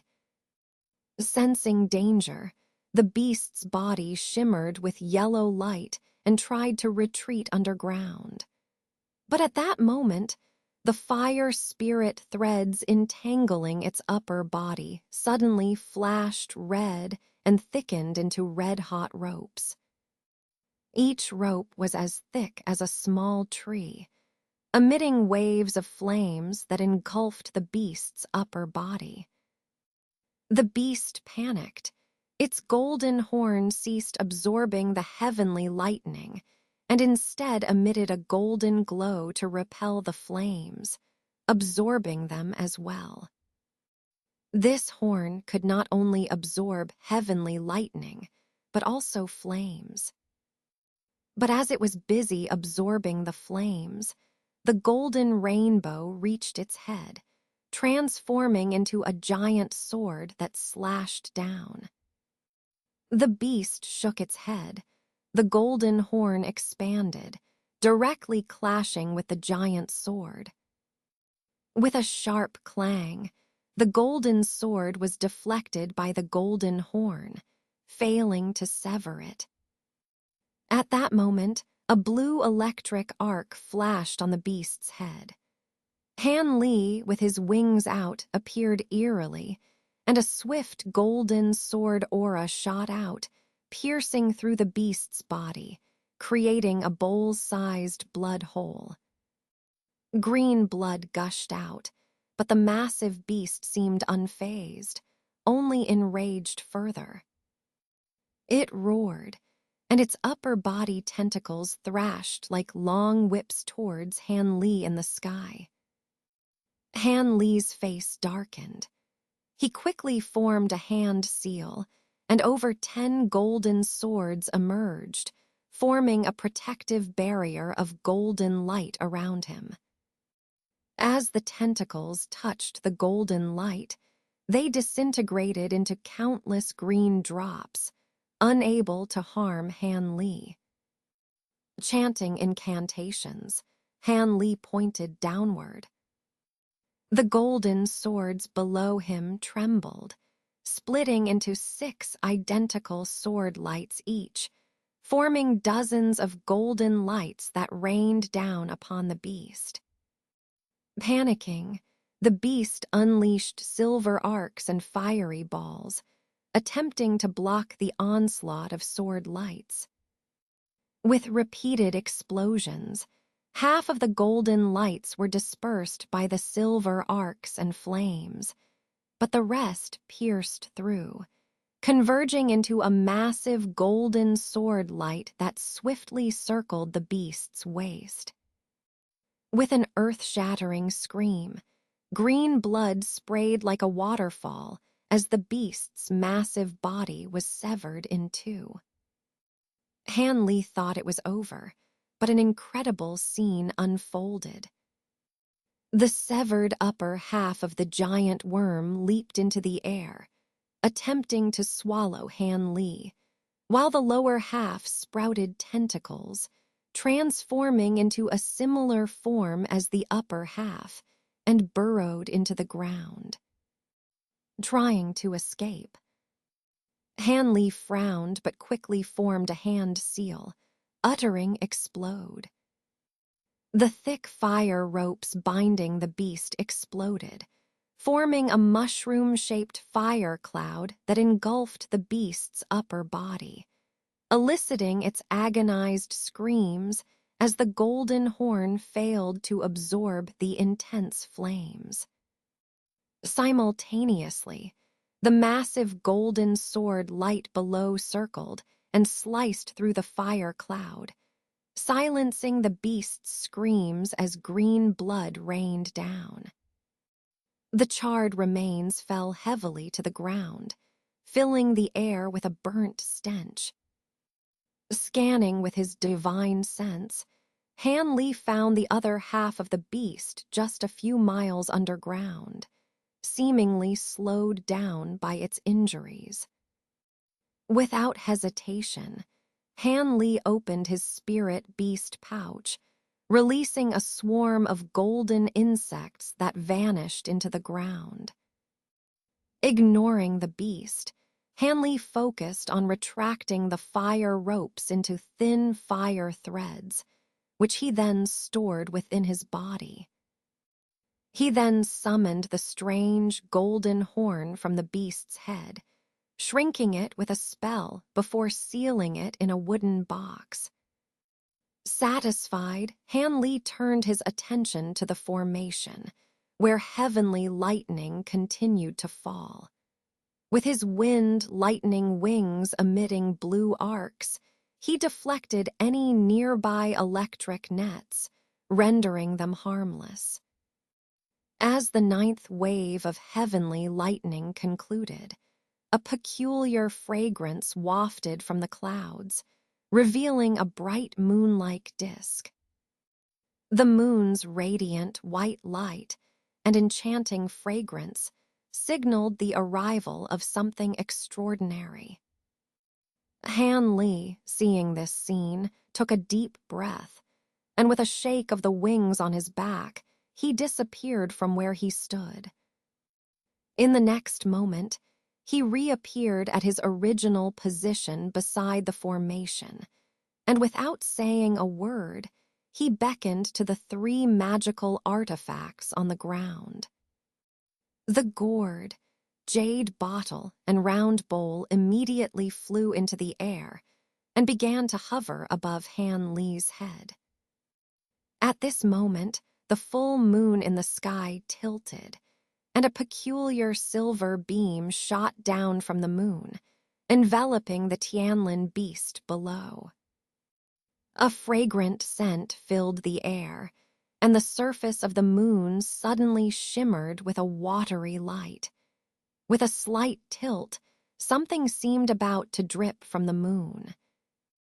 Han Li didn't hesitate any longer. His figure flickered, and with the 3 magical artifacts above his head, he transformed into a blue rainbow and soared into the sky. At this moment, the moon finally released a fist-sized drop of milky white liquid. But as soon as it left the moon, it transformed into specks of white light, slowly descending along the silver beam toward the Tianlin beast below. Strangely, all the specks of light remained within the beam. If they drifted outside, they instantly vanished. As soon as these white specks touched the beast's body, they were absorbed one by one and disappeared from sight. The Tianlin beast, which had been exhausted from resisting the tribulation, instantly perked up after absorbing just a few specks of light.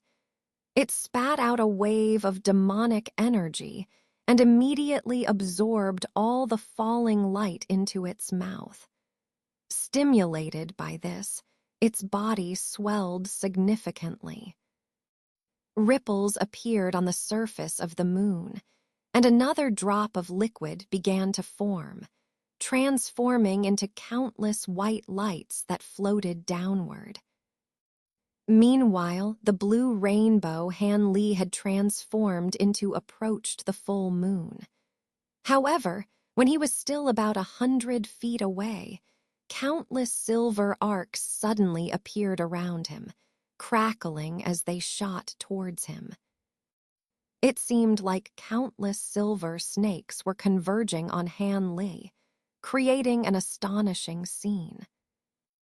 Although Han Li had faced many dangerous situations, he was still taken aback by the sight. Fortunately, the Tianlin beast had warned him about this. So, despite his surprise, he flipped his hand, and an item appeared. A green glow flashed, revealing the eight-spirit ruler.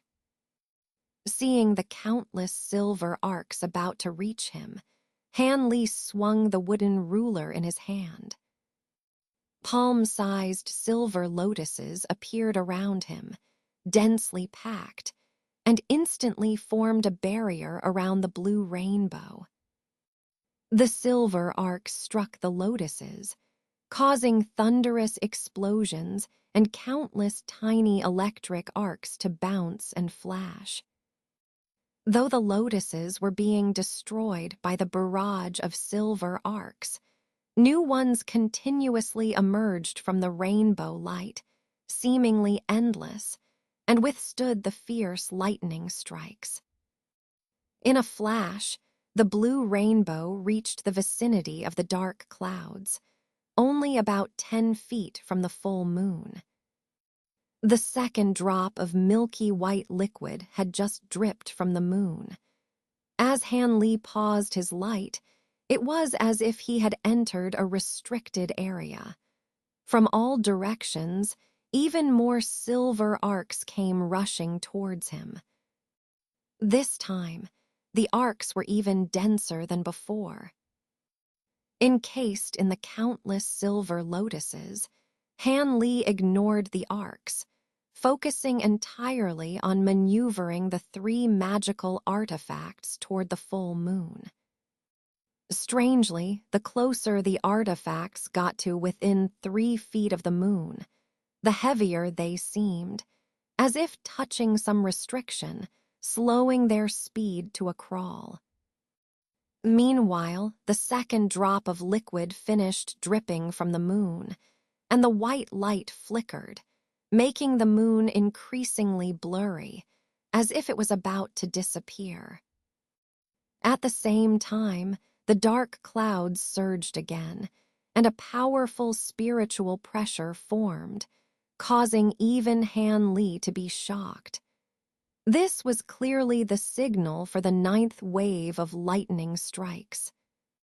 Seeing the magical artifacts still several inches away from the moon, moving slowly, Han Li could no longer remain calm. His eyes flashed with determination, and with a loud shout, he concentrated his spiritual sense and launched a soul stab at the moon. An invisible force hit the vicinity of the moon, causing ripples to appear. The 3 magical artifacts, caught in these ripples, sped up by a fraction. Seeing this, Han Li didn't hesitate. He spat out a mouthful of essence blood and quickly flicked his fingers at it. The essence blood turned into a mist and vanished in a flash. A strange scene occurred. The 3 magical artifacts, originally of different colors, emitted a blood-red glow as the mist disappeared. They trembled and then simultaneously broke free, merging into the moon in the void. But almost simultaneously, the already blurry moon vanished in a flash. Only the 3 magical artifacts floated alone in the void. Whether the artifacts had captured something or were empty, even Han Li couldn't be sure. With a thunderous roar, the countless arcs surrounding Han Li's rainbow light shot into a certain part of the dark clouds and vanished. Seeing this, Han Li didn't relax but instead looked more serious. His eyes flickered a few times before he beckoned from a distance. The gourd and other artifacts immediately shot back to him. Without a word, Han Li enveloped the 3 artifacts in a blue light and shot back down, quickly arriving beside the formation below. He glanced at the 3 artifacts and swiftly grabbed the yellow gourd, then looked inside it. With a flip of his hand, he made it disappear. As for the other two artifacts, he didn't even look at them, directly storing them in his storage pouch. From beginning to end, Han Li's expression remained unchanged. But judging by the faint fragrance emanating from the artifacts, it was clear Han Li hadn't been busy for nothing. The Tianlin beast paid no attention to this. Its mind was entirely focused on the tribulation in the sky. The scattered electric arcs in the sky disappeared, but a strong wave of energy emanated from the dark clouds directly above the beast, making it too afraid to be distracted. Its silver demonic cloud had completely vanished, leaving the beast standing naked in the formation, not even releasing its previous gray-white demonic energy, as if it knew this energy would be useless against the lightning. Han Li smiled slightly, intending to say something to the beast, but a deep rumble of thunder came from the sky. A thick silver arc, as wide as a barrel and about 20 feet long, appeared from the dark clouds. Flashing a few times, it resembled a giant silver dragon, fiercely pouncing toward the Tianlin beast. Before it even struck, the silver light from the dragon almost lit up half the sky, creating a truly astonishing scene. Seeing this, the Tianlin beast's face changed. Without thinking, it opened its mouth and spat out a gray orb, which spun above its head. This was its life-dependent demon core. But before the silver dragon could strike the beast, Han Li intervened. He raised his hand, and a small silver shield flew out, transforming into a silver light screen that instantly shielded the Tianlin beast. Han Li then leisurely watched the silver dragon pounce, smiling silently. Seeing this, the Tianlin beast breathed a sigh of relief. With a thunderous crash, the silver dragon struck the silver light screen, exploding into a blinding light. The light screen trembled violently, but then stabilized. The silver dragon, failing to penetrate the shield, didn't dissipate. Instead, it coiled around the light screen. Thunderous strikes repeatedly hit the shield, but with each strike, the dragon's size shrank. After a dozen strikes, it was only half its original size. "All right, you can remove your treasure now. I can handle the rest myself," the Tianlin beast called out from within the shield. Han Li, not surprised by this, waved his hand, and the silver light screen vanished. Without the shield, the electric dragon immediately lunged at the Tianlin beast, but was blocked by its gray demon core. The massive electric arc hit the orb, causing it to quiver slightly but remain firmly in place, easily fending off the diminished lightning strike. No matter where the dragon attacked from, the demon core blocked it. With each thunderous clash, the dragon's size rapidly decreased. Han Li watched this scene, stroked his chin, and glanced at the sky, thinking to himself, "It seems handling the remaining 2 waves of lightning should be no problem. Although the tribulation is terrifying for an 8th-level demon beast, for me, it's not much effort. The key is whether this beast can withstand the remaining power of the tribulation on its own." Chapter 1190, Transformation Pearl and Swift Wind 9 Changes. The final 2 waves of lightning strikes were indeed as Han Li had predicted. After having most of their power blocked by his small silver shield, the Tianlin beast was able to withstand the remaining force using its demon core.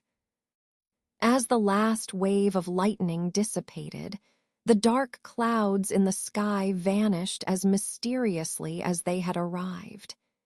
In an instant, sunlight burst through the clouds, and the sky cleared completely, revealing a flawless expanse of blue.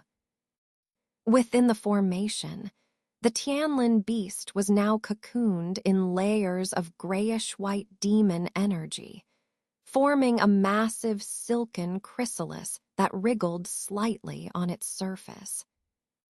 Han Li observed this without any surprise on his face. The beast, having undergone the tribulation, was now reforming its body and transforming into a humanoid form.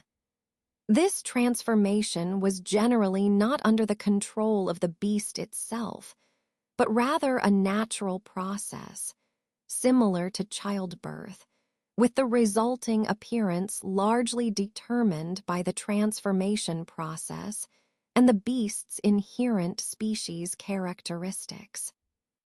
After all, beast demons like fox spirits typically transformed into handsome men or beautiful women, while inherently ugly beasts would naturally become less attractive in their human form.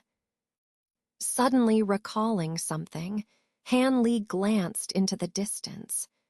The remains of the mutated giant earthworm had been completely devoured by the gold-devouring beetles, leaving no trace behind. The swarm of beetles was now hovering low in the air, buzzing.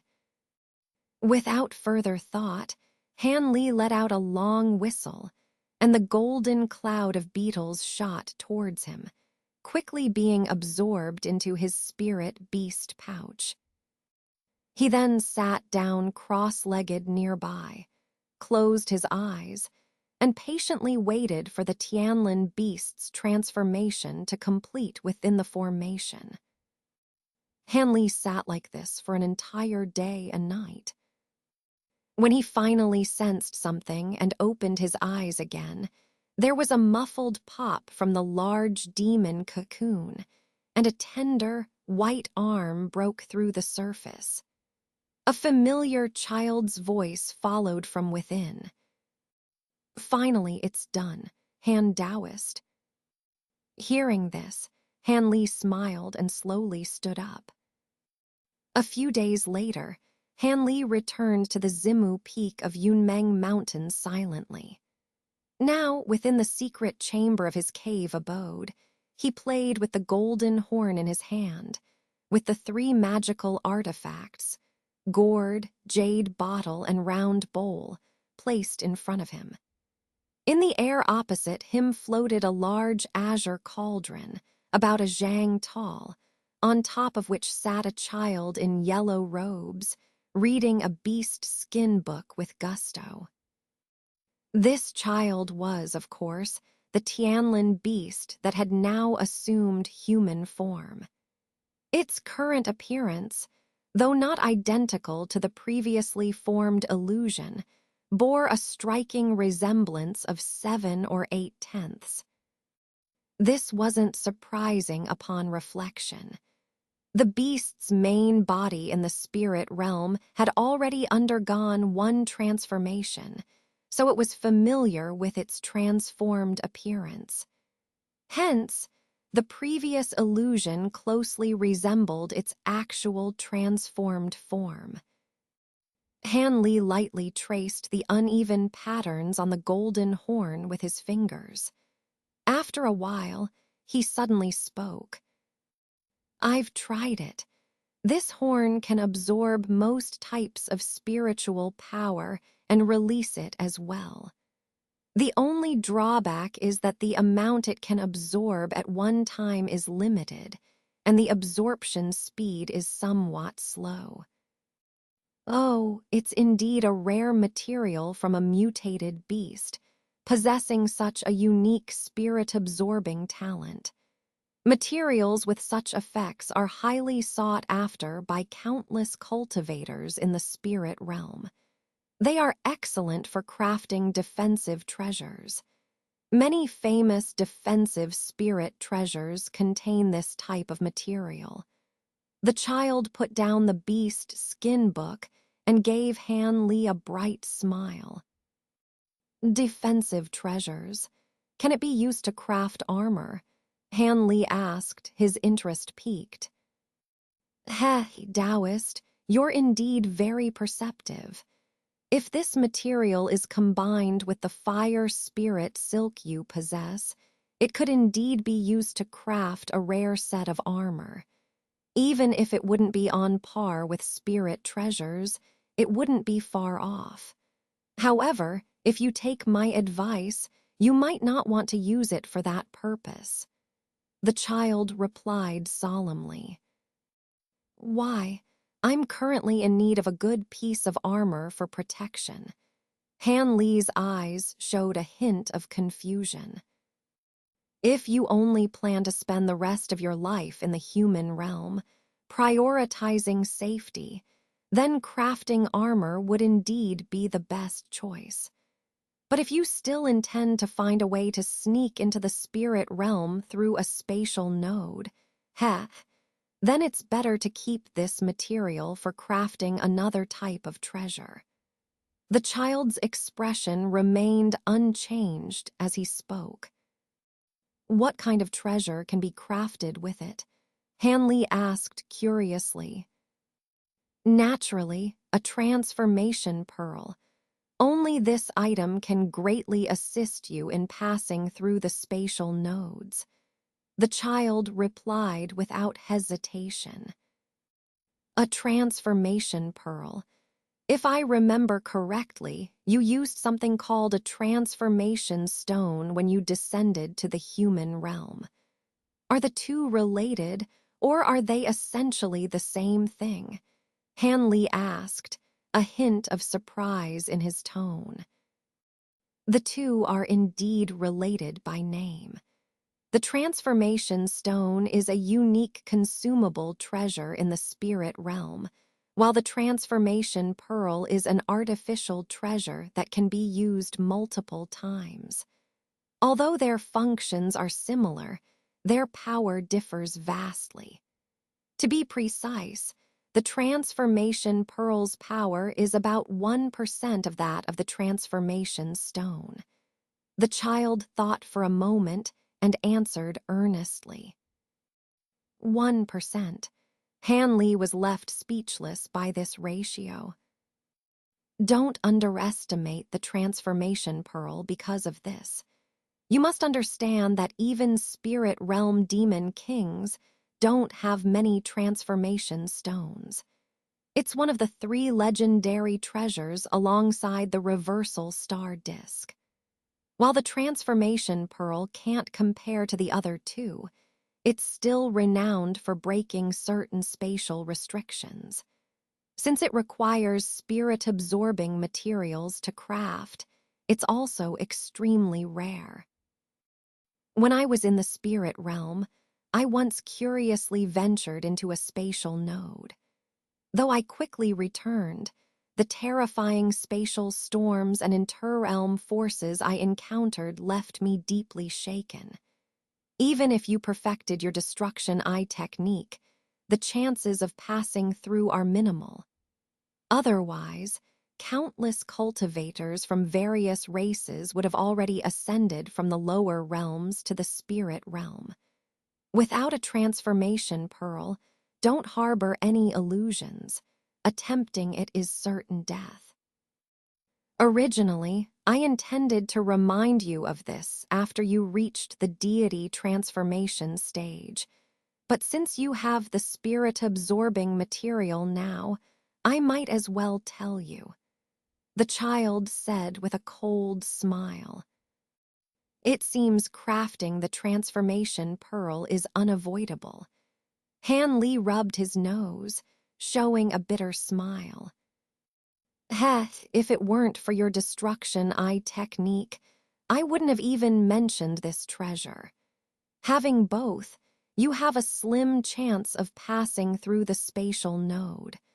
I'll give you the method to craft the transformation pearl as repayment for the cold marrow you gave me earlier. The child said lightly. Taoist, you are quite fair in your dealings, but I'm also curious. I once saw an 8th-level turtle demon undergoing a tribulation, and its lightning tribulation seemed much less severe than yours. Your tribulation was far more intense. Hanley changed the topic, referring to the earlier tribulation. That's not surprising. Different demon beast species face different tribulations. The more powerful the celestial spirit beast, the more difficult their tribulation. Legendary spirit beasts like true dragons and phoenixes face 13 waves of lightning strikes during their transformation tribulation. I faced 11 waves, which is already considered fortunate. The child replied candidly. I see, Hanley exclaimed in understanding. This beast tribe technique, swift wind 9 changes, is quite interesting. But what purpose do you have in showing it to me? Are you interested in our beast tribe techniques? The child asked, holding up the beast skin book, his expression somewhat playful. It turned out the book in the child's hand was the beast skin book Hanley had obtained from the Zio-Cuyer grandparent and grandchild. It contained an unnamed chi-concealing technique and another beast tribe technique written in beast script. After learning the beast script, Hanley discovered that the technique, named Swift Wind 9 Changes, was powerful but designed for avian beast cultivators. Only those born with wings and the beast tribe's robust bodies could practice and utilize it. But now, for some reason, Hanley had given this technique to the child for study. It's nothing much. The Swift Wind 9 Changes technique is quite powerful, and now that I possess the wind and thunder wings, I lack a specialized technique to complement them. This technique focuses on body movement and transformation, which suits me perfectly. It would be a waste not to use it. As a beast cultivator, you should be able to slightly modify it to suit my needs, right? In exchange, I'll let you study the fragment of the Golden Pavilion Jade book. Though it's excellent, it's too esoteric for me to focus on right now. Hanley explained slowly. This technique is indeed valuable for human realm beast cultivators. For someone with the wind and thunder wings, it fits very well. But there's an issue you should be aware of. To use the abilities described, it requires a body as strong as that of our beast tribe. Although your body is much stronger than ordinary cultivators due to some body refining techniques, it's still not quite at the level required for this technique. The child pointed out sharply. If it's just a little short, I can overcome it. I have a Buddhist technique called Ming Wang technique. Each level strengthens the body significantly. I'm already at the 2nd level. I believe once I reach the 3rd level, it should meet the requirements of Swift Wind 9 Changes. Hanley said thoughtfully, indicating he had considered this thoroughly. Ming Wang technique, a Buddhist technique. The child was momentarily surprised. Why is there something wrong with Buddhist techniques? Hanley asked, raising his eyebrows. How many levels does your technique have? The child countered with a question. 7 levels, Han Li replied honestly. Well, that's a coincidence. I also know a Buddhist body refining technique with 7 levels. The child suddenly smiled mysteriously. Han Li was taken aback by the child's words. His eyes flickered with confusion, unable to understand the implication behind them. This technique, although originating from the Buddhist sect, is a commonly practiced technique in the spirit realm, even more widespread than the foundational 5-element qi refining techniques used in the qi condensation stage, the child explained. Everyone practices it. Do you mean? Han Li began to understand the child's words, and his face showed a look of surprise. This Buddhist technique can be cultivated even by mortals without spiritual roots. If mortals can cultivate this technique to the 3rd level and pair it with special weapons, they can even contend with low-level cultivators and demonic beasts. If they can cultivate it to the 5th level, even mid-level cultivators and demonic beasts would not dare to provoke them easily, the child said with a cold smile. Are you joking, Tianlin Taoist? Mortals can contend with us cultivators. Han Li was stunned, and after a long moment he spoke in disbelief. There are many things about the spirit realm that you won't understand until you ascend. But let me tell you something. In the spirit realm, mortal humans are an extremely important force. Long ago, some of the more intelligent mortals discovered ways to refine their bodies using external spiritual energy, creating a unique cultivation system. Outstanding mortals can even kill high-level cultivators and powerful demonic beasts. The technique I mentioned, called the Vajra art, is one of the most widely practiced body refining techniques among mortals, the child explained seriously. Even so, cultivators are still beyond the reach of mortals, right? After all, most spells and magical treasures cannot be cultivated or controlled by mortals, Han Li asked, frowning slightly. Of course. Mortals are mortals, and no matter how powerful they become, without spiritual roots, they cannot embark on the path of cultivation, and their lifespan is still limited to a mere 100 years. Even if they obtain some longevity treasures or elixirs, they can only extend their lives by another 100 years at most.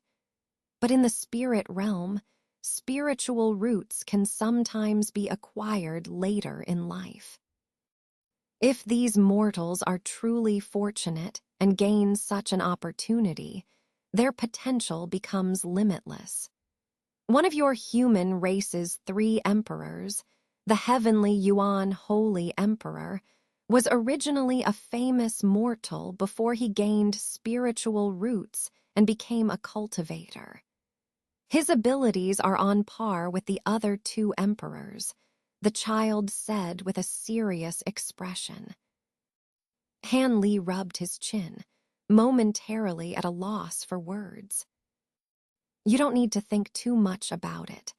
The reason mortals in the spirit realm have such opportunities is due to the high density of spiritual energy there. Your human realm, having gone through the demonic tribulation, has far less spiritual energy. Even if mortals obtained these spirit realm techniques, they couldn't draw in the spiritual energy needed to cultivate. So there's no point in thinking about it, the child explained. The lower realms. From your words, it seems the human realm is not the only one. Han Li was suddenly shocked. Only one? That's impossible. There are hundreds of lower realms subordinate to our spirit realm. Any successful cultivators or demonic beasts in these realms will ascend to our spirit realm. Few have ascended from this human realm in recent years, but many have ascended from other realms not invaded by ancient demons. I chose to descend my avatar to this realm because the sparse spiritual energy made it difficult to be detected, and because it's a human-dominated realm, making it hard for anyone to suspect I'd hide here, the child said, looking puzzled by Han Li's ignorance. Han Li was again left speechless. He had always thought the human realm was unique, which was why the spirit realm had invested so much effort to send cultivators here to fend off the ancient demons. Now it seemed there were other reasons. All right, knowing too much about the spirit realm won't benefit you now. Let's talk about the Vajra art. This technique can be practiced by mortals, but it's famously difficult to cultivate even in the spirit realm. Most mortals only reach the first level for physical strengthening. Cultivating to the second level requires enduring the pain of marrow cleansing, which is not something ordinary people can withstand. Only because of the vast number of mortals does it spread so widely. I haven't heard of your Ming Wang technique, but it likely has roots in this technique. After all, there are only a few Buddhist body refining techniques. If it can be cultivated in the human realm, it must be related, the child confidently concluded. That might be true. My Ming Wang technique is indeed difficult to cultivate. Han Li thought for a moment and agreed. Give me a jade slip, and I'll copy the Vajra art for you to study. If it's the same technique, you can choose one to cultivate, the child generously offered. Haha, then I'll trouble Tianlin Taoist. Han Li didn't hesitate, and with a smile, flipped his hand to produce a yellow jade slip, which he tossed to the child. The child caught the jade slip, closed his eyes, and began copying the technique into it. Han Li's smile faded, and he frowned, his mind drifting to a copper piece and another set of technique formulas. It was the Brahma Saint True Peace, and the totem body refining technique he had obtained from Old Man Hu. The Brahma Saint True Peace was undoubtedly a demon technique originating from the ancient demon realm, with the Ming Wang technique being its foundational body refining part, and the other two being the advanced transformation techniques. He had inadvertently pieced together a complete set of techniques. Now, to practice the swift Wind 9 changes, he needed to advance his Ming Wang technique, which made Han Li feel as if some destiny was urging him to cultivate this Brahma Saint True Peace. Han Li's thoughts were in turmoil, but after a short while, the child on the cauldron opened his eyes and tossed a yellow beam of light at him. Han Li waved his sleeve without thinking, catching the light and revealing the jade slip. The formulas are inside. You can check them out, the child said calmly. Han Li nodded, and without hesitation, immersed his divine sense into the jade slip to review the techniques recorded within. After a brief look, Han Li sighed and withdrew his divine sense. So, is it the same as your Ming Wang technique? The child asked indifferently. Yes, except for a few methods of infusing spiritual energy. The rest is almost identical, Han Li replied thoughtfully. That's good. If you want to practice the swift Wind 9 changes, start with the third level of the Ming Wang technique. I'll modify it to suit your needs, as the wind and thunder wings are artifacts, not real wings, so there will be some differences in practice. And don't forget to let me study the Golden Pavilion Jade book as agreed, the child said, raising the beast skin book. Tianlin Taoist, rest assured, I won't go back on my word. As for these drops of imperial liquid, don't you want to take more? Han Li smiled and pointed to the gourd and other magical artifacts in front of him. Imperial liquid is indeed good, not only enhancing a demon beast's intelligence, but also being crucial for our transformation and body molding. For human cultivators, it can expand meridians and greatly benefit the body.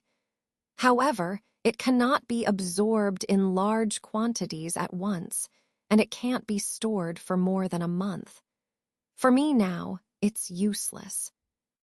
But since you plan to cultivate the Ming Wang technique, it will be very useful for you, the child said, glancing at the artifacts and shaking his head. In that case, I'll gladly accept, Han Li smiled. With a wave of his sleeve, the round bowl and jade bottle disappeared, leaving only the gourd. He then performed a hand seal, and with a flash of silver light, another Han Li appeared on the side wall of the secret chamber. This Han Li immediately grabbed the gourd, and with another flash of silver light, vanished into the wall. The child was slightly surprised, but said nothing, just cupped his hands to Han Li before sinking back into the cauldron. Han Li looked at the jade slip in his hand and made it disappear with a clap. He then closed his eyes and began meditating, his expression unusually calm. At almost the same time, a silver light shot out from Han Li's cave abode on the Mother Peak, disappearing into the falling cloud sect's restricted area. But soon, the silver light returned to the Mother Peak. Han Li remained in the secret chamber for a long time, only occasionally sending out a silver light that would disappear, but always return after a few days or up to a month, leaving no clue as to what he was busy with. Time passed, and 2 years went by quietly. Chapter 1192, Finally Together. The southern, heavenly cultivation realm was abuzz once again. Numerous nascent soul elders from various major cultivation sects suddenly received invitations from the fallen cloud sect. This time, they were invited to attend the dual cultivation ceremony of the fallen cloud sect's grand elder, who was known as the foremost cultivator in southern heaven, and a lesser-known nascent soul female cultivator, Nangong Wan. Most nascent soul old monsters who received the invitation, except for a few who were already in the know, were greatly surprised. However, given Han Li's unrivaled reputation, no one dared to refuse the invitation. Even the other 3 great cultivators who were in seclusion sent their disciples with exceedingly rare gifts. It was said that during the days of the ceremony, the entire fallen cloud mountain range's sky was covered with dazzling 5-colored light. Magnificent jade buildings appeared out of thin air throughout the mountain range, and all the spiritual flowers and trees blossomed simultaneously under the effects of restrictions, making Yunmeng Mountain resemble a true fairyland. The 3 sects of Yunmeng Mountain and some smaller sects looking to curry favor with Han, Li spared no effort, making the ceremony even grander than the one for Han Li's ascension to a great cultivator. Besides the major sects invited by Fallen Cloud sect, many cultivators from smaller sects and notable rogue cultivators also came uninvited, bearing gifts. As a result, during the days of the ceremony, there were as many as 5,000 to 6,000 visiting cultivators, most of whom were high-level cultivators. This was the largest celebration in the Southern Heaven cultivation realm in 1,000 years. However, upon reflection, it seemed unsurprising. When Han Li advanced to a great cultivator, many came to congratulate him, but most harbored doubts. After all, there were still 3 other great cultivators in Southern Heaven at that time. But after the battle during the Great Cultivator ceremony, Han Li's reputation as the foremost cultivator in Southern Heaven was solidified. Hearing that Han Li could fight against 2 cultivators of the same level and still have the upper hand, every sect, regardless of their history or strength, became fearful. This indicated that, with Han Li's current abilities, he could single-handedly destroy any sect without worrying about his sect's existence. No sect in Southern Heaven could boast more than 1 great cultivator, so none could withstand Han Li. Thus, regardless of their previous relations with Fallen Cloud sect, all sects sent people to forge ties.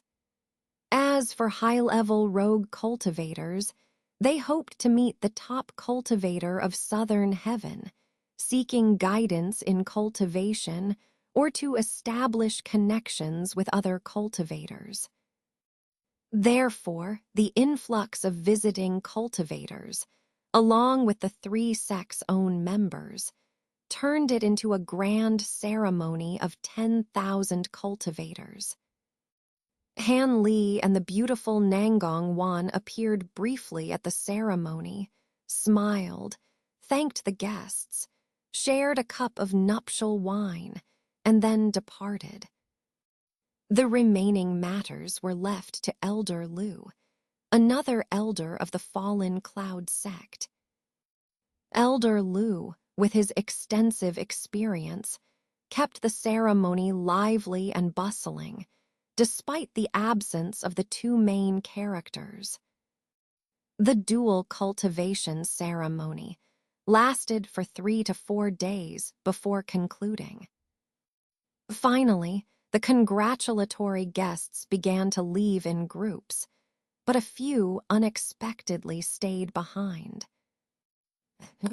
Han Li and Nangong Wan, in a white robe, stood side by side at the top of the mother peak of Zaimu Peak, gazing at the spectacular sight of rolling white clouds in the distance.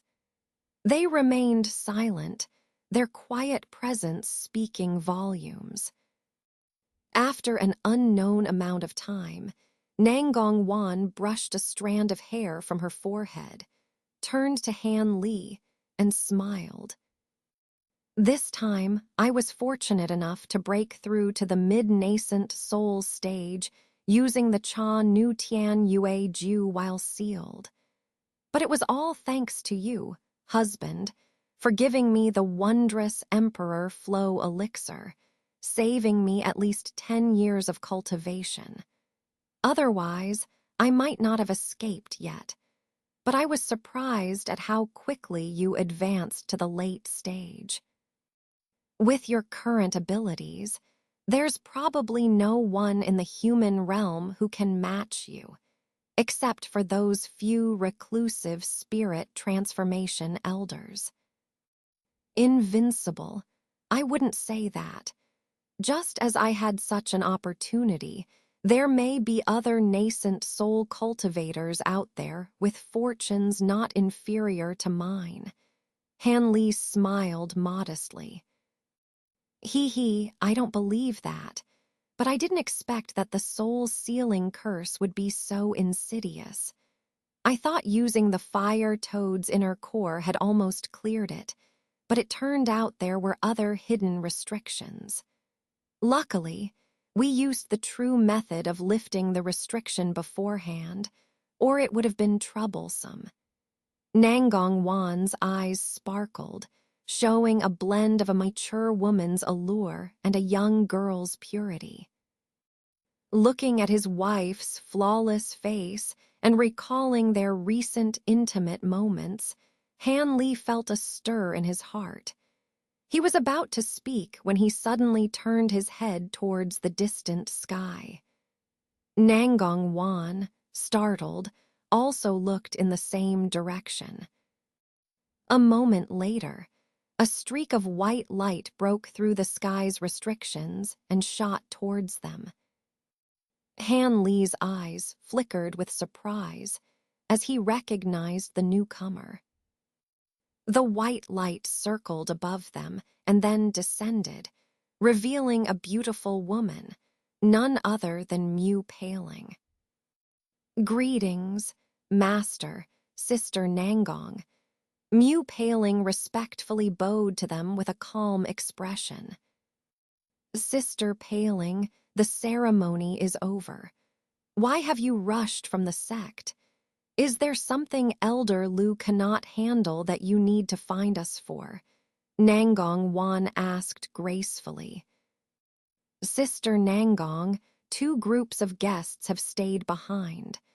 They claim to be old acquaintances of Master and specifically asked to see him. Elder Lu was unsure if Master wanted to see them, so he sent me to inform you. If Master doesn't wish to see them, he will send them away. Mu Paling replied melodiously. Old acquaintances of my husband. Are they female cultivators? Nangong Wan's eyes sparkled as she looked at Han Li with a teasing smile. Yes, Sister Nangong, both groups are indeed women. Mu Paling glanced at Han Li and nodded. Oh, it seems my husband's past romances have come to light. Nangong Wan playfully rolled her eyes at Han Li. Past romances? Wanner, don't tease me. Paling, do you know their names? Han Li asked curiously.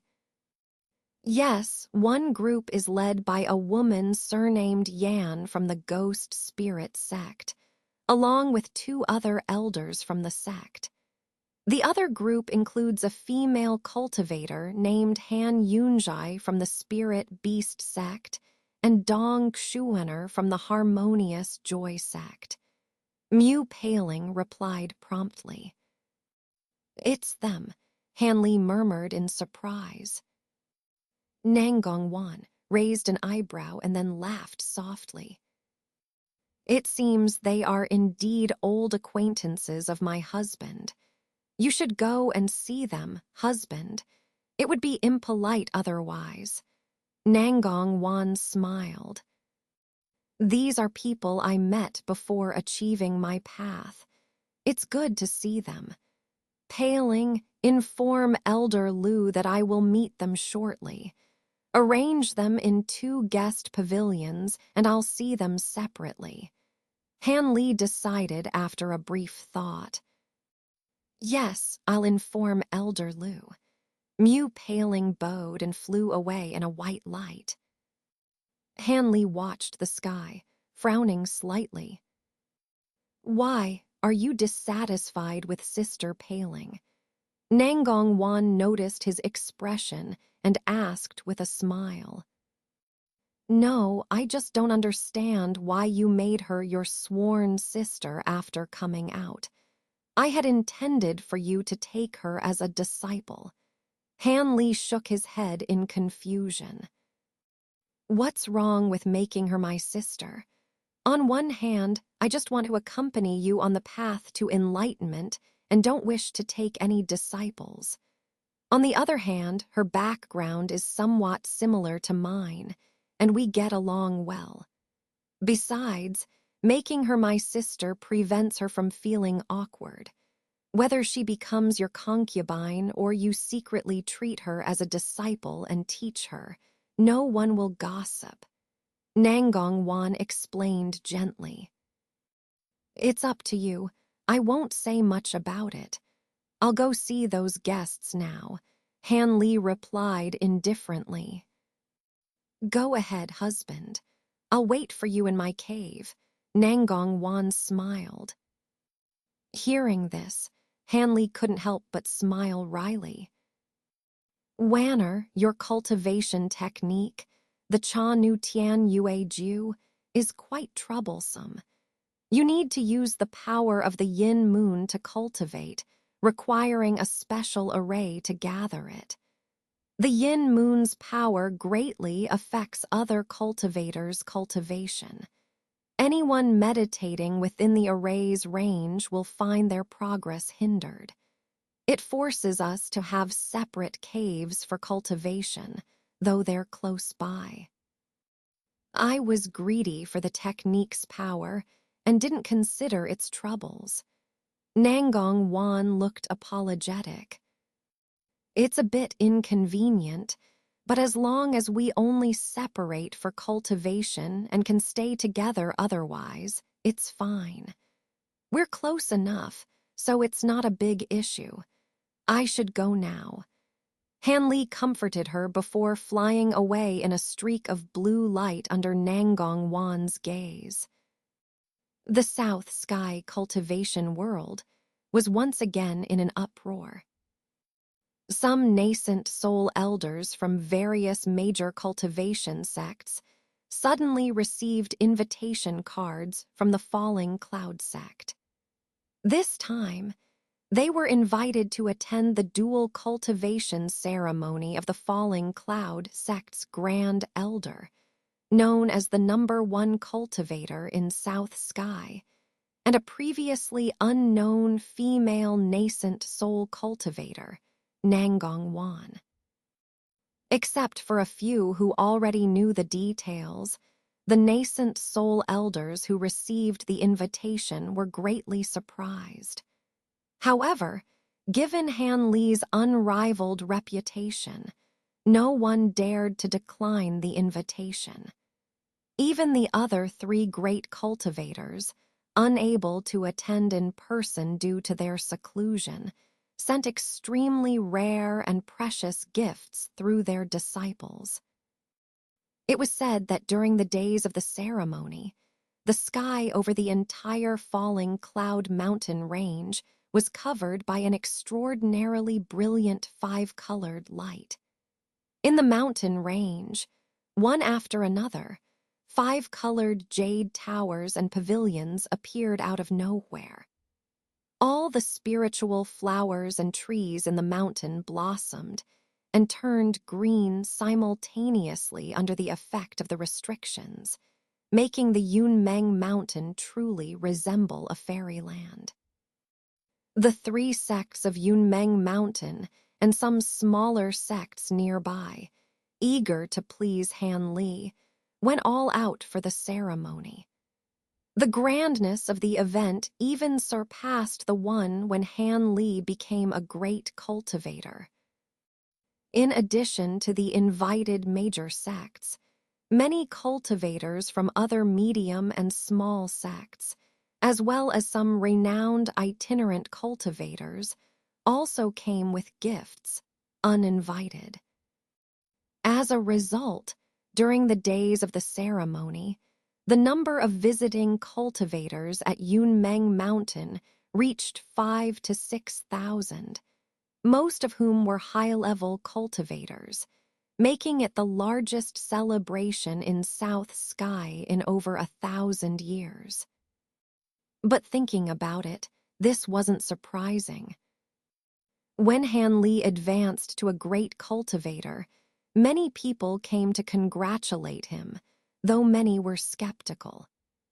After all, there were still 3 other great cultivators of the same rank in South Sky. However, after the great cultivator ceremony, Han Li's reputation as the #1 cultivator in South Sky was firmly established.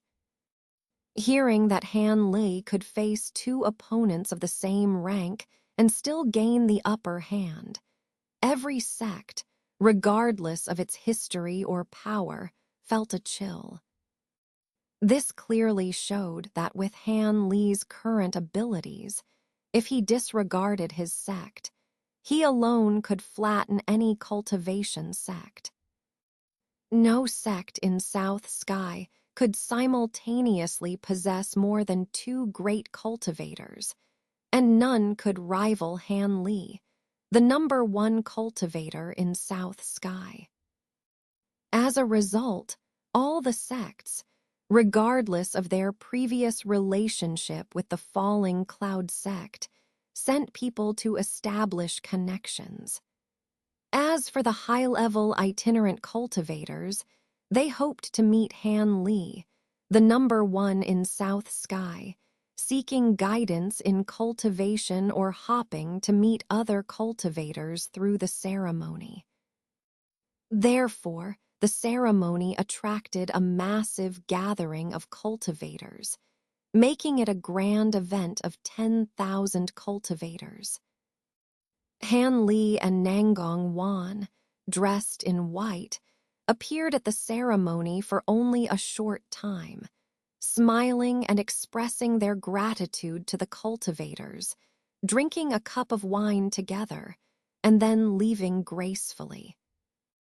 The rest of the event was entirely hosted by Lu Luo, another elder of the falling Cloud sect. Elder Lu, experienced and knowledgeable, despite the absence of the main characters, managed to keep the ceremony lively and grand. The dual cultivation ceremony lasted for 3 to 4 days before coming to an end. Finally, the visiting cultivators began to leave in groups, but surprisingly, a few stayed behind. Han Li and Nangong Wan stood side by side at the top of the main peak of the Zaimu Peaks, quietly watching the rolling white clouds in the distance, silent but content. After a long while, Nangong Wan brushed a strand of hair from her forehead and turned to Han Li with a radiant smile. This time, I was fortunate despite the calamity, breaking through to the mid-nascent soul stage with the help of the Chanu heaven-moon technique while sealed. But it was mostly thanks to your help, giving me the miraculous Emperor Flow elixir, saving me at least a decade of cultivation. Otherwise, whether I could escape would have been uncertain. But you advancing to the late stage so quickly was a big surprise to me. With your current abilities, probably no one in the human world, except for those reclusive old monsters in the deity transformation stage, can be your match. Unmatched, I wouldn't dare to say that lightly.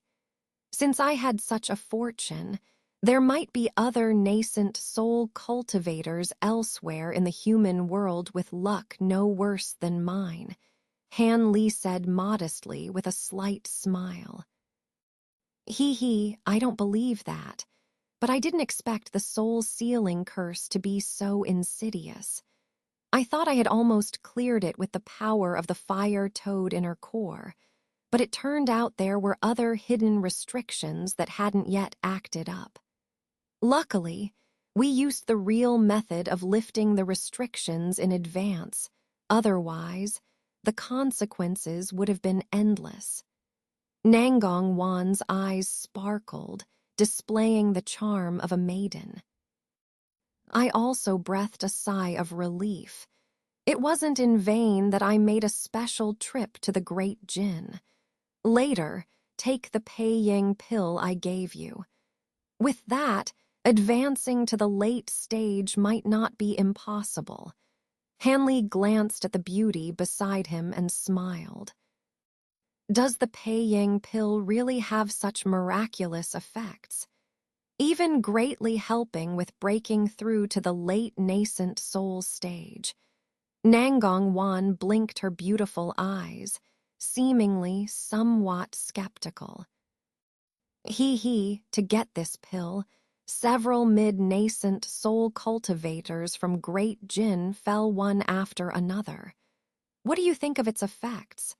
Han Li smiled mysteriously. Since you say so, I'll take the pill after consolidating my mid-stage cultivation and see for myself. Nangong Wan's eyes lit up, and she smiled, blending the allure of a mature woman with the purity of a maiden. Looking at his wife's flawless face and thinking of their close moments in recent days, Han Li's heart swayed. Just as he was about to speak, his expression changed suddenly, and he turned to look at the distant sky. Nangong Wan was startled and looked over as well. Moments later, a white light broke through the sky's restrictions and flew directly towards Han Li and Nangong Wan. Han Li's eyes flickered with surprise, as if recognizing the visitor. The white light circled above them and descended, revealing a beautiful woman, Mu Paling. Greetings, Master, Sister Nangong. Mu Paling bowed gracefully to the two, addressing them calmly. Paling, the ceremony is over, yet you rushed over from the sect. Is there something that Brother Lu can't handle, requiring you to find us? Nangong Wan asked elegantly. Sister Nangong, there are two groups of guests still in the mountain. They claim to be Master's old acquaintances and specifically request to see him. Brother Lu didn't know if Master would want to see them, so he sent me to inform you. If Master doesn't wish to see them, he will have them leave. Mu Paling said pleasantly. Old acquaintances of my husband. Are they beautiful female cultivators? Nangong Wan glanced at Han Li with a teasing smile. Sister Nangong, both groups are indeed female cultivators. Mu Paling nodded after a quick glance at Han Li. Oh, it seems my husband's romantic debts have come to visit. Nangong Wan gave Han Li a playful look. Romantic debts. Don't joke about me. Paling, do you know who they are? Han Li asked curiously after a dry cough. I asked. One group is led by a woman from the ghost spirit sect, surnamed Yan, accompanied by two elders from the same sect. The other group includes a female cultivator named Han Yunjai from the spirit sect and Dong Xuaner from the Hehuan sect. Mu Paling replied promptly. Them, Han Li muttered in surprise. Nangong Wan's eyebrows raised slightly before she smiled. It seems they really are your old acquaintances. Why don't you go see them, my husband? Otherwise, it would be impolite. Nangong Wan suggested with a smile. These people were those I knew before I achieved the great Tao. Seeing them is fine. Paling, go tell Brother Lu that I'll be there shortly. Arrange for them to stay in the 2 VIP pavilions. I'll see them separately. Han Li nodded after a moment of thought. Yes, I'll inform him right away. Mu Paling bowed again and transformed into a white light, flying away. Han Li watched her leave, frowning slightly. What's wrong? Are you unhappy with Paling? Nangong Wan asked with a smile, seeing Han Li's expression. No, I'm just puzzled why you recognized her as your sister after coming out. I originally wanted you to take her as a disciple, Han Li said with some confusion. What's wrong with taking Paling as a sister? On one hand, I just want to accompany you on the path to the great Tao and have no desire to take disciples. On the other hand, her background is somewhat similar to mine, and we got along well after talking. Also, instead of letting her be uncertain and hesitant, it's better to recognize her as my sister.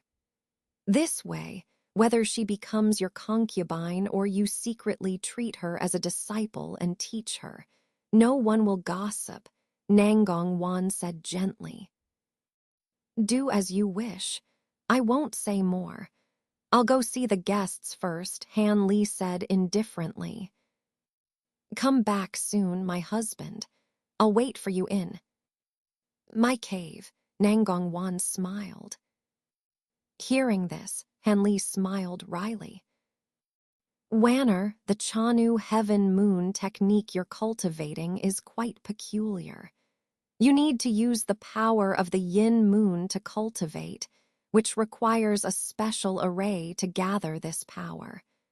But this power is very harmful to other cultivators. Cultivating within the array's influence would hinder their progress.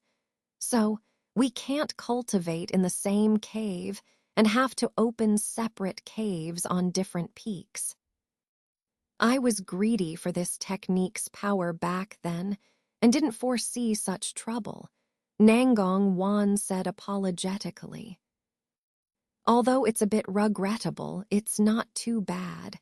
Our caves are close and we can stay together when not cultivating. It's not a big deal. Well, it's getting late. I'll leave first, Han Li consoled her and said his farewell. Under Nangong Wan's watchful eyes, he turned into a green light and left the main peak. Chapter 1193, Gathering Spirit Pearl. At one of the several guest towers of the falling cloud sect, Mu Paling stood in front, occasionally glancing toward the sky. Suddenly, a green light flashed on the horizon, and a dazzling rainbow shot forth, arriving above the tower in an instant. After a circle, it descended. Greetings, Master. The members of the Ghost Spirit sect are resting in the tower, while the other two women are in the bee pavilion. As soon as Han Li's figure appeared in front of the building, Mu Paling took a few steps forward and spoke softly. I understand. You may leave now. Han Li glanced at the pavilion behind Mu Paling and another one not far away, then nodded indifferently. Hearing this, Mu Paling respectfully bowed and turned into a white light, leaving. Han Li's figure flickered, and he suddenly appeared at the entrance of the pavilion. After sweeping his divine sense inside, he walked in calmly. In the first-floor hall, 2 men and a woman were sitting and talking. The men were a skeletal, yellow-robed man and an exceptionally pale old man. The woman, in her 20s, was a beautiful young woman, Yan Yanner. At that moment, they were discussing something, but a faint trace of anxiety was visible in their expressions. When Han Li appeared at the hall entrance, their gazes simultaneously swept over. Upon recognizing Han Li, they stood up in surprise to greet him. No need for formalities, fellow Taoists. Let's sit and talk. Before they could speak, Han Li mysteriously flickered and appeared on a wooden chair opposite them, waving his hand calmly. Yan Yanner and the others couldn't see, Han Li's movements clearly. In that case, we won't stand on ceremony, the pale old man said with a smile, suppressing his surprise. The three of them sat down again. Fairy Yan, it has been many years since we last met, and you have finally advanced to the nascent soul stage. Now, we can address each other as peers, Han Li said with a light smile as he glanced at the more charming young woman. This former top female disciple of the Yue kingdom, Yan Yanner, had successfully formed a nascent soul, becoming a nascent soul cultivator. Han Taoist, you must be joking. I only recently broke through, while you are already the top cultivator in South Sky. How can I compare to you? I came here this time to seek your help, Yan Yanner said, her beautiful face showing a complicated expression as she carefully observed Han Li. Han Li smiled slightly, without responding, and turned his gaze to the other two elders of the ghost spirit sect, finally focusing on the old man. Are you Elder Zhang? I remember seeing you from a distance at Demonfall Valley. I'm surprised you remember me, Han Taoist. I feel honored, the old man laughed dryly in response. I heard the ghost spirit sect is currently facing great enemies. You three hold important positions in the sect. Instead of handling matters there, you have come here to see me. What brings you? Han Li asked directly.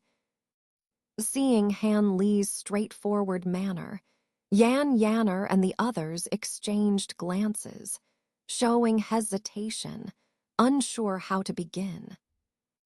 Han Li frowned, his expression turning displeased. Seeing this, the old man and the yellow-robed man felt a chill, their gazes falling on Yan Yanner. Yan Yanner hesitated, but eventually spoke. Han Taoist, we came to seek your assistance. We hope you can help the ghost spirit sect through this crisis. Otherwise, our sect might truly be annihilated. Help your sect. Han Li raised his eyebrows and responded with a faint hint of mockery.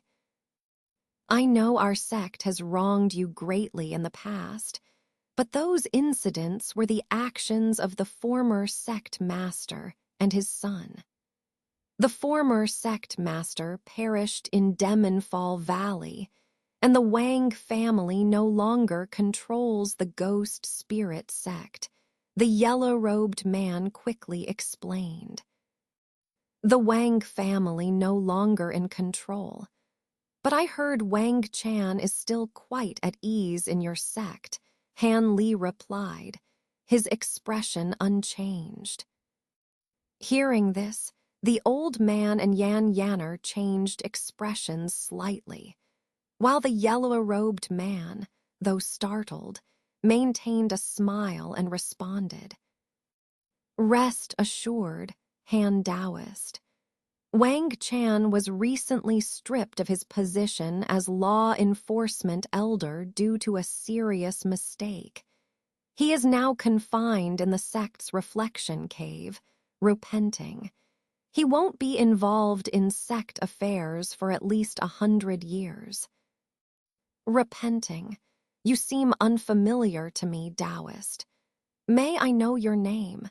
You seem to resemble Fairy Yan, Han Li asked, his gaze sweeping over the two. Han Taoist has keen eyes. My surname is also Yan, and I am Yan Yanner's uncle.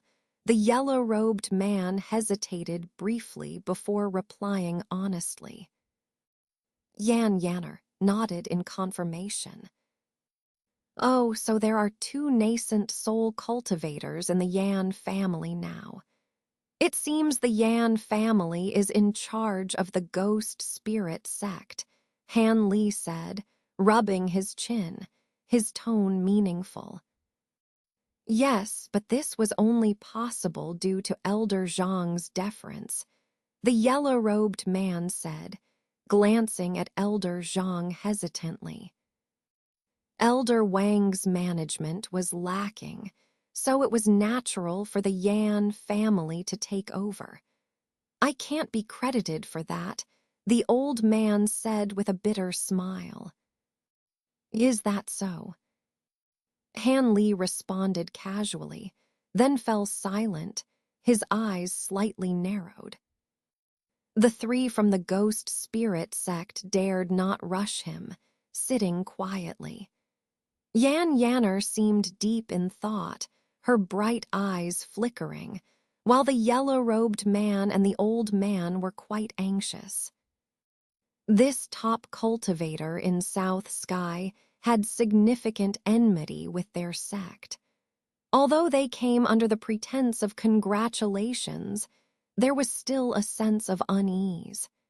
Had the ghost spirit sect not been under immense pressure from other sects, they wouldn't have dared come to the falling cloud sect. Only Han Li could potentially deter the allied sects. Though other great cultivators could cause concern, achieving this level of influence was another matter. Why should I help the ghost spirit sect, even without past grievances? Han Li finally spoke, his tone cold.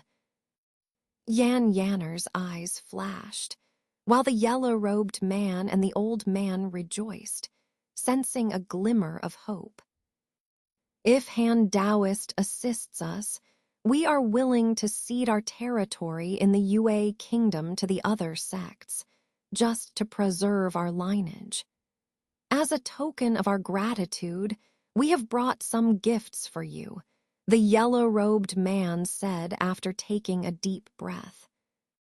He then patted his storage pouch, releasing a misty white light that swept across the table, revealing 3 items: a blood-red bracelet, a porcelain bottle, and a light green wooden box.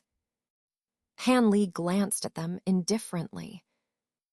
Without a word, he extended his hand, and the 3 items trembled and flew into his grasp. At this moment, Yan Yanner's melodious voice sounded in Han Li's ear. The porcelain bottle contains our sect's sacred medicine, the blood limb pill. While it has no other effects, it possesses incredible healing properties for physical injuries, capable of regenerating lost limbs if taken in time. Due to the difficulty of obtaining the necessary ingredients, our sect only has a dozen or so of these pills left. The bottle contains 3. The Blood Soul Bracelet is a rare demonic artifact, once carried by our sect's masters. It cannot be directly used against enemies, but can nurture special beings like yin spirits and blood ghosts, enhancing their power with absorbed blood energy. The last item in the wooden box is the most precious. As she spoke, Yan Yanner glanced at Han Li, whose expression remained unchanged. With a light sigh, she continued, I heard that Han Taoist practices a wood attribute cultivation method. Inside the box is a wood spirit pearl from the 5 elements spirit pearls. A spirit pearl? You mean the legendary treasure that absorbs specific elemental spiritual energy while repelling others? Han Li's calm demeanor changed as he asked incredulously. Yes, that's correct. Though the spirit pearl's function resembles the basic spirit gathering formation, its true efficacy and distinction are clear. Compared to a spiritual eye, a spirit pearl of matching attribute is far superior, Yan Yanner said slowly. Han Li's eyes focused on the green wooden box, which had a pale yellow talisman seal, preventing any inspection. He suddenly opened his mouth and gently blew toward the box. A green mist swept over the box, causing the talisman seal to fall off. His other hand swiftly pointed at the box. With a snap, the box lid opened. A burst of the fresh fragrance of plants wafted through the air as Han Li opened the wooden box. Inside was a greenish glow, and at its center lay a thumb-sized emerald orb, quietly resting in the box. With a sweep of his spiritual sense, Han Li discovered that this orb was neither stone nor wood, and couldn't immediately determine what material it was made of. The moment the orb was revealed, the surrounding area was instantly filled with dense wood spirit energy. After taking a deep breath, Han Li couldn't help but feel invigorated. It really is a spirit gathering orb. Although this orb appeared occasionally in ancient times, it is unknown whether it is naturally formed or artificially crafted. It has long disappeared from the current cultivation world. Unexpectedly, your esteemed sect has a piece. But Fairy Yan, are you really willing to part with such a precious item? You must know that for a cultivator practicing wood attribute techniques, carrying this item would save them half the time in cultivation. Han Li picked up the orb with 2 fingers, gazed at it for a moment, and then looked up at the lady across from him, his expression returning to calm as he asked, "This orb is indeed a rare treasure in the human realm, but compared to our sect's inheritance, we can clearly distinguish between the two. And Brother Han should know, our ghost spirit sect has very few wood attribute techniques, so this item is of little use to us. It's better to use it to exchange for a lifeline for our sect," Yan Ruyan said solemnly. The first 2 items were fine, but this spirit gathering orb is indeed very useful to me. However, if you want me to intervene and stop the few sects like the spirit controlling sect, your ghost spirit sect must do one more thing, or else. Han Li shook his head slightly. What is it? As long as it is within our power, we will not disappoint you. The burly man in the yellow robe asked eagerly. I don't care about the other members of the Wang family, but I don't want to see Wang Chan again. Otherwise, I have no interest in saving my enemy. Do you understand what I mean? Han Li glanced at the burly man and said lightly. The old man with the surname Zhang's face changed, and Yan Ruyan's face turned pale. However, the burly man remained silent, not showing much surprise. Brother Han, I understand your meaning. I think this shouldn't be a problem. Senior Brother Zhang, what do you think? The burly man turned to ask the old man. If Brother Han insists, for the sake of our sect's inheritance, I think Junior Nephew Wang Chan would do his best for the sect. The old man sighed after a moment of hesitation. Since Senior Brother has no objections, I agree on behalf of our sect. The burly man nodded to Han Li without further hesitation. Throughout this, he didn't look at Yan Ruyan or ask her opinion even once. Yan Ruyan's face was pale, but she said nothing. All right, I'll take the items. In a few days, I will personally send letters to the spirit-controlling sect and the other sects. Han Li nodded. The burly man was overjoyed. Soon after, the three from the ghost spirit sect, having achieved their goal, didn't want to linger in the Loyun sect and promptly took their leave. Han Li didn't stop them, simply watching them depart. Yan Ruyan was the last to leave the hall. As she reached the door, she paused and looked back at Han Li with a complicated expression.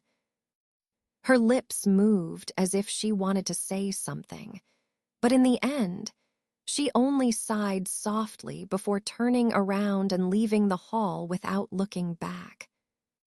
Seeing this, Han Li's expression changed slightly. He looked at the three treasures on the table and fell into silent contemplation.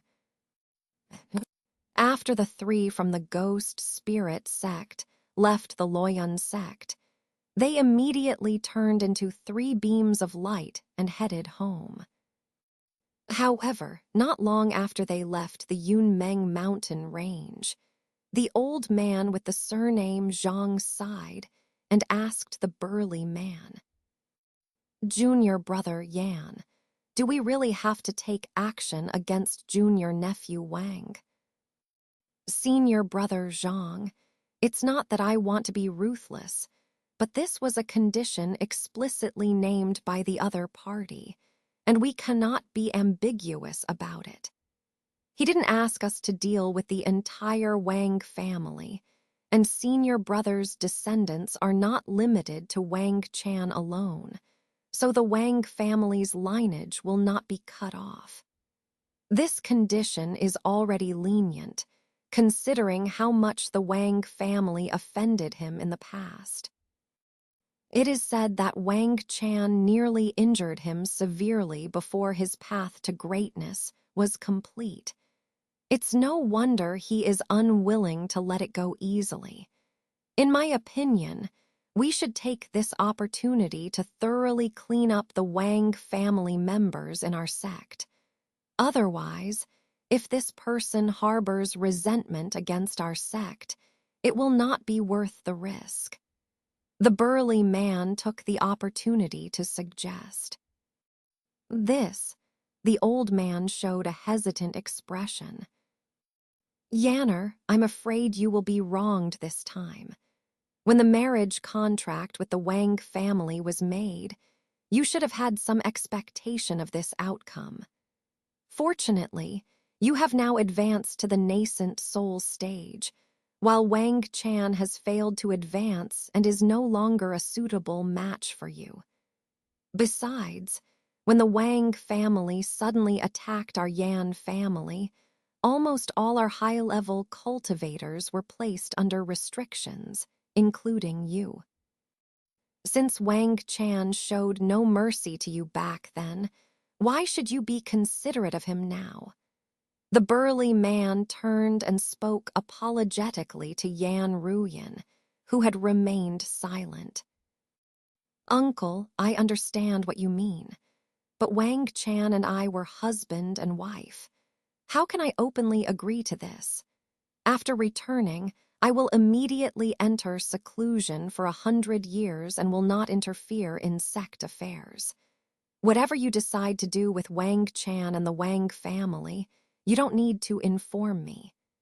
Yan Ruyan said faintly, then her escape light flashed, and she instantly sped up, leaving the burly man and the old man behind. The burly man looked helpless. "Senior brother, do as you see fit regarding the Wang family if it benefits our sect."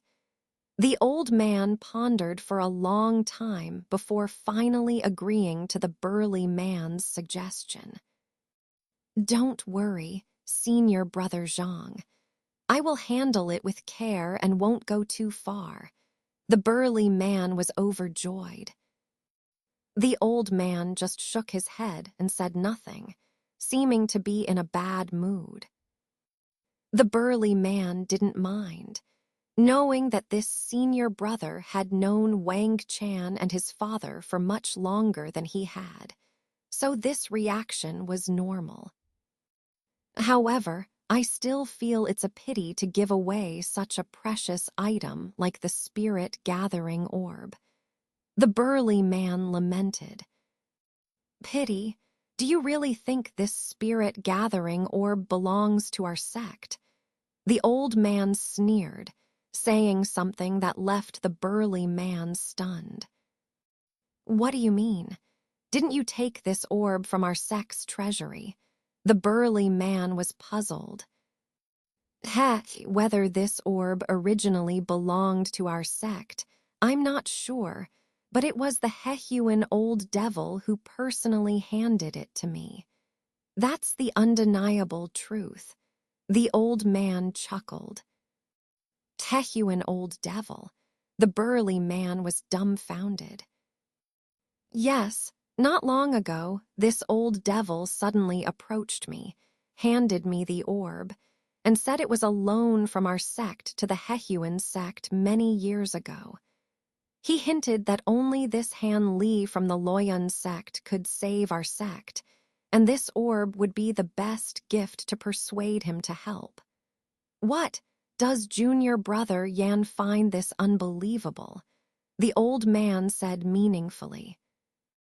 Even if this orb originally belonged to our sect, why would the Hehuan old devil be so kind to return it? Is there something wrong with the spirit-gathering orb?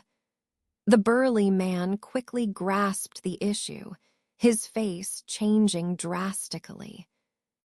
The orb itself has no problems. I checked it multiple times. Its effects and appearance are identical to the legendary wood spirit orb. There's no fake. The orb itself is flawless. Otherwise, I wouldn't have followed his suggestion so rashly. The old man shook his head gravely. But the old devil wouldn't do such a pointless thing. Senior brother Zhang, you should have discussed it with us first. If anything goes wrong, it could spell disaster for our sect. The burly man became anxious. HMPH, without following the old devil's advice, what treasure could we use to persuade this top cultivator of Tian Nan to act? As for discussing it with you beforehand, what good would it do? Besides this method, what other options do we have? If there were, we wouldn't have had to go to the Loyun sect so desperately. The old man snorted coldly. The burly man frowned, but had no response. Forget it, the orb has already been given away, and it's too late to regret it. As long as the orb itself is fine, any issues won't involve us. After a long silence, the burly man reluctantly said, Junior brother Yan is right. The spirit-gathering orb was famous in ancient times. After so many years, even if something happens, we can easily deny involvement. Moreover, the top cultivator of Tian Nan himself confirmed its authenticity and found no issues. It has nothing to do with our sect. The old man's eyes flashed coldly as he spoke. Fine, given the situation, we can only think this way. But to be cautious, once our sect survives this crisis and finds a new place to settle, we should close our gates and isolate ourselves for 100 years. The burly man suggested reluctantly. Agreed, we'll follow your suggestion. The old man nodded approvingly. With nothing more to discuss, the two ghost spirit sect elders accelerated their escape, chasing after the distant Yan Ruyan. At the same time, deep within the forbidden area of the Hehuan sect, shrouded in thick gray mist, a figure sat on a large boulder, muttering to himself. By my calculations, That treasure should be in that boy Han's hands by now. HMPH, Wood Spirit Orb. With this treasure, your cultivation speed will indeed increase significantly. But when it comes time to break through to the deity transformation stage, the figure said, then sneered maliciously.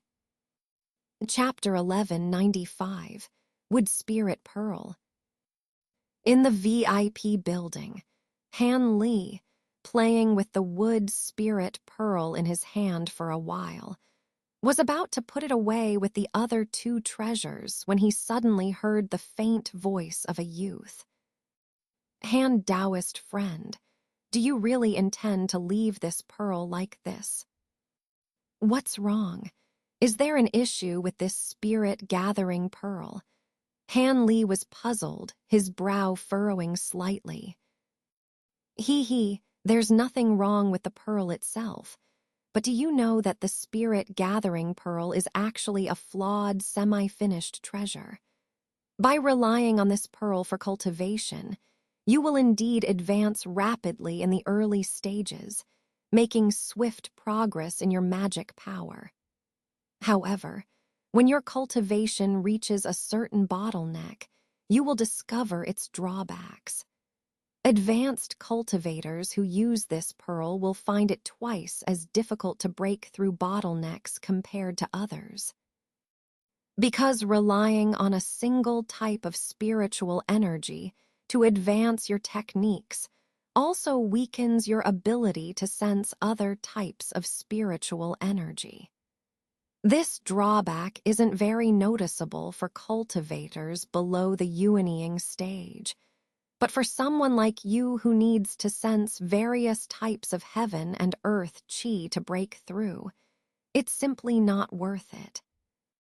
Therefore, although this spirit-gathering pearl is extraordinary in the spirit world, it's mostly used for quick advancement by disciples with inferior aptitude at lower levels. Higher-level cultivators wouldn't engage in such short-sighted actions. The youth explained carefully. Is that so? Then this treasure would hinder my advancement to nascent soul stage, making it useless to me. Han Li's face changed slightly upon hearing this, looking at the emerald green pearl in his hand with a flash of anger. Didn't I just say that? This pearl is just a semi-finished treasure. If you can find several rare wood attribute materials, you can transform it into another treasure called the Wood Life Pearl. After thoroughly refining it, although it won't accelerate your cultivation, it can grant you a divine ability to withstand a fatal blow. It can save your life at a critical moment, the youth said leisurely. A divine ability to withstand a fatal blow. Han Li was astonished upon hearing this. He had long admired such abilities. However, he had only seen them on some highly renowned demonic beasts, ancient demons, or demonized corpses.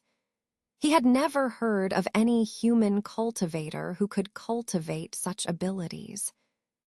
That's right. With one Wood Life Pearl, you can display an ability to withstand a fatal blow. During its activation, even if your head falls to the ground and your body is cut in half, you can restore yourself to the original state. The youth chuckled softly. Is that so? But it can only be used once, so it becomes a consumable treasure. Han Li was moved, but also puzzled. The ability to withstand a fatal blow can only be used once, but it can save your life at some critical moments. What more could you ask for?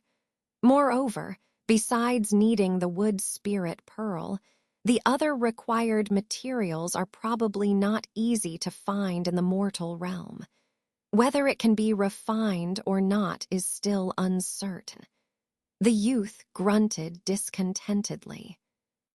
What materials are needed? I actually have quite a collection of wood attribute materials. Han Li smiled indifferently. I will copy you a list of the required materials. But if you want me to tell you the refining method, you'll need to give me something in return. The youth was straightforward, mentioning his conditions directly. Oh, Tianlin Taoist friend, just ask for whatever you need. Han Li relaxed upon hearing the youth speak so candidly. If Tianlin Saint Beast really told him the refining method without asking for any reward, he would be suspicious. Although they had developed a bit of friendship due to the tribulation incident earlier, human and demon had different paths. Maintaining such a relationship usually involved conflicting interests. He remained wary. He didn't expect that the goodwill shown by the Tianlin Saint Beast towards him would lead to a completely trusting relationship. Such assistance was probably because the Su Tian Ding was controlled by him, and the beast could not act independently or leave the ding. I have no special conditions. Although I have succeeded in transformation, I still need to swallow some spirit medicine to consolidate my realm. With your status in the southern heaven, Brother Han should easily obtain these spirit medicines. The youth said slowly. No problem, Taoist friend. Include the required items in the refining method. Han Li thought for a moment and replied without hesitation. Good, when Taoist friend returns to the cave mansion, I will hand over the list of materials and the refining method together. The youth was quite satisfied with Han Li's straightforwardness. Han Li smiled and put the wood spirit pearl back into the wooden box. Then, with a turn of his hand, the three treasures were simultaneously put into the storage bag. Tianlin Taoist friend, do you think the ghost spirit sect knows about the drawbacks of the wood spirit pearl? Han Li's eyes flickered with cold light, and his voice suddenly became cold. It's hard to say. According to your previous words, this pearl was abandoned by ancient cultivators a long time ago, and its drawbacks have not been passed down. If there are Yuanying cultivators in the ghost spirit sect who have used this pearl in wood attribute cultivation techniques, they may have noticed the harm. If not, they won't detect anything from the pearl itself. Why? Do you suspect that those three intentionally used this pearl to prevent you from advancing to nascent soul? The youth immediately understood. I initially thought so, but now that I think about it carefully, Ghost Spirit Sect seems unlikely to have such motives. After all, even if I am stopped from advancing to nascent soul, I am still the #1 cultivator in Southern Heaven. Aren't they afraid that I will realize something is wrong and destroy Ghost Spirit Sect in anger? There must be some other hidden truth behind this. Let me think. Since they can use Ghost Spirit Sect to do this, the people behind the scenes are probably local cultivators from Southern Heaven. Preventing me from advancing to nascent soul, what difference does it make to other people? Even if I am not a nascent soul cultivator, no sect in Southern Heaven is my opponent. The only consequence of being unable to advance to nascent soul is that my lifespan cannot increase, and I can only maintain it at more than 1,000 years. In this way, the time for Yunzong to suppress other sects in southern heaven is greatly reduced. However, for ordinary sects, there is no difference in who becomes the largest sect in southern heaven. The only sects qualified to be interested in this are probably the Minjiaimen, Hehuanzong, and Teiyamen, one of the three major sects, or they simply work together secretly. Han Li rubbed his chin and analyzed his thoughts quickly. Listening to your analysis, what was originally just a clue seems to be clear now. Do you think the other three Yuanying cultivators are involved in this? The youth was somewhat stunned by Han Li's analysis, and after a while, he smiled bitterly and said, "It's possible, but this is just speculation. Who knows what the truth is? I can't say how certain I am." Han Li stood up, walked back and forth in the hall a few times, looked up at the top of the hall and said with a sneer, "To know the truth is simple. Capture those three people and use soul-searching methods to find out." The youth suggested with a low laugh. "It's easy to capture those three, but it may not yield any results. Even if I know the truth without solid evidence, I can't just attack any sect. Moreover, capturing three ghost spirit sect Yuanying cultivators at once would make me a target. Now, I bear the title of Southern Heaven's top cultivator, which earns me respect from some, but probably more jealousy and fear from others.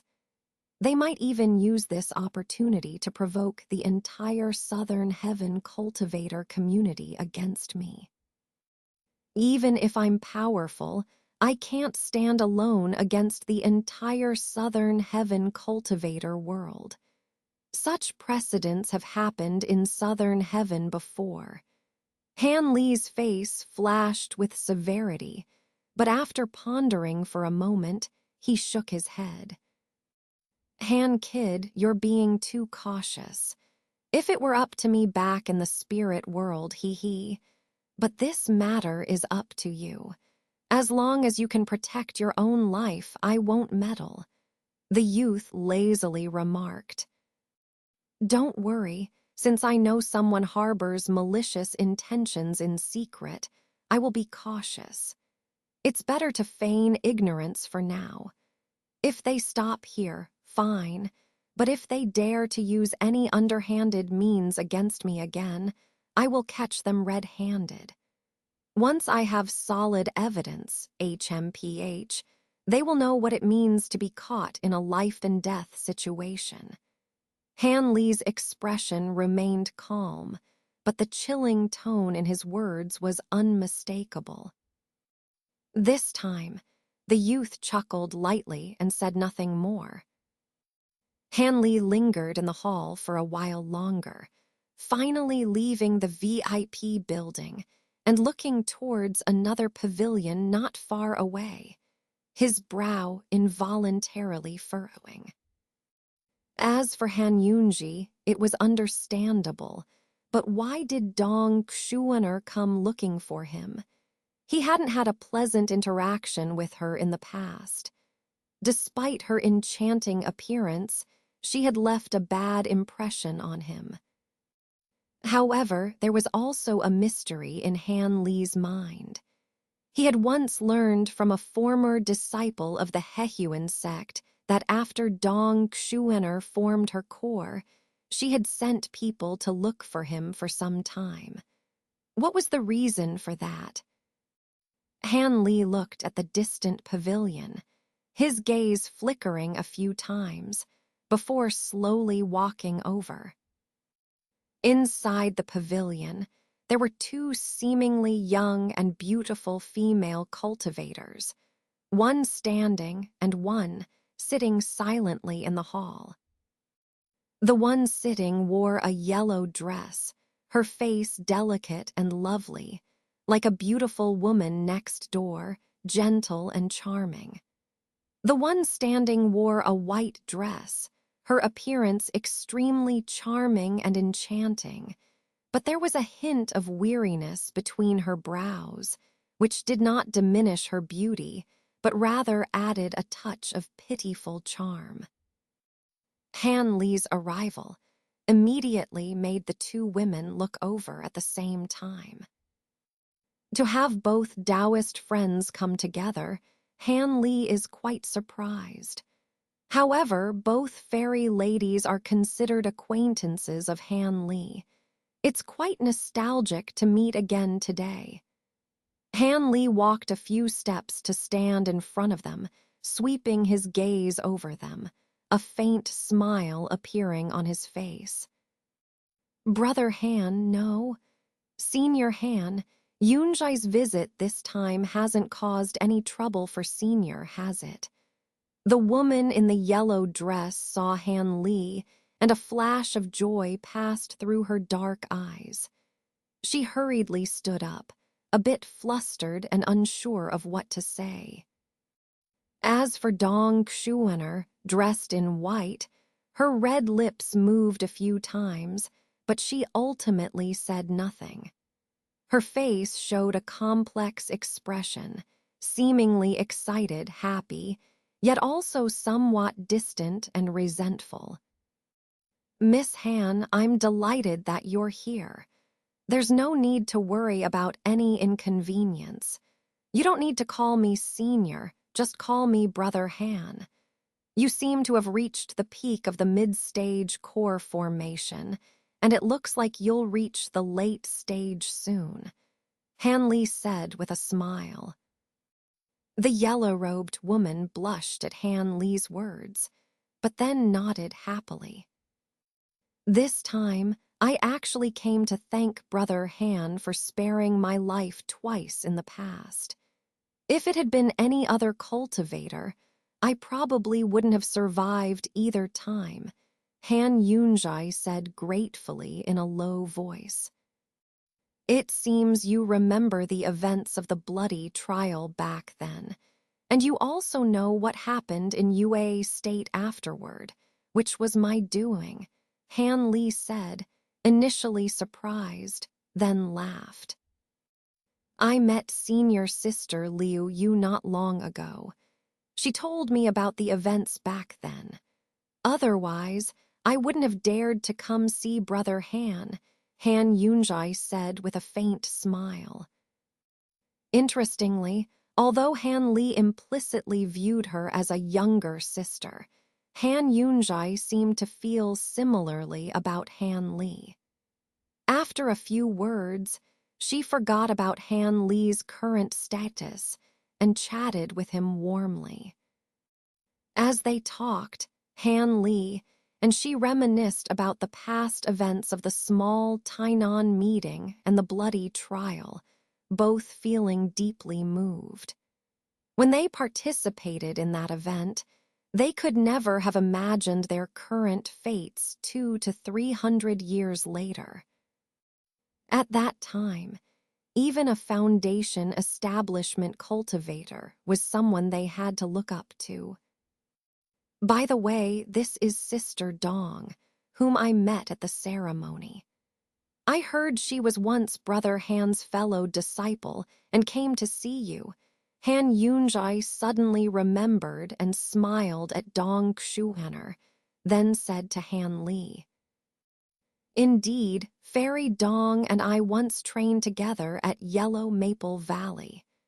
However, her cultivation doesn't seem to have improved since our last brief meeting, Han Li said, glancing at Dong Xuener, his tone indifferent. I am like this because of you. Dong Xuener's face alternated between red and white. Then, biting her lip, she angrily said to Han Li. Han Li was stunned and confused. Han Yunjai blinked her beautiful eyes, also showing a look of confusion. Fairy Dong, what do you mean by this? How is your stalled cultivation related to me? Han Li asked, his face darkening. If you hadn't become my heart demon, How could I have repeatedly failed to break through the bottleneck and stayed in the mid-stage for so many years? Dong Xuaner, momentarily forgetting their status difference, said angrily and sadly, as if full of unspoken grievances. Heart demon, Hanley muttered, looking puzzled. When I was captured by Tian Bue and taken back to the Harmonious Joy sect, I learned my true heritage. I am a direct descendant of old devil Yunluo from the Harmonious Joy sect. Due to some mishaps, I ended up in Yellow Maple Valley. Before I was born, old devil Yunluo personally cast a secret technique called Yimeng Jiu on me. Once I practiced any charm-related techniques, I would progress rapidly. The hardest and easiest hurdle in this technique is the heart demon. For some, it poses no barrier and is overcome effortlessly, while for others, it can become an insurmountable obstacle, halting their cultivation progress. In severe cases, it can even cause regression. Dong Xuaner said through gritted teeth. Even so, how did I become your heart demon? We don't have much of a connection, Han Li asked, puzzled after a moment. I don't know. Ever since I formed my core, you have frequently appeared as a heart demon during my cultivation. Although I barely managed to break through to the mid-stage core formation using external aids, I couldn't progress any further. Only by overcoming this heart demon can my cultivation advance. I asked old devil Yunluo, my ancestor, and he said you likely became my heart demon because your unique cultivation technique allowed you to resist my charm techniques. The deep impression you left during my backlash against Tian Bue further solidified this, Dong Xuaner said resentfully. Han Li was speechless. Han Yunjai was also stunned. I heard you sent people to find me after you formed your core. If you had found me, how would you have dealt with this heart demon? Han Li asked after a moment, calming himself. There are only a few ways to deal with a heart demon. Overcoming it with willpower, eliminating the person who represents it, or resolving it. I initially wanted to use the second method, Dong Xuaner said, her voice hesitant. As she spoke, a blush spread across her cheeks, making her look exceptionally beautiful. Hearing about the elimination, Han Li narrowed his eyes but looked surprised after hearing everything, then felt a bit uneasy. I understand your purpose for coming. You want me to use the divine sense transmission technique to help you overcome this heart demon, Han Li said after a pause. Yes, when I saw you during the Mulan invasion, I wanted to ask for your help. But you had already advanced to the nascent soul stage, and I hesitated, missing the opportunity, Dong Xuaner admitted calmly. How can you be sure I'll help you? Han Li asked with a smile. You're now the top cultivator in the southern heaven. I don't know if you'll help a mere core formation cultivator like me. But if I want to reach the nascent soul stage in my lifetime, this is my only option. I had to try, Dong Xuaner said with a hint of sadness. Although we had some unpleasant interactions in the past, we were once fellow disciples. Since this heart demon is because of me, helping you overcome it is no big deal for me now. I can assist you once, Han Li said slowly. Really? Dong Xuaner asked, overjoyed. Helping you with this is no big deal for me. Why would I lie? But after this, we will have no further ties. Take care of yourself in the future, Han Li said calmly, his eyes flickering with a strange light. All right, rest here for 3 days. I'll come back and help you overcome this heart demon, Han Li said, his expression calm. Dong Xuan'er nodded coldly, saying nothing more. Han Li chatted with Han Yunjai for a while longer, inviting her to stay in the falling cloud sect for a few more days to enjoy herself before he left the pavilion. 5 days later, Dong Xuan'er and Han Yunjai left the falling cloud sect, returning to their respective sects, Yuling sect and Harmonious Joy sect. During this time, Dong Xuan'er, with Han Li's help, finally overcame her heart demon, removing any obstacles to advancing to the late-stage core formation. Han Yunjai left with several treasures and pills Han Li gifted her, as well as a letter for the Grand Elder of the Yuling sect. When Han Li, transformed into a streak of blue light, landed in front of his cave, a graceful woman in white with a gentle smile was waiting for him. As soon as Han Li's light landed, she said softly, "So, Yun Zhai has already left. You could have asked her to stay a few more days." No need. These few days together were enough to resolve the concerns about Yun Zhai, Han Li said with a smile, shaking his head. "I've just received news about another of your companions. That woman named Zai Ling successfully formed her nascent soul a few years ago and has left for a journey in the Great Jin. You might not see her for a while," Nangong Wan said, half smiling. With Zai Ling's talent, forming her nascent soul isn't surprising. Whether she's in the southern heaven or not is insignificant. If fate allows, we'll meet again. In a few days, once the materials I need for refining arrive, I'll start a life-or-death closed-door cultivation, aiming to reach the peak of the late nascent soul stage. Then I'll complete the Great Evolution technique and combine the 5 extreme cold flames with the 5 Sun Devil, Han Li said with a smile. That's great. I also plan to break through to the late nascent soul stage. I hope when we emerge, we'll both have succeeded, Nangong Wan said with a charming smile, her expression soft. Haha, I hope so. But for now, you can keep me company for a few nights, Han Li said with a mischievous smile, his eyes lingering on her curvaceous figure. Oh, when did you become so glib? The palace-robed woman blushed and lightly chided Han Li, but her eyes sparkled with affection. Glib, this is the first time in my life anyone's described me that way. Probably I'll only be glib with you. Han Li laughed, his voice resonating across the mountain peaks.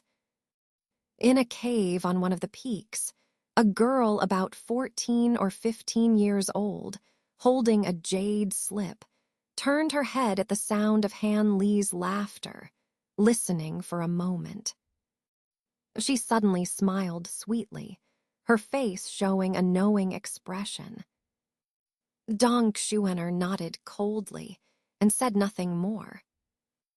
Han Li chatted with Han Yunjai for a while longer, inviting her to stay in the falling cloud sect for a few more days to enjoy herself before he left the pavilion. 5 days later, Dong Xuan'er and Han Yunjai left the falling cloud sect, returning to their respective sects, the Yuling sect and the Harmonious Joy sect. During this time, Dong Xuan'er, with Han Li's help, finally overcame her heart demon, clearing any obstacles to advancing to the late stage of core formation. Han Yunjai left with several treasures and elixirs Han Li had gifted her, as well as a letter for the Grand Elder of the Yuling sect. When Han Li, transformed into a streak of blue light, landed in front of his cave, a graceful woman in white with a gentle smile was waiting for him. As soon as Han Li's light landed, she said softly, "So, Yunjai has already left. You could have asked her to stay a few more days." "No need. These few days together were enough to resolve any concerns regarding Yunjai," Han Li said with a smile, shaking his head. "I just received news about another of your companions. That woman named Zai Ling successfully formed her nascent soul a few years ago and has left for a journey in the Great Jin. You might not see her for a while," Nangong Wan said, half smiling. "With Zai Ling's talent, forming her nascent soul isn't surprising. Whether she's in the southern heaven or not is insignificant. If fate allows, we'll meet again. In a few days, once the materials I need for refining arrive, I'll start a life-or-death closed-door cultivation, aiming to reach the peak of the late nascent soul stage. Then I'll complete the Great Evolution technique and combine the 5 extreme cold flames with the 5 Sun Devil," Han Li said with a smile. "That's great. I also plan to break through to the late nascent soul stage. I hope when we emerge, we'll both have succeeded," Nangong Wan said with a charming smile, her expression soft. "Haha, I hope so. But for now, you can keep me company for a few nights," Han Li said with a mischievous smile, his eyes lingering on her curvaceous figure. "Oh, when did you become so glib?" The palace-robed woman blushed and lightly chided Han Li, but her eyes sparkled with affection. "Glib, this is the first time in my life anyone's described me that way. Probably I'll only be glib with you." Han Li laughed, his voice resonating across the mountain peaks. In a cave on one of the peaks, a girl about 14 or 15 years old, holding a jade slip, turned her head at the sound of Han Li's laughter, listening for a moment. She suddenly smiled sweetly, her face showing a knowing expression. Chapter 1197, Closed. In the secret chamber of the Zimu Peak within the Yunmeng mountain range, the surroundings were shrouded in a white mist, as if the entire room was under a restrictive spell. In the center of the chamber, a person sat cross-legged, surrounded by a flickering green light, while 5 human-shaped skeletons, as white as jade, sat in a circle around him. These skeletons were enveloped in a faint grayish-white demonic aura, with their mouths slightly open, each emitting flickering flames in black, white, blue, yellow, and green. The green figure in the center had his hands clasped before his chest, with a faintly visible cluster of blinding purple flames hovering between them. This was none other than Han Li, who had been in seclusion for an unknown number of years.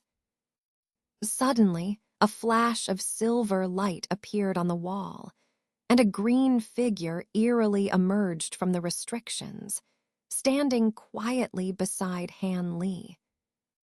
Half a day later, Han Li suddenly opened his mouth, and the blinding purple flame turned into a wisp of purple fire, which he promptly inhaled. Conversely, the 5 skeletons closed their mouths, the flames within them vanishing instantly. The grayish-white demonic aura around them quickly dissipated, and their white bones turned the same color as the flames they had emitted. At this moment, Han Li slowly opened his eyes, looking confused. After a long while, clarity returned to his gaze. He tilted his head slightly, his eyes falling on the green figure standing nearby, frowning slightly. The green figure was naturally the humanoid puppet Han Li had left outside his cave to operate autonomously. Over the years, apart from occasionally synchronizing with the second nascent soul controlling the puppet, he had let it manage everything in the cave. Its sudden appearance here indicated something significant that required Han Li's personal attention. Han Li found it strange. With the second nascent soul's abilities comparable to those of a grand cultivator, what could possibly be so difficult for it to handle? With a thought, he invaded the humanoid puppet with his divine sense, beginning to synchronize with the second nascent soul. After a full quarter of an hour, Han Li's face revealed a strange expression. The humanoid puppet, which had been motionless, raised its hand and retrieved an object from its storage pouch, handing it over calmly. Without hesitation, Han Li took it. It was a broken jade talisman about the size of a palm. Infusing it with some spiritual power, the surface of the talisman revealed densely packed blood-red characters. Han Li's expression turned contemplative after reading for a while. "Friend Tianlin, you've woken up too. We haven't been in seclusion for a short time, have we?" he said in a low voice, his speech somewhat awkward from disuse. "Just a mere 120 to 30 years, 2 cycles of 60 years. Not long at all. Are you planning to come out now? You're at a critical stage in refining your icy flames and heart demons. Just 10 more years, and you'll successfully refine the 5 extreme icy flames with the 5 demons. Leaving now would be a pity," a voice echoed. With a flash of light, a small cauldron flew out from Han Li's sleeve, swirling once before suspending in front of him. The image of a child appeared on the cauldron. This demon child seemed to have aged 2 or 3 years since before, shaking its head as it spoke. "Regret isn't a concern. I can continue refining when I return. This broken talisman brings news from the chaotic star sea. I once made a deal with the twin saints of the heavenly stars. Now Ling Yuling is in trouble, and I can't just ignore it," Han Li said, shaking his head slightly. The twin saints of the heavenly stars, that late-stage couple from the chaotic star sea. I saw their vitality back then through the secret art of the cauldron. Although they had considerable power, their life force was depleted. Even if nothing had happened to them, they would likely have perished by now. With them gone, what could be so urgent that they need your help? The child said, eyes rolling. The message from Ling Yuling didn't mention the twin saints, so it seems they are indeed no longer in this world. However, this is an opportunity. I'm very interested in the Yuan magnetic divine light of the Star Palace.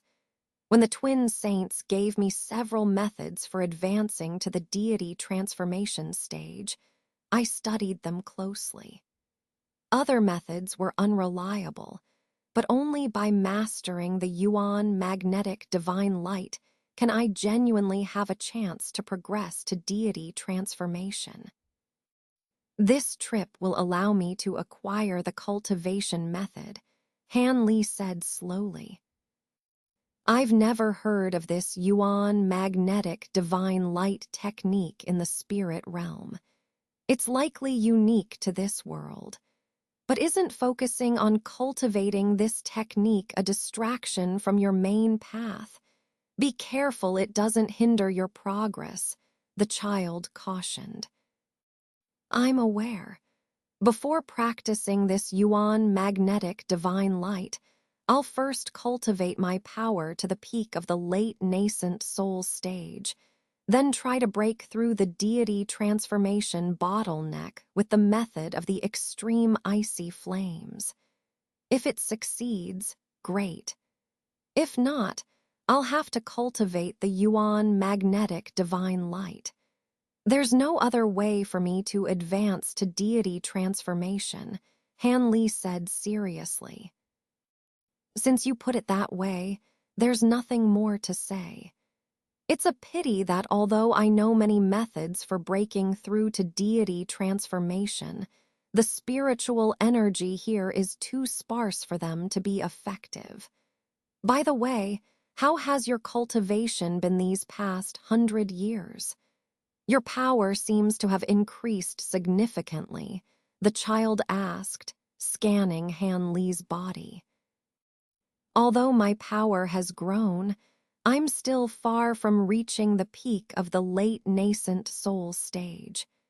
It'll take at least another 50 or 60 years of hard cultivation. And that's with the constant consumption of various elixirs. If I were solely meditating, it might take another 100 years to reach this level, Han Li sighed.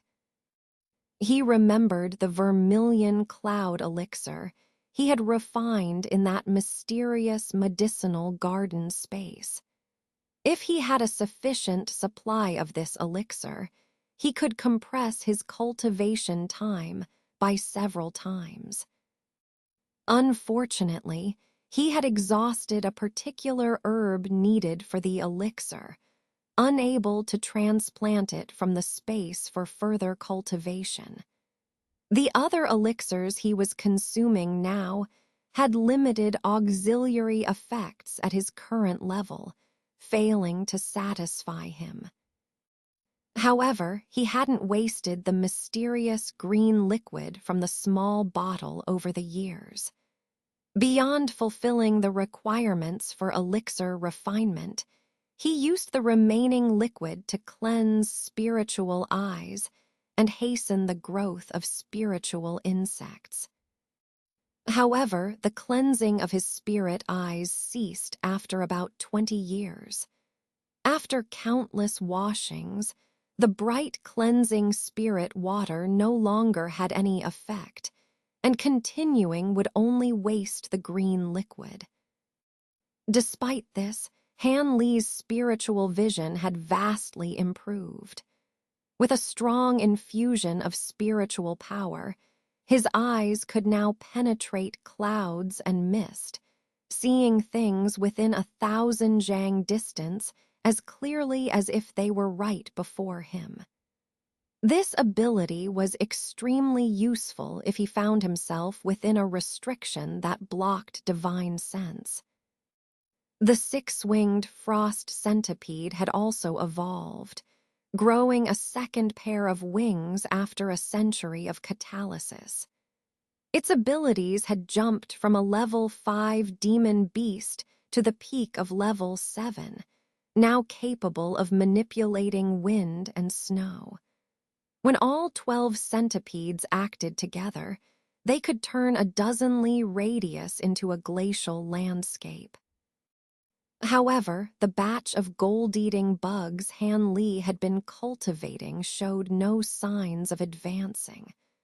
Although he possessed the secret technique borrowed from the Tianlin Saintess to hasten their final maturation using 5-element spiritual energy, it was clear that they were not yet ready for this method.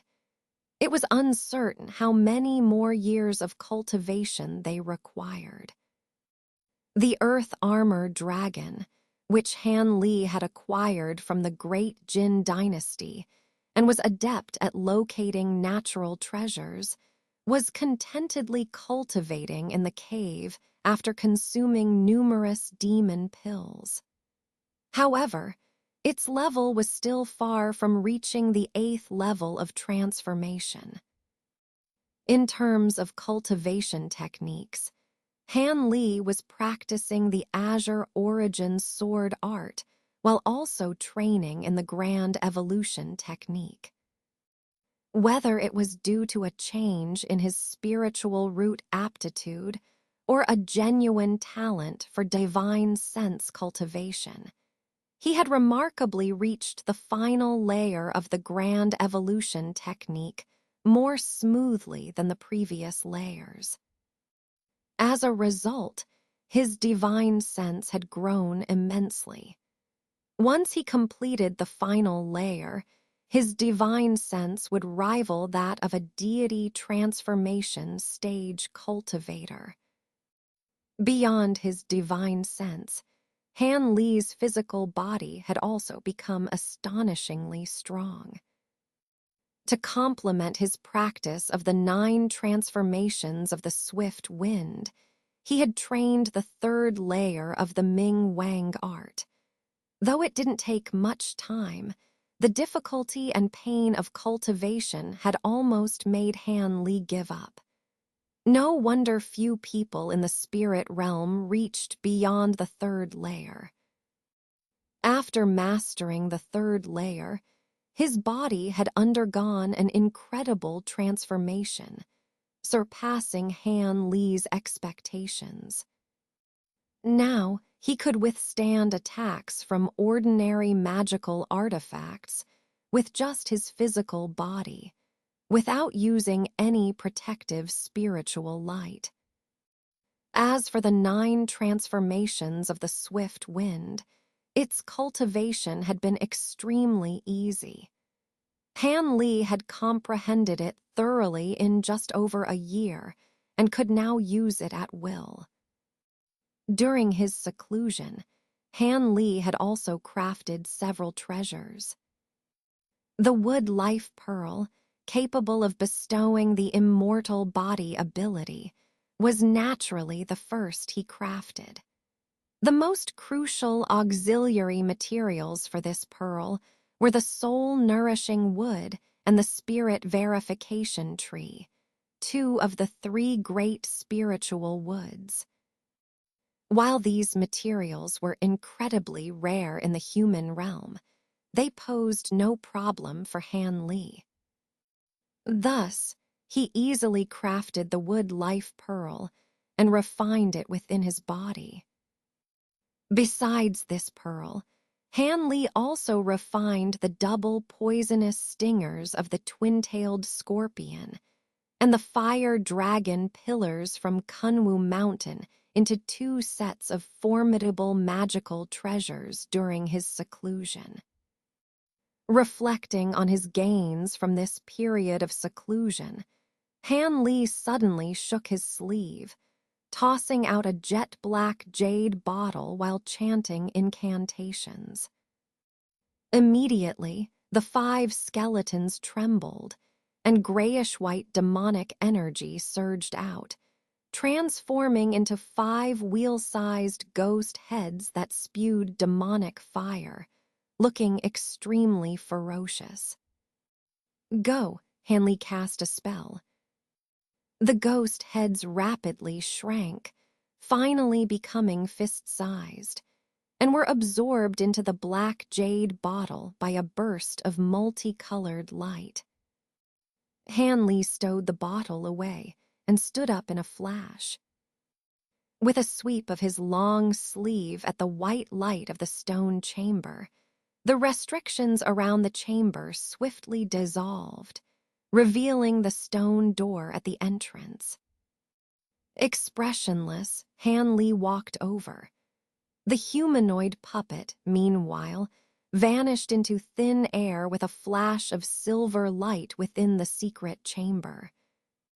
In the central region of Tianan, the cultivation world of Yue State had been embroiled in conflicts for centuries, rarely enjoying prolonged periods of peace. Initially, the 6 sects of Yue State were defeated by the demonic path. Subsequently, various demonic sects engaged in both open and covert battles for control over Yue State, ultimately leading to the victory of Ghost Spirit Sect. However, a century ago, the Spirit Tamming Sect, taking advantage of Ghost Spirit Sect's weakened state following the Battle of Fallen Devil Valley, suddenly allied with several other sects to launch an attack, driving Ghost Spirit Sect out of Yue State. Currently, Yue State had been divided among several sects, with the Spirit Tamming Sect claiming nearly half of the spiritual veins and mines due to its formidable strength. A particular spirit stone mine located underground in a large canyon, now controlled by the Spirit Tamming Sect, had once been rich in spirit stones. However, after centuries of continuous mining by the 6 sects of Yue State, Ghost Spirit Sect, Spirit Tamming Sect, and others, the spirit stones had finally been exhausted, leaving the mine in a semi-abandoned state. Now, the Spirit Tamming Sect had left only 2 low-level chi-refining disciples to guard the mine, with no other cultivators present. On this day, the 2 Spirit Tamming Sect disciples were chatting idly about various events within the sect at the entrance of the mine. Unbeknownst to them, a green figure used the earth escape technique to silently infiltrate underground, appearing directly in an inconspicuous cave at the deepest part of the mine. Throughout this entire process, the 2 disciples remained completely unaware. With a flash of yellow light, the figure revealed itself to be an unremarkable-looking young man. He glanced at an empty corner of the cave and smiled faintly. This person was naturally Han Li, who had traveled all the way from Zai State.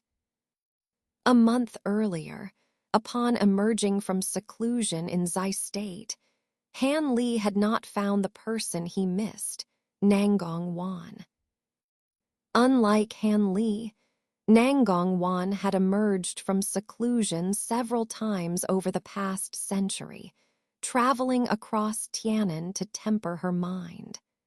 When Han Li finally emerged, she had re-entered her secluded chamber a few years prior to continue her next stage of cultivation. Although Han Li felt a bit regretful, he did not intend to disturb her. He simply sent a message talisman informing her of his upcoming journey, then met with Lu Luo and Liu Yu at Luoyun's sect. The 2 were overjoyed to see Han Li. Over the years, thanks to their efforts, Luoyun's sect had grown rapidly, becoming one of the most prominent sects in Tianan. Additionally, Song Yuru, a disciple of White Wind Peak, had successfully formed her nascent soul, becoming the 4th nascent soul cultivator of Luoyun's sect. Han Li was pleased to hear this. What surprised him even more was that Song Yuru had, after many years of searching, found a disciple with exceptionally strong innate divine sense. Due to Han Li's seclusion, this person had been training within the sect. It was said that this disciple also possessed excellent dual-element spiritual roots. Intrigued, Han Li immediately summoned the disciple. The disciple turned out to be a somewhat frail but handsome 16 or 17-year-old boy. After personally testing the boy, Han Li found his divine sense to be extraordinarily strong, nearly double that of his peers. Most importantly, the boy's temperament was honest and steady, which greatly satisfied Han Li.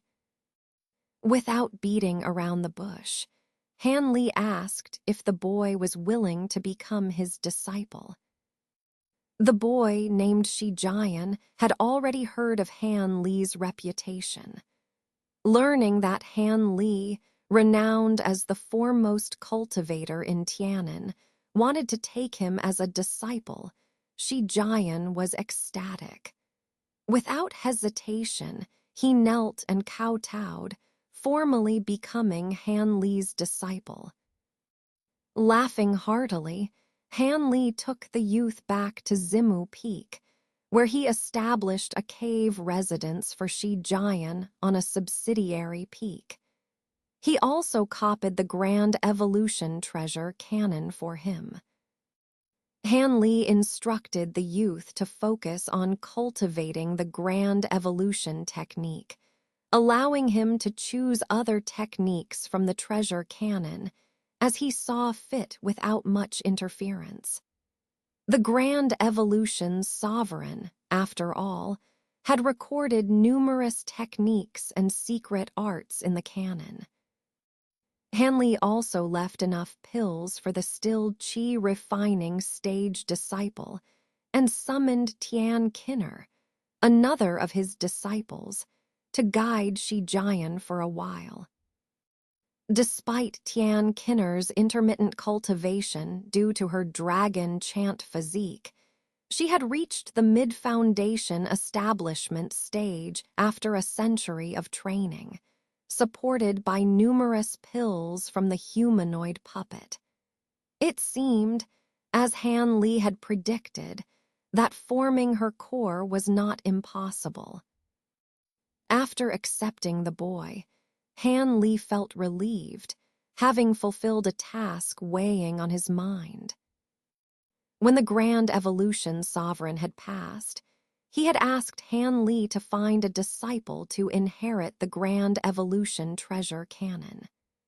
Han Li intended to give Shi Jian several powerful treasures once he reached the core formation stage, sending him to the far west to claim the position of the 1,000 Bamboo sect leader and inherit the Grand Evolution Sovereign's legacy.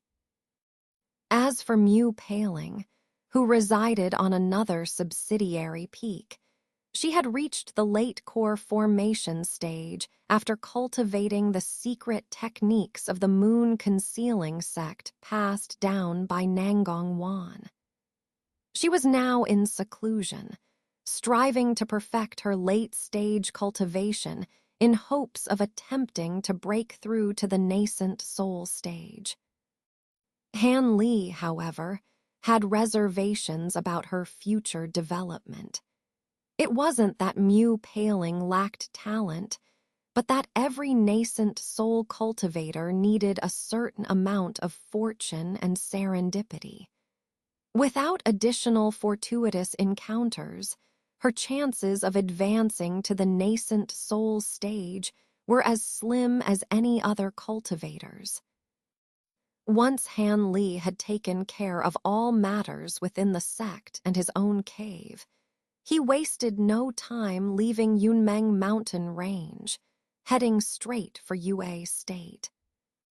Given the information he had received from Ling Yuling, it seemed that Star Palace was in dire straits, being thoroughly suppressed by the Reverse Star Alliance.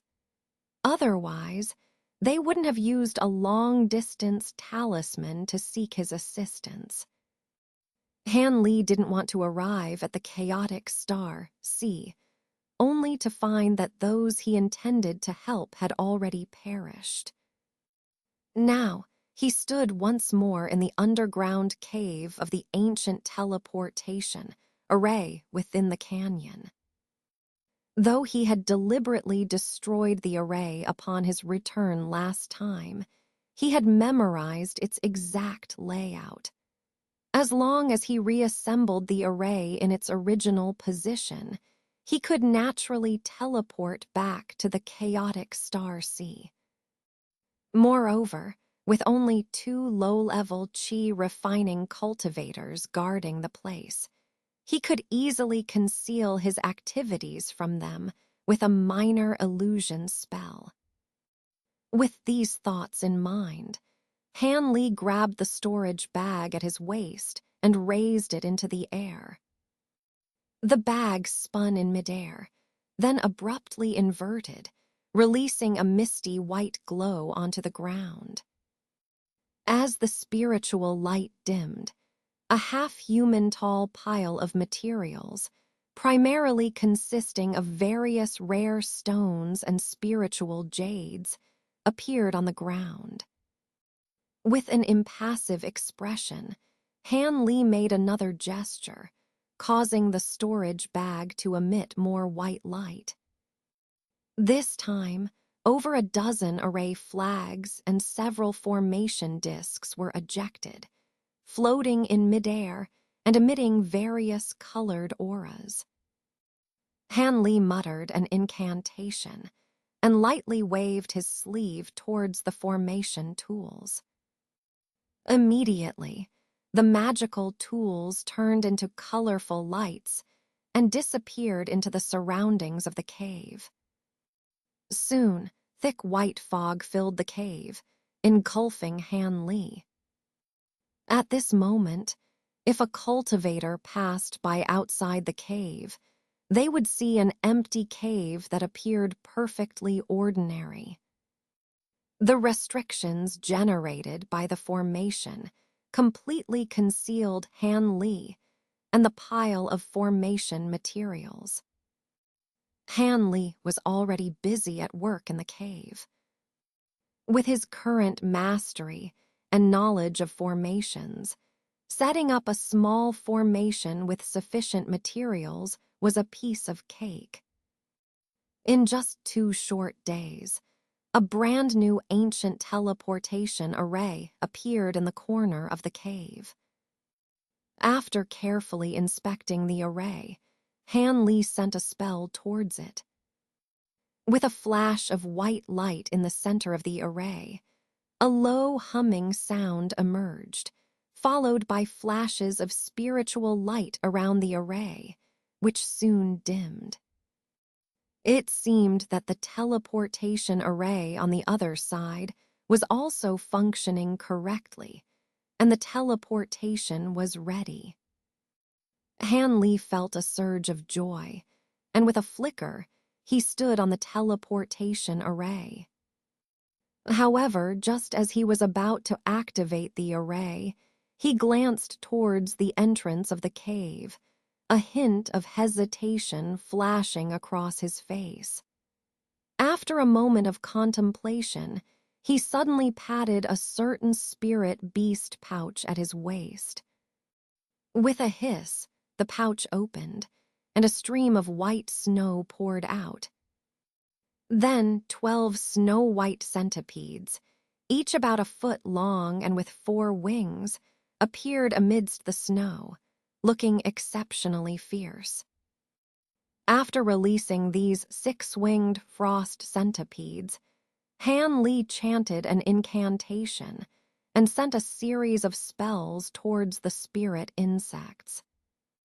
The insects quickly shrank, becoming palm-sized. They then spewed out streams of cold air, enveloping themselves in ice. Moments later, 12 exceptionally crystalline ice spheres appeared before Han Li. Han Li flicked his fingers at the ice spheres, sending 12 streaks of green light into the spheres, which then disappeared into the ground amidst flashes of yellow light.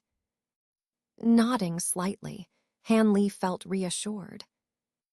With these 12 spirit insects, equivalent to 7th-level demonic beasts, Guarding the area, even nascent soul cultivators would have a hard time destroying the teleportation array. This greatly eased Han Li's mind. Without further delay, Han Li activated the teleportation array, and he vanished amidst flashes of white light. After a bout of dizziness, Han Li appeared on a small island thousands of miles away. Scanning his surroundings, he found everything unchanged from when he had left, indicating that no other cultivators had discovered the place due to its secrecy. Without looking back, Han Li made a slashing motion in the air with his hand. A golden light slashed through the air, and with a loud boom, the teleportation array behind him was split in two. Expressionless, Han Li walked out of the stone chamber. Moments later, a streak of green light rose from the island, circled briefly, and then shot off towards a certain direction, disappearing into the horizon in the blink of an eye. Chapter 1199, Chaos in the Star Sea. Han Li headed straight for Tianxing City, not stopping at any islands along the way. Soon, he noticed that the cultivators he occasionally encountered on the road seemed to be in a hurry. When two groups of unfamiliar cultivators met on the way, they immediately became cautious and vigilant, and the atmosphere grew tense.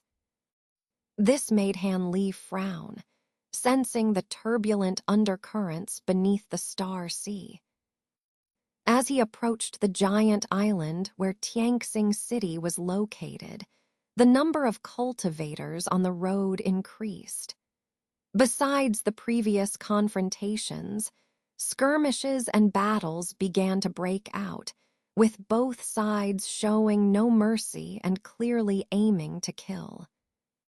At first, Han Li paid little attention, but as the conflicts became more frequent, he realized that these cultivators were likely involved in the struggle between the Star Palace and the Reverse Star Alliance. Although the Reverse Star Alliance seemed to have the upper hand, the Star Palace had ruled the Star Sea for so long that numerous sects and forces had deep ties with it. These connections might not be apparent under normal circumstances, but in a time of crisis, they would likely surface. This also indicated that the Star Palace was truly at a critical juncture.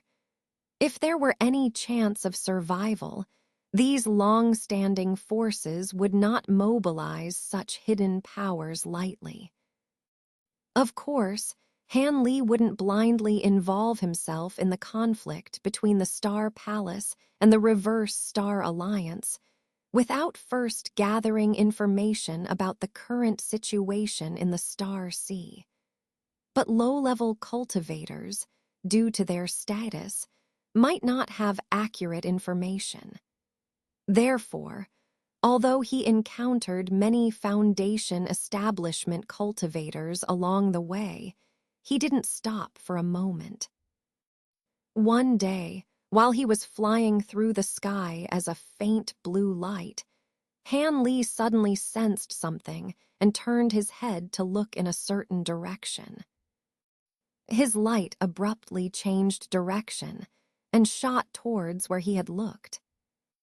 With his current cultivation level, flying at full speed, the blue light flashed a few times and appeared in the air above a spot over 10 miles away. With a glance, Han Li's face showed a faint smile. Below, in low altitude, an old man in a black robe and a burly man with a fierce expression were fighting intensely, each wielding a flashing yellow flying sword and a cyan ring treasure respectively. Coincidentally, Both had similar cultivation levels of the middle core formation stage, and their treasures seemed equally powerful, resulting in a stalemate. From Han Li's perspective, if neither had any special treasures or secret techniques, it would take at least half a day to decide a winner. And even then, neither would likely be able to kill the other, with one side probably retreating in frustration.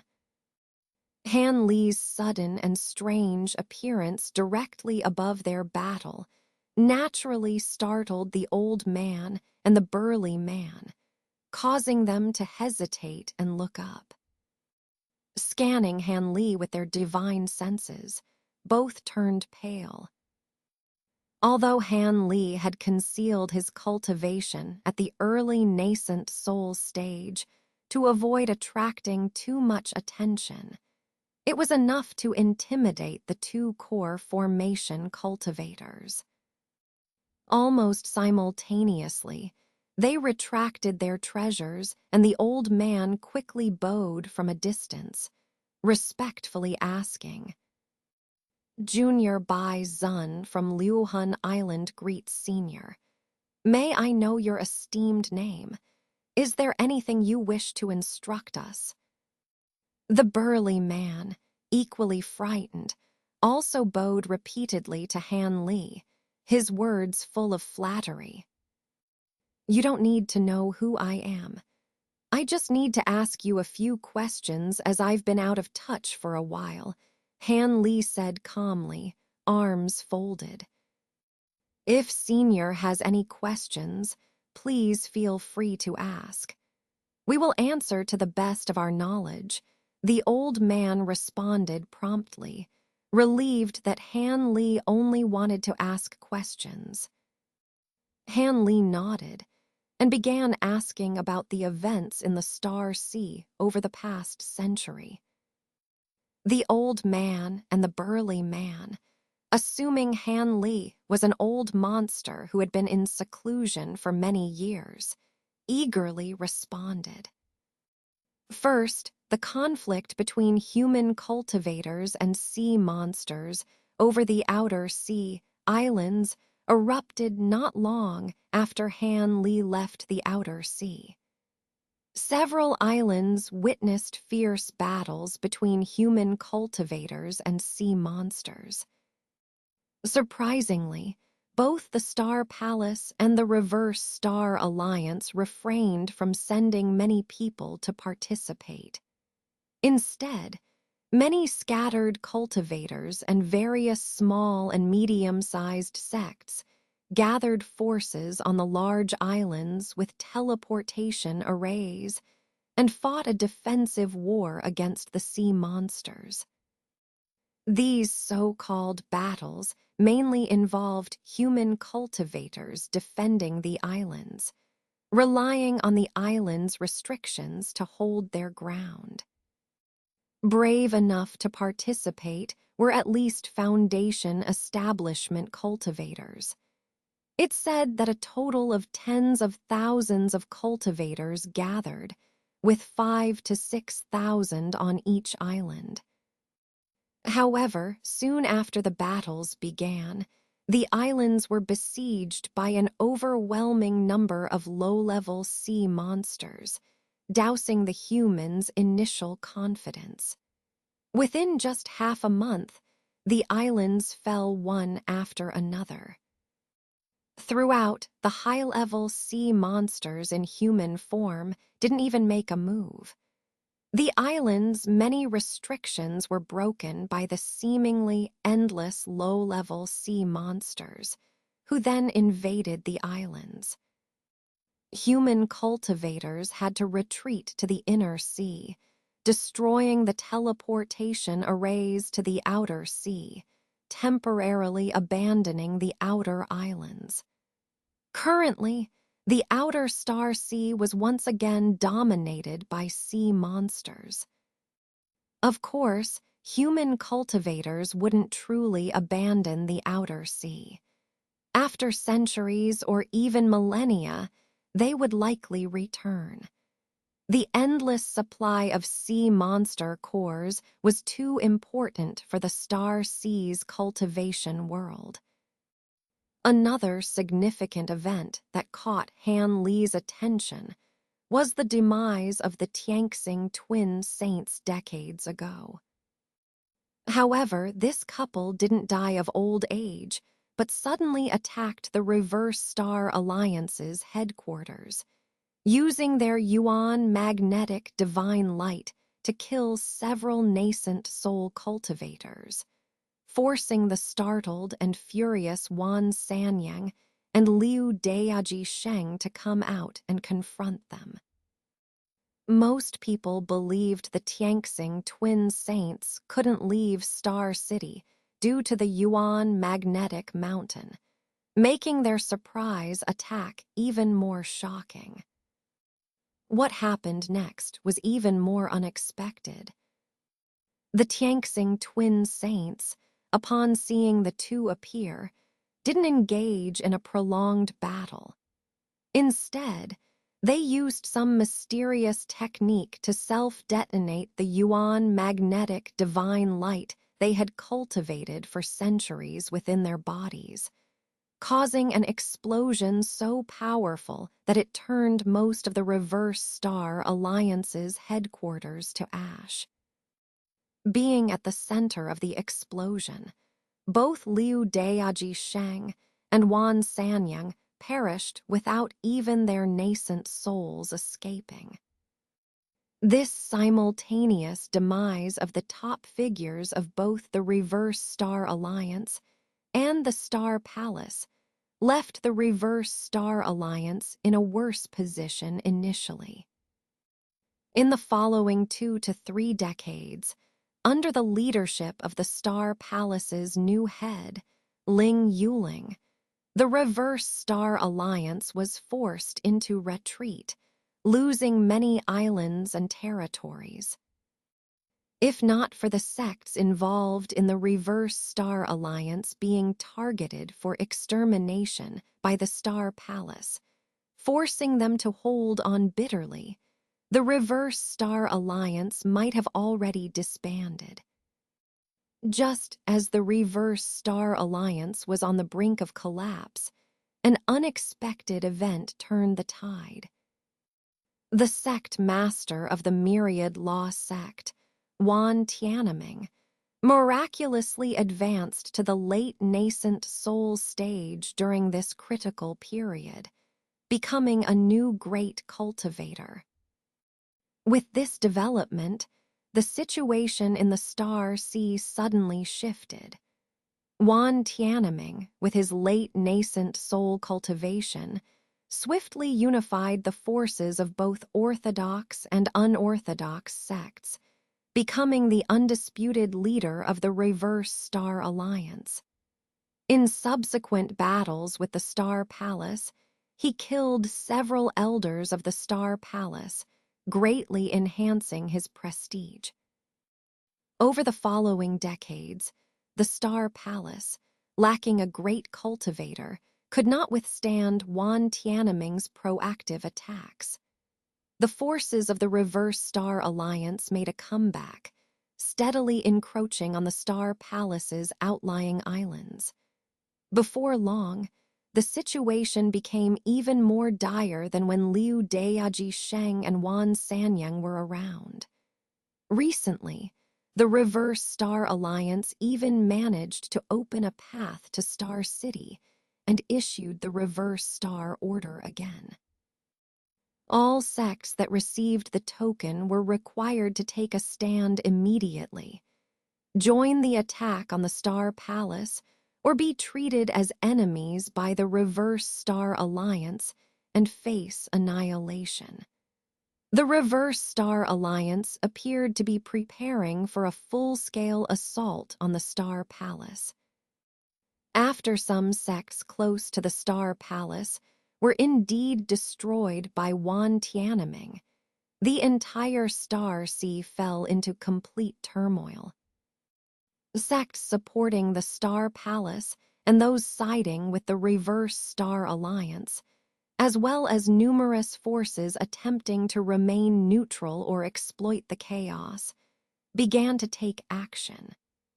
Some sects closed their island defenses and stood guard as if facing a great enemy. Others fled to Star City for refuge, and still others took advantage of the situation to expand their territories and plunder. In any case, the Star Sea had turned into a chaotic mess.